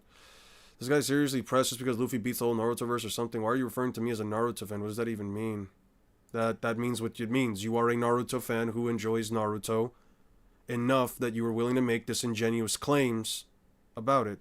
By this garbage logic, I would not be a One Piece fan for having a profile picture. Yeah. Imagine being this butthurt. Now Cook's horrible debunk.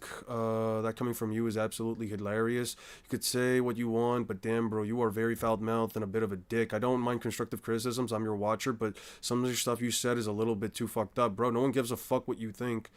That can apply to you too. But you're watching my video where I talk what I think. This is how you treat your fans, bro. Did I take out meat today? I swear to God, if I didn't take out any of my well, hold on. Give me 1 second, guys. I gotta make sure if I took out my meat today. Not that came out. Whatever. I need to go see if I take. I need to make dinner. God damn it. Fine. Whatever. I guess I'm going hungry tonight. Whatever, dude. Whatever. I guess we're going hungry tonight, boys. I forgot to take out. Fuck. Stop making fucking jokes, you immature brats. Listen, I'm a hungry guy. I have some leftovers from yesterday, but I don't have enough to like make food for. Damn it, that sucks. Dude, I'm gonna have to damn. Do I have enough mac and cheese to get me going to like tomorrow? No, I don't. Fuck. That's unfortunate. Whatever. You know what? We deal with our mistakes. I will take accountability for the fact that I just didn't make any fucking food, man. God damn it. Damn it.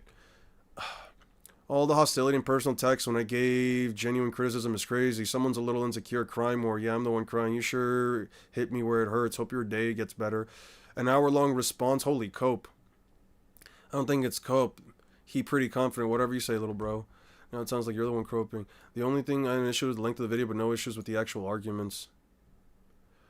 Couldn't be ours to look through. Spreading a minute of whining, bro, was doing more than a minute of whining. Needing an hour response or video. So, like, spreading misinformation with absolutely no research, whatever. How is me pointing out that the video is an hour long being whining about misinformation? You've got to be compensating for something, bro. Bro, he cooked you in every argument. Crazy. Downplaying Luffy pre-time skip is crazy. Great attitude, buddy. Very pleasant. Why are we so angry over literal anime? That's funny as fuck.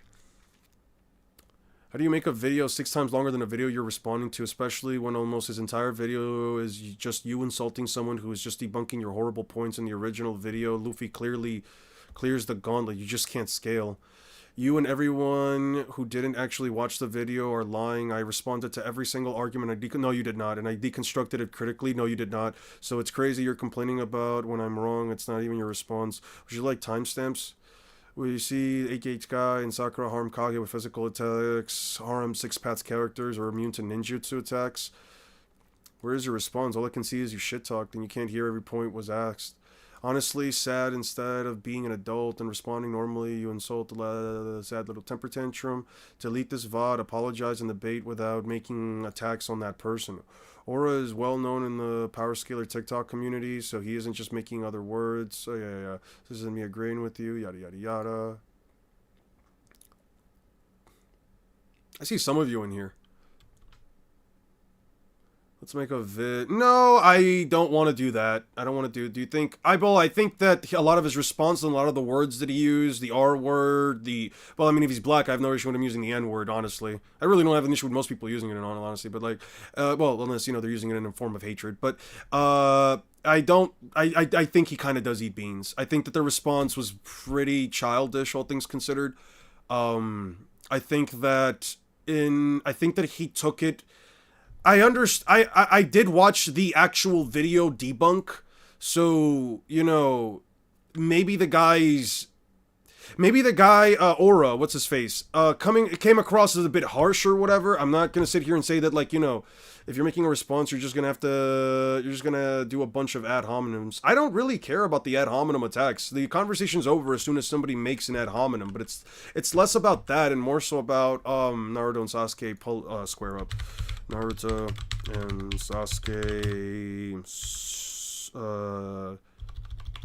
Sasuke show up to fight Madara. I think it's less of an issue about, like, the ad hominems and stuff like that, and more so an issue just the guy just being blatantly toxic about somebody just criticizing the scaling that he did for his video, and then many of the debunks that he did weren't really, like, debunks. They were more so just saying, like, I mean, disingenuously saying, how fast is Luffy? Well, he maybe got like 1.1 times faster after the time skip. Like, come on now. Yo, I got Naruto at 32,000 times the speed of light. How did you do that? Madara, can we get a shout out for Easy for making a child vid? I don't know who Easy is, or I don't know what you mean by child vid, but I'm probably not gonna... Oh, chill vid. Okay, a chill video. Yeah. Yeah, I'm more chill with that. Yeah, okay. I love treating everyone exactly how they treat others. That's why I dislike a lot of scalers, because they're just toxic as fuck in response. Yeah. I mean, it's not a personal... If somebody debunks your video, it's not a personal response. And sometimes, I mean, listen, I've been wrong before. It's fine. If I'm wrong, cool, I guess. Huh. Like, there comes a point... Like, listen, I'm not gonna sit here and say that, like... I'm not gonna sit here and say that, like, being proven wrong isn't just a normal feeling. It kind of sucks at times, and even for me, it's like, yeah, sometimes it's a shitty feeling that you kind of just have to sit here and be like, well, I guess I don't really have an argument. They kind of made they made a good point. What am I supposed to say? I guess you're right. And sometimes you just gotta say you're right and be like, all right. Can't type, but I was referring to the guy that made the evil. Oh no, the evil natural water video. No, that shit was sick. That shit was pretty good.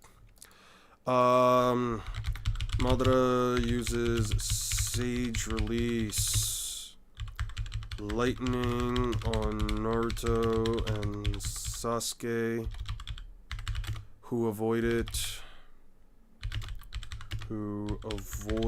the attack with their new powers.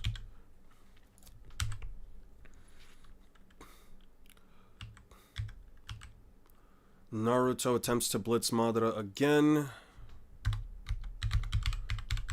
Attempts to blitz Madara again, but is stopped by Limbo.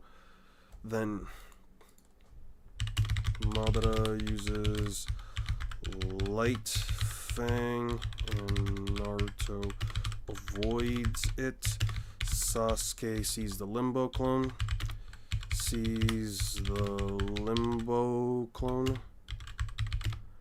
But can't interact with his sword. Am I a baddie? Eon's #1 fan. Yo, what up? I have a girlfriend. No, thank you. A lot of these guys are just have anger issues, so they can't have an argument without the insults. Okay. Limbo clone knocks away. No effects on this Madara. Normal physical attacks. I mean, you're not wrong, but chill on the thirst. Yeah, let's just chill on the thirst. Okay, sure. Blood related, normally. Yeah. Sasuke swaps himself with a sword. Sasuke swaps himself with his sword.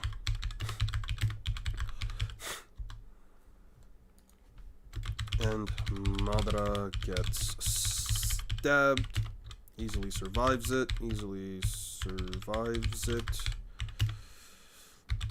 Limbo clones return to the user after a while.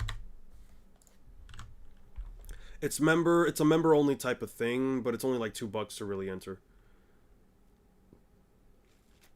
You have to... There's another chance. Naruto and Sasuke. Sasuke shifts Madara between him and Naruto.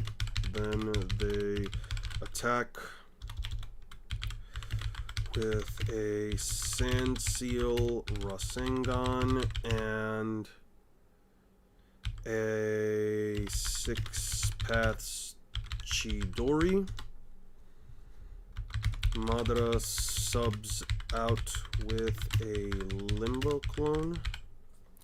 Let me finish reading some of the responses here. Luffy being islanded with the rug was pretty fair because he destroyed it because it vaporized it. That's smart because Luffy's rubber and dismantled it due to the type matchup, but that doesn't make Luffy.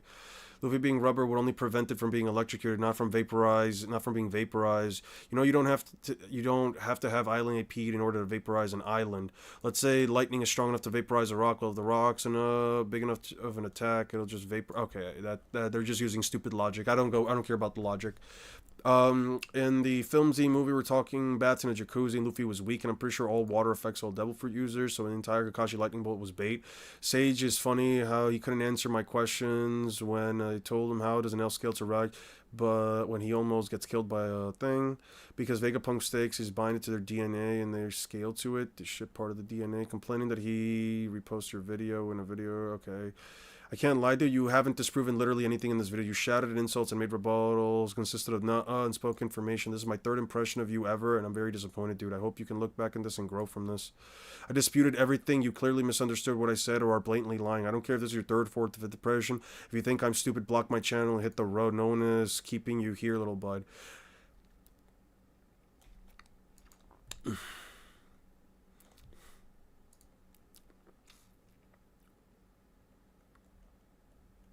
Okay.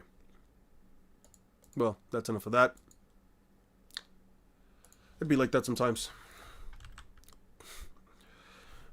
Subs out with a Limbo Claw and flies away. Flies away to retrieve his second Rinnegan, even though he said that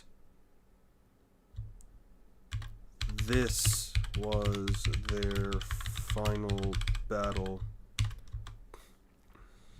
Yeah, the Sage guy gets some pretty serious hate. It's not about the anger issues or anything like that for me. For me, it's mostly just that, like, at some points, some people just, I don't know, they take any form of criticism as a personal attack, and yeah, he just... Madara rips Kakashi's eye out and tries to Kamui himself. Sasuke blitzes him and splits and slashes him in half with a Chidori.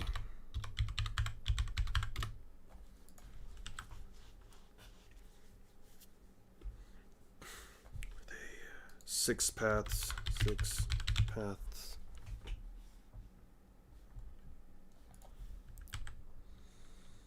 To be honest, most people on the internet can't handle criticism. It's part of it. What do you want me to tell you?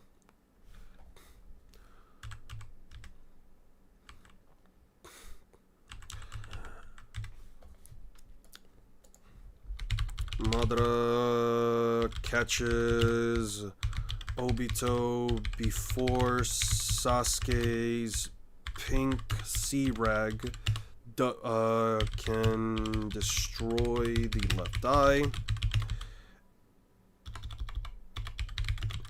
and doesn't regenerate during their entire conversation.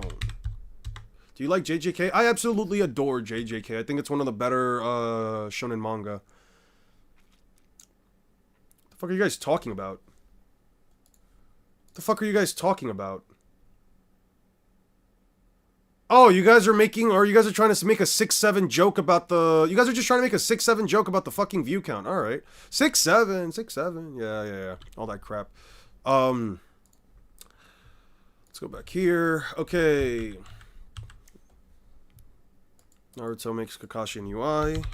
Naruto makes Kakashi a new eye. Why JJK so good? Yo, it's your boy, your #1 hater. How you doing? What's good, man? Hope you're doing well, man. Hope you're having a good day. You're blind, which is an old sign of age. What the fuck? Do you have a mid-ball for Luffy's speed or no? Okay, this value right here that I gave you is only if you think that Luffy is light speed. Is only if Luffy is light speed, bare minimum off of Pro's time skip, right?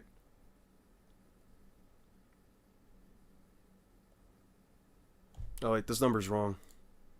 This number's wrong. There we go. 300 times 333. Yeah, 1, 2, 3, 4, 5. 1, 2, 3, 4. Yeah, 5. Yeah. Storytelling and power systems. Why? JJK has a lot of problems, but holds it back, but makes it a good, not a good series. But I do enjoy some of the fights. I don't think it has as many problems as 6 refers to. You got 5 minutes. What's the... I really don't. I really want to finish this today. I'm only listening to that because it's in the background. If you want me to actually watch and react to something, it's going to take me way more time, man. I disagree strongly. Bo Hancock is a bum and no gets feats. Yeah, but Kuma deflecting the air is not lightspeed movement. I'll add lightspeed broski because I want the One Piece verse to be faster than my favorite. Yep. Madara pops back up with his second eye. Sakura's being a dumb bitch. New eye. Madara pops back up with his brand new eye. Madara pops back out with his new eye. His second eye. If I have time on Thursday, I will stream and I will do this with you guys. I will watch some stuff before I head out, okay? We'll do that on Thursday. Do you have to have CE to be hit by a domain expansion? In my opinion, yes, but I've seen some arguments that some people have made as to why that may not necessarily be the case. I don't know if I necessarily agree that all domain expansions, I think that the reason why they say it is because Naoya's domain expansion specifically targets with CE, but I don't know if that necessarily differentiates his from anybody else's. Maybe it could be a case where Gojo's targets any living thing inside of the domain that he isn't directly touching, but the pink stupid fuck charges at him and does nothing but gets stabbed. Sukuna can specifically hit inanimate objects, that's why. Eon, since you like JJK, you should do JJK versus battles like Yuji versus Maki. I've been thinking about it. I can definitely go back into it. I do have to re-download all the images though, since I lost my data bank before, but it's fine. Madara now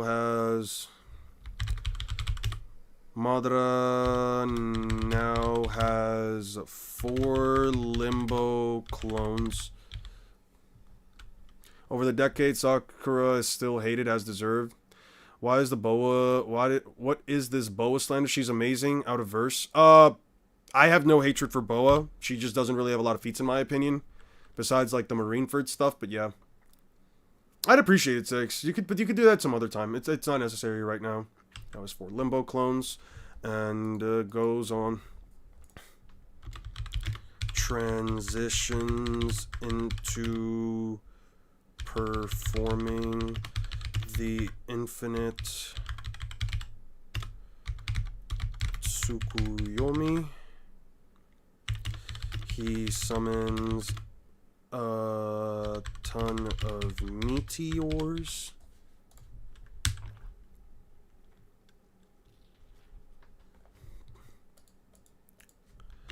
That cover several kilometers, that cover several kilometers in range.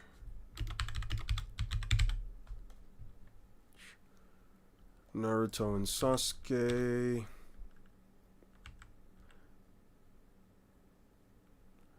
Naruto makes 5 clones.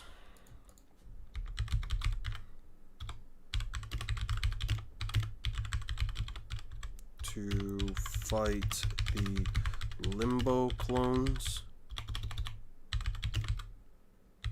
And both he and Sasuke, both clones, throws a Rasen Shuriken, a TBB Rasen Shuriken. Rasen Shuriken that blows up an entire meteor. Dwarves the meteors with its explosive size.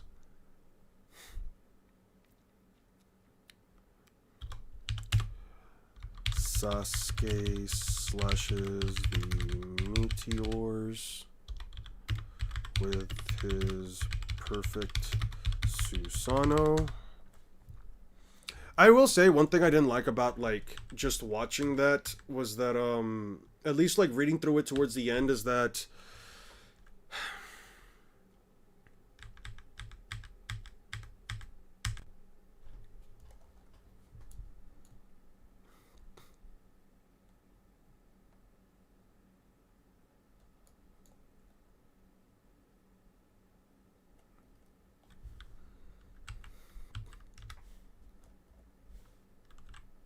Naruto comments that they are larger than pain.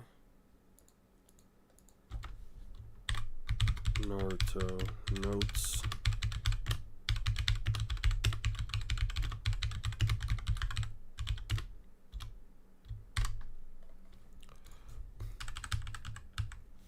Madara activates the Infinite Tsukuyomi.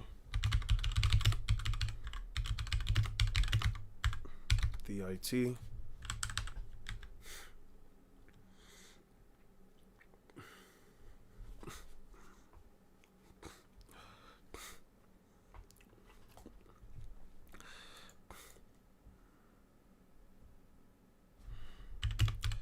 The meteors can be seen on the battlefield. This is what I mean. By the way, this is what I mean when I say that like Kishimoto does not have like good sense of scale.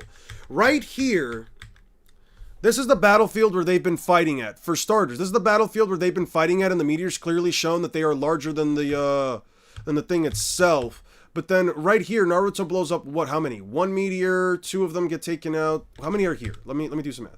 1, 2.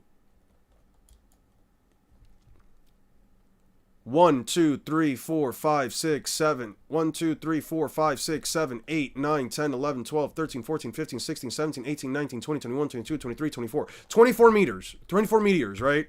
So it's about 24 large meteors. They're falling down. Naruto blows up about, like, what? 3 of them here. Another one here. Sasuke slashing up. Let's say Sasuke slashed up, like, 2 of them. 3 of them. Whatever. 1, 2, 3, 4, 5, 6, 7. Yeah, no, the size scaling here can be seen from the battlefield, but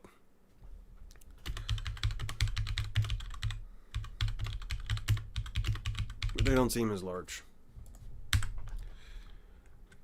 The chakra Naruto gave us has all disappeared. The giant trees also vanished abruptly. Something's happening over there, that's for sure. Mostly bad. Kiba, what's that? Don't tell me the Infinite Tsukuyomi. Naruto creates 6 tailed beast Rasen Shurikens that block out the last 1, 2, 3, 4, 5, 6, 7. Alright. Demon's large. Naruto creates 6 tailed beast bomb RS that explode to stop the final falling meteors.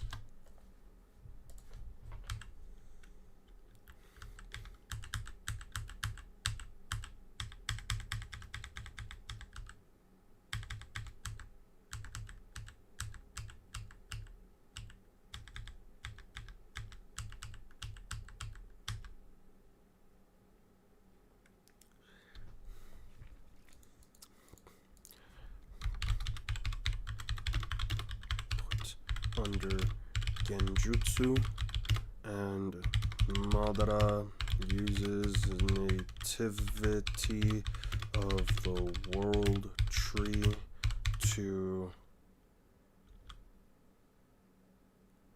cover the entire planet in tree roots that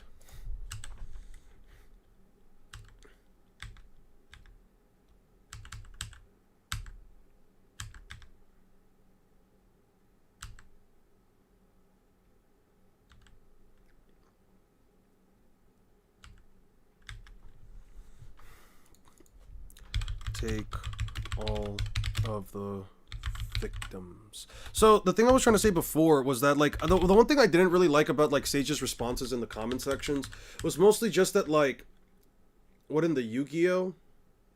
Oh yeah, Yu-Gi-Oh. Sasuke Susanoo can block out the light.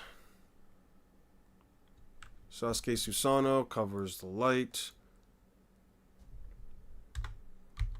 Sasuke's Susanoo covers the light and prevents the crew and Sakura from getting caught.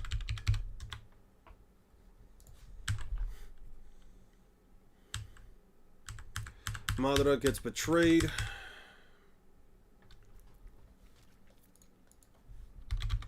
Madara is betrayed by Black Zetsu. I'm sure, you know, after watching a lot of Boondocks, I'm pretty sure Uncle Ruckus would say a thing or two about the Black Zetsu being the one to, you know, betray Madara and what have you. You know what I mean? Like, oh, here now, children. Of course it was the I don't even want to... You know what? I'm not getting demonetized by making an Uncle Chuck's joke. Of course it was the black tree human that betrayed the white savior of the planet or some shit. He would definitely say something like that. Has something to say about Zetsu for sure. That's what I'm saying. He's absorbing all this chakra that's erupting from the ground. Chakra erupts from the ground. What's happening to them? What incredible chakra. All of Madara's shadows have disappeared. Something's up.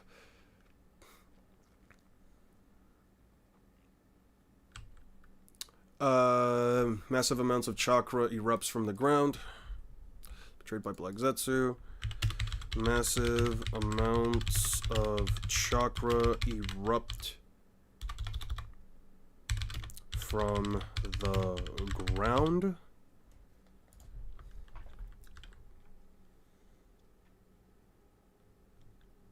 This is really bad. His chakra is way stronger than even the Ten Tails. Stop them before they move, Naruto. What do you mean? They're still swelling up. Madara swell. Zetsu says this is even more... Sorry, Naruto. This is even...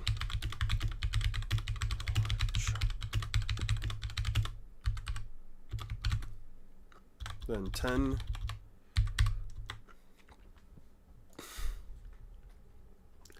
$2 flying into an nest will suck your chakra right now while I'm at it. Naruto and Sasuke get caught by... Naruto and Sasuke get caught by Madara's hair. They're turned into white Zetsus. Seem denser than Itachi. Use ordinary folk. What do you mean? In order to form them into soldiers. Dang, Sasuke, will you stop him? He'll drain everyone else's chakra before ours and they'll die.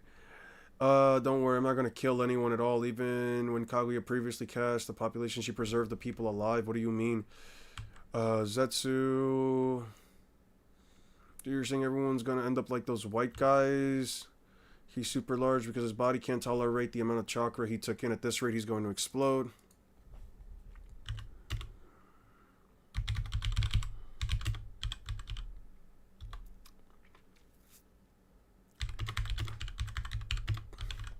Explode from the amount of chakra it's absorbing.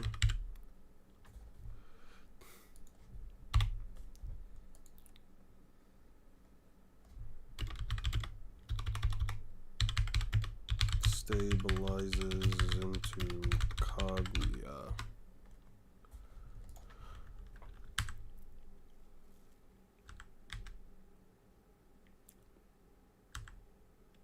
Naruto and Sasuke get knocked away.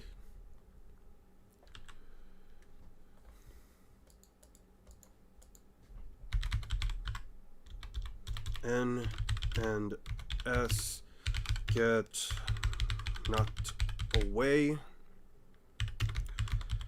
Kaguya can tell they have Hagoromo's power. There you go. Hagoromo's power. Sasuke says she has far greater chakra than Madara and can't believe such a person existed.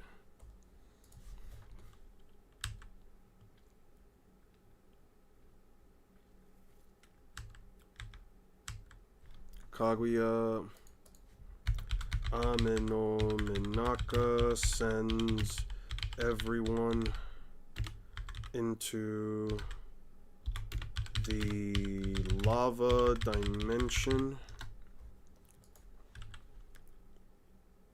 Sasuke-san.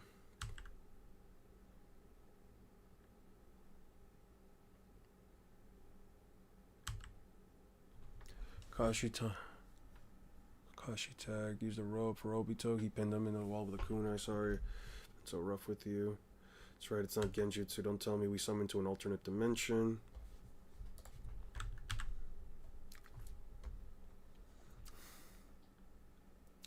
Light and my 6 power of shadow conceal away right in front of us. We're able to exterminate. Can't afford to die. Just happen to be nearby. I know what you're saying. You're right, but there are times when your body just moves on its own, like on that bridge. But never mind. I know. I get that. You get what I mean, Sasuke.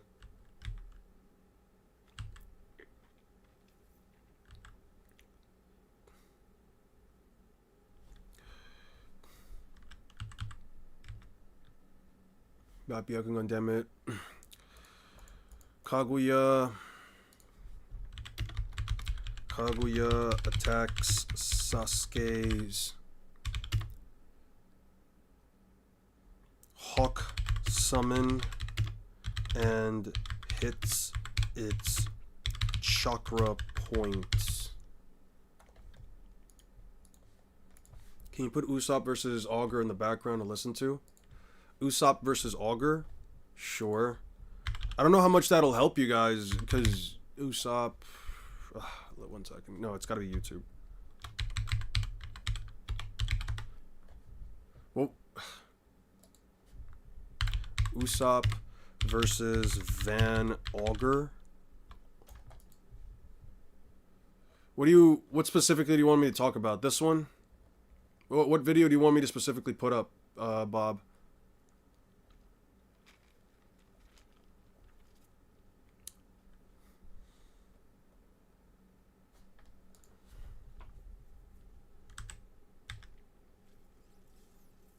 Yeah, the first one. While Usopp and Van Augur may be one of the most obvious matchups for the Straw Hats and Blackbeard Pirates, the meaning behind their fight will go far beyond just a battle of the snipers. Because since the end of the East Blue, Whoop Slap has had us wondering whether Luffy's journey is truly due to his dream or his fate. And while we know Luffy and Blackbeard are all about their dreams, I think it's clear that Usopp and Van Augur are clearly Oda's examples of fate. Augur has mentioned fate nearly every single time he's ever appeared in the story. And even even in his introduction, he mentioned that fate is a result of your daily good and bad deeds. He was also seen right next to Blackbeard and Jaya, where Teach even joked about how it was weird Augur failed to mention fate. And one definition of the word augur is literally to foretell things based on omens. As for Usopp, what better example of fate could there be than someone whose lies are almost destined to come true? He almost creates his own fate by telling tall tales that he eventually gets to live out. These two snipers are the perfect juxtaposition to their captains, who are the ultimate embodiment of dreams. So I want to use this video as a chance to dig into why fate is so important, how it tells us how their fight will go down now that Augur has the warp fruit, and why it will also likely crown the next Sniper King. And as much as I'd love to dive right in, 86% of you amazing and intelligent people who've watched my videos over the last month may have forgotten to hit subscribe last time you were here, so you know what to do. But when it comes to dreams and fate in the context of One Piece, and particularly with Luffy because of his newfound sun god Nika powers, that could be worthy of an entire video on its own. But just to summarize how I view it, dreams are an outcome you wish to happen and work to manifest it into reality, while fate almost prescribes the opposite, that a certain future is already destined to happen. A dream almost makes it so you are the force willing a certain outcome to happen, while fate is thought to happen beyond a person's control. Luffy and Blackbeard are clearly two sides of the same coin when it comes to pursuing dreams, but Usopp and Augur are two sides of the same coin for fate. Augur is constantly assessing fate's role in whatever he's involved in, while Usopp prescribes his own fate through the lies that he tells. And I think there's a very obvious reason why Oda chose the snipers to embody fate specifically, because shooting a gun, or a slingshot for that matter, is a perfect microcosm of how fate works. The reason for this is that the instant that a shot leaves the sniper's hands, you could say that it's fated to land in a certain spot, even before it actually does. The wind and other forces may affect it on its way, of course, but regardless, the destination is kind of predetermined the instant it's in the air. And that is exactly what the best snipers try to predict. They try to assess all the forces of the world, like wind speed and direction, drop off of their gun at that distance, and things like that, so they can get the outcome that they want. They don't ignore those forces of the world, they recognize them and account for them. To Augur, we are basically all bullets destined for a certain destination, and he's trying to figure out what those destinations are. He feels like fate is guiding everyone somewhere already, but people like Luffy and Blackbeard want to choose their own path. That's why Augur is constantly assessing how fate is affecting whatever he is doing. But Usopp almost flips that idea on its head, where he is the one guiding fate itself. When he lies about something, it's like the world almost conspires to make it actually happen. Like he's driving the winds of fate, or he at least has a crazy knack for inherently knowing where the world will take him. Either one of those is possible, but it probably has to be one of the two. We will cover this in more detail later, but there's actually another reason why Usopp and Augur are the perfect juxtapositions of fate to their captains Luffy and Blackbeard. And that's that both Usopp and Van Augur kind of act as a second captain despite having a lower rank in the crew. And both of them may have even opposed their crew at some point. Now, don't get me wrong, right? Zoro and Sanji are clearly the wings of the Pirate King. But Usopp has literally gone by Captain Usopp. He often acts like he is leading 8,000 men, and he's also the one to stand up to Luffy and fight him over the Mary. And while we don't have a ton of information on Blackbeard's crew since we don't see them all too often, Augur was shown right next to Blackbeard in the middle of the panel when we first saw their crew together in Jaya. He was also trusted with going to Whole Cake with just Aokiji, who is somewhat of a new recruit, and most importantly, this could actually tie to John Augur, the real-life pirate that Van Augur is based on. So John Augur was a fairly famous pirate in his own right, but the real story to write home about here is that he was put on trial and judged by another pirate named Josiah Burgess, who is obviously the pirate that Jesus Burgess is based on, the current first Titanic captain for Blackbeard. The way that Josiah Burgess got on that trial was that he surrendered to King George and took a pardon, and in doing so, he actually managed to meet up with the real-life pirate Blackbeard while traveling with some trading goods. But after that, he was tasked with judging several pirates, including none other than John Augur, who was eventually hung as a result of this. I'm not sure exactly how much Oda will dive into this, but it is uncanny that the pirate who inspired Blackbeard's first commander judged the pirate who inspired Blackbeard's sniper, because the Straw Hat's de facto first commander, being Zoro, judged the Straw Hat sniper, being Usopp, back in Water 7. Zoro was the one to step in and say that Usopp Usopp couldn't rejoin until he apologized. Maybe Blackbeard's crew went through something similar with their ship, the Saber of Xebec, and that's how Oda will parallel this judgment between Josiah Burgess and John Augur. While Usopp wanted to keep the Mary, maybe Augur once wanted to get rid of the Saber of Xebec. Because while we know that's Blackbeard's main ship, we have never seen it one single time in the story. His crew is usually just riding a log raft or something. But the point here is just that Augur and Usopp kind of have very important roles as almost a foil to their captain. But the similarities don't end there, because Oda even updated their post time skip designs in a pretty similar way, by giving them both some facial hair. So before they let the rest of their hair get out of hand, I had to recommend the sponsor for today's video, Manscaped. I know about 94% of you watching right now are guys just like me, because but let me just show you how extreme that truly is. I've already mentioned the line from his introduction, as well as the line from Blackbeard during the crew's introduction, but even after the Straw Hats took the knock-up stream, Augur mentioned how this world is just like a giant gear, or wheel, thus hinting that fate would help them meet the Straw Hats yet again. During Impel Down, he said that Shiryu saving them from Magellan's poison must have been an act of fate, and he also said that fate was why Luffy and Blackbeard met up down there. Before Ace even fought Blackbeard, Augur mentioned that the sea train being nearby was some kind of fate because it would help them catch the Straw Hats.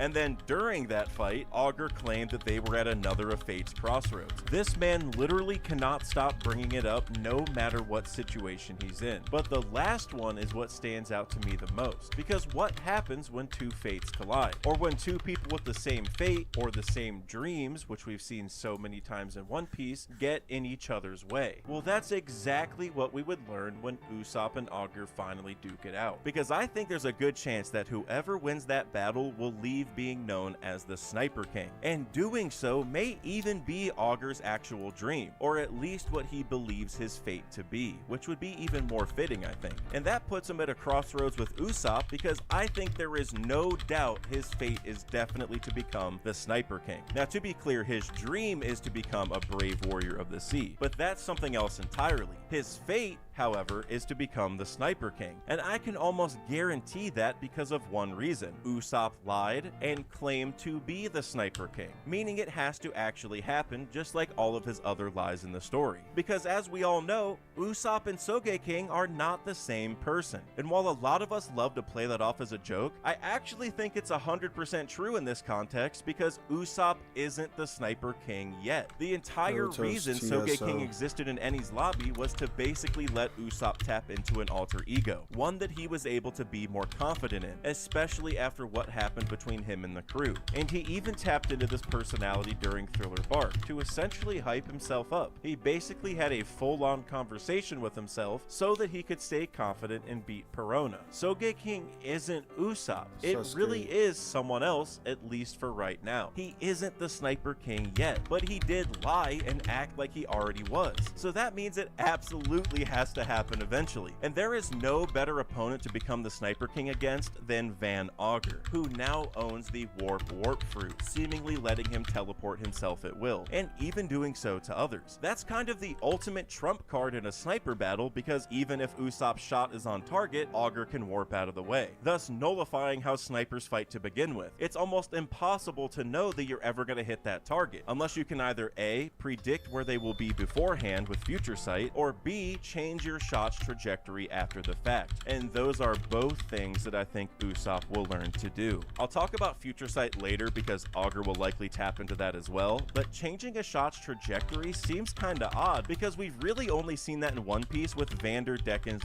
Mark Fruit. This lets him assign a target so that he could use almost anything he wanted as basically a homing missile. But I do think there's actually one other example of this power in One Piece that Oda's hidden from us in plain sight, and that's Usopp's dad Yasopp, otherwise known by his epithet, Chaser. The name Chaser itself is very likely to be a double entendre because, on one hand, we know Shanks' crew loves to drink, and some of them even have names based on drinks, or liquids in general, like Lime Juice, Bonk Punch, Lucky Roo, and Shanks even said the best sake he knows of was from his hometown. And a chaser is usually what you drink after some questionably tasting alcohol, so that you can chase it down with something that tastes good. But I think the other layer to this name is simply that Yasopp's shots can chase down his enemies. enemies, kind of copying Vanderdecken's powers, but likely just with Haki. And the red-haired pirates mimicking devil fruit powers with just Haki, or life return maybe, or whatever other techniques there are, is something I've talked about in a few videos already. And as for Yasopp, I doubt it's the exact same thing as Vanderdecken, since that man didn't even need to know where the target was, and the weapons could turn like 180 degrees if needed, but the idea here is still the same. Yasopp will probably be able to alter the angle just enough to hit shots he normally couldn't, or wouldn't, either to bend around a corner in case he doesn't have the line of sight, to chase a slightly moving target. Bleach video is currently on hold until I am fully done. I don't know what's happened, so we'll take this fight where it is, but you haven't taken the enemy down yet, right? You can talk on the way. I can't send Sasuke, and I can tell my real body's all tingly. I might be dangerous over there. Besides, we don't take this Kaguya down or our world's done for anyway, so we gotta prepare ourselves. But while his body is lying about and we can assume he's dead, I'm feeling about this. Either way, it looks like he's completed his infinite Tsukuyomi, though it doesn't seem to affect us dead folk. How did it come this far? Go at Yoran. I chopped off a tree branch and tramping people, tried to free them, but they didn't wake up.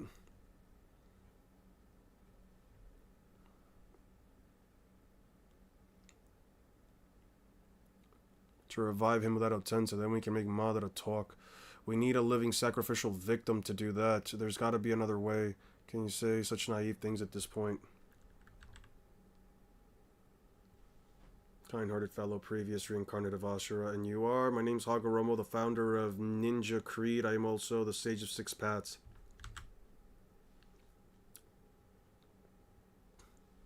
It's hard to believe you're using both your and Sasuke's powers are necessary in order to seal. Yeah, but I can't say. I can't send Sasuke earlier at all. The ice is moving. I'm over there. She's merged with nature. Attacked by the environment. Kaguya has merged with nature. And healed Obito. What exactly is that? It's a type of time space. Okay, I made it look like I'm restrained, so now all that's left to do is she gets clothes. She'll suddenly stop sensing Sasuke. I suspect another dimension. She emerged from a different time space. It's an ability similar to my ocular power. Can you enter it? If I resonate my convoy, the next moment she connects the portal to another time space, I'm positive I can enter it. And if Sasuke is there, I can bring him back to this dimension. Then I'll switch to support my real body. However, I'll need an enormous amount of chakra since it's not my time space. If my chakra runs out while I'm in there, I'm done for. I'll go with you then. My body won't go down that quickly. I'm strong. Your doppelganger chakra isn't enough. Obito needs an enormous amount of chakra in order to bring Sasuke back.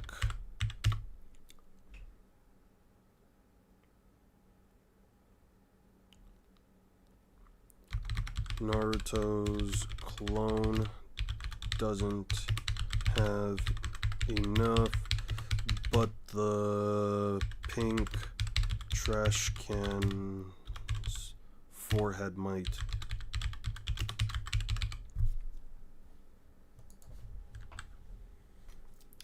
That would be the bare minimum. Might. It has the bare minimum. Both you come with me. I don't know if Sasuke is inside that time space, but we'll start entering her lair, and I swear to find Sasuke and deliver him to your real body. Thanks for helping us out. No more masks, huh? Reversal from his black hole. Split League says he serves infinite force, so it doesn't really matter.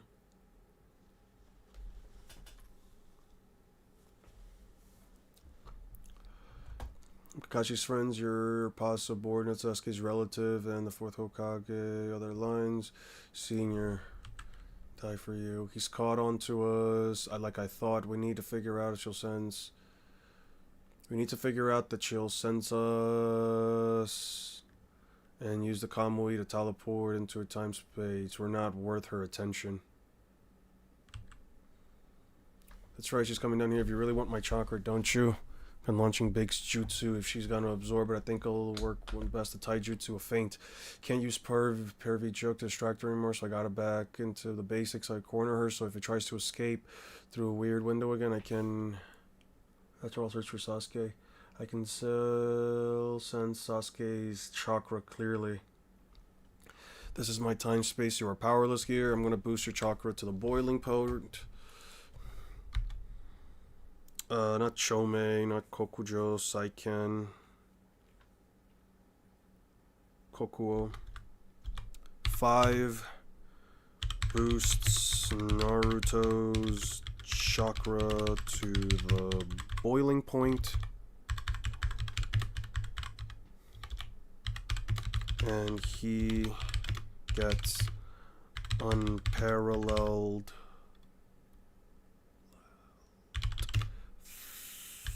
physical strength.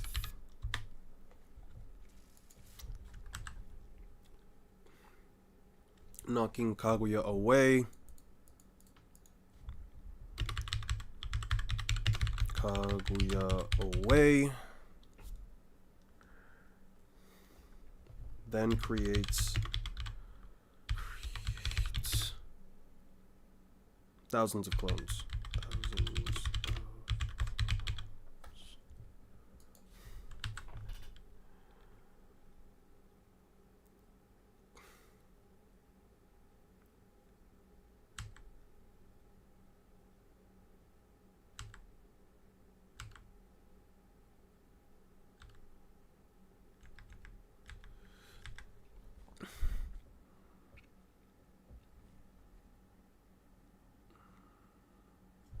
Naruto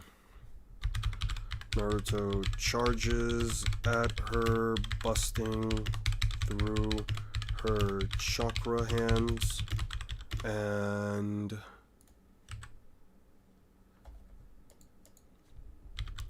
covers her from all directions, forcing her to teleport away, which he follows.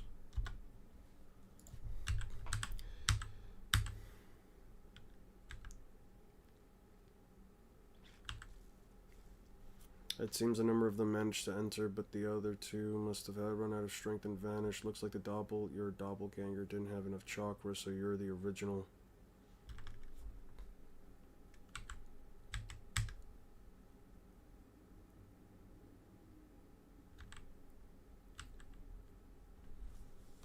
Mother, he's come into this root time space. It's not good here that he's in here in this place that connects directly to the other 5 dimensions. We might be able to get to where Sasuke is using the resonance of the dual opposite powers. Like with that weird jutsu earlier, the shinobi Naruto has always been unpredictable. We ought to just kill him now. No, I must absorb those children's chakra, which he follows into the root dimension that links all other dimensions.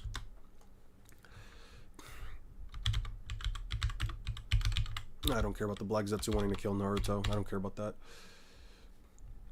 You use a huge amount of chakra or you change the time space of the world, Mother. You need to preserve the chakra you've got for an emergency. It's better if you don't keep engaging him. If you get sealed away, everything will be for naught or lose out on chakra, but that doesn't matter. It's better than having long cherished plans go up in smokes. Zetsu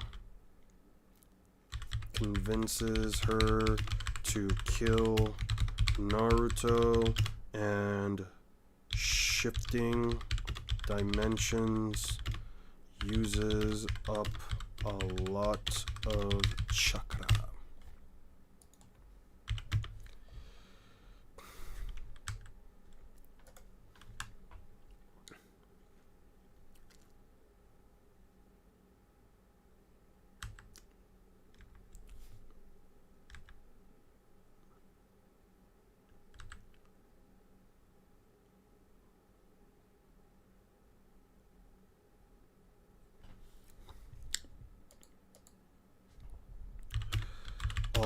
killing Ashbone instantly wipes out clone.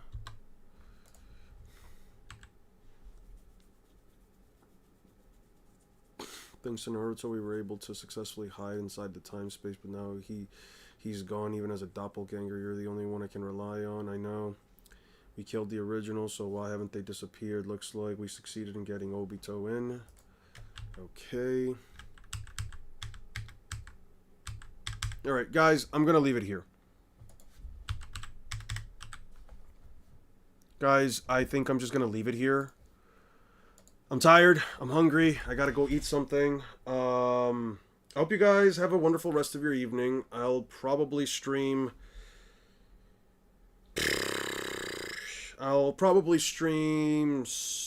Thursday. I'm gonna try to stream Thursday. I don't know how long it'll be, but it'll hopefully not be a lot. We've only got like 15-ish chapters left, so once I'm done with those 15 chapters, we can just have some fun, chat about stuff, and just look forward to like other things, guys. I'm gonna leave it there for today. I'm a bit tired. I'm gonna go try to eat some food and hopefully see if that holds me over to tomorrow. But yeah. I hope you guys have a good one. And to a year of power scaling, right? To a nice little year of power scaling, content creation, and, you know, just hopefully every one of you also have a wonderful rest of your year as well. I think may not have had the strongest start myself, but it's not about how you start, it's about how you finish it, right? Hope you guys enjoy, okay? Please take care of yourselves. Please treat others with kindness. Don't do the sage thing and just insult somebody. And just take care of yourselves. Have a wonderful rest of your night, guys. Peace out.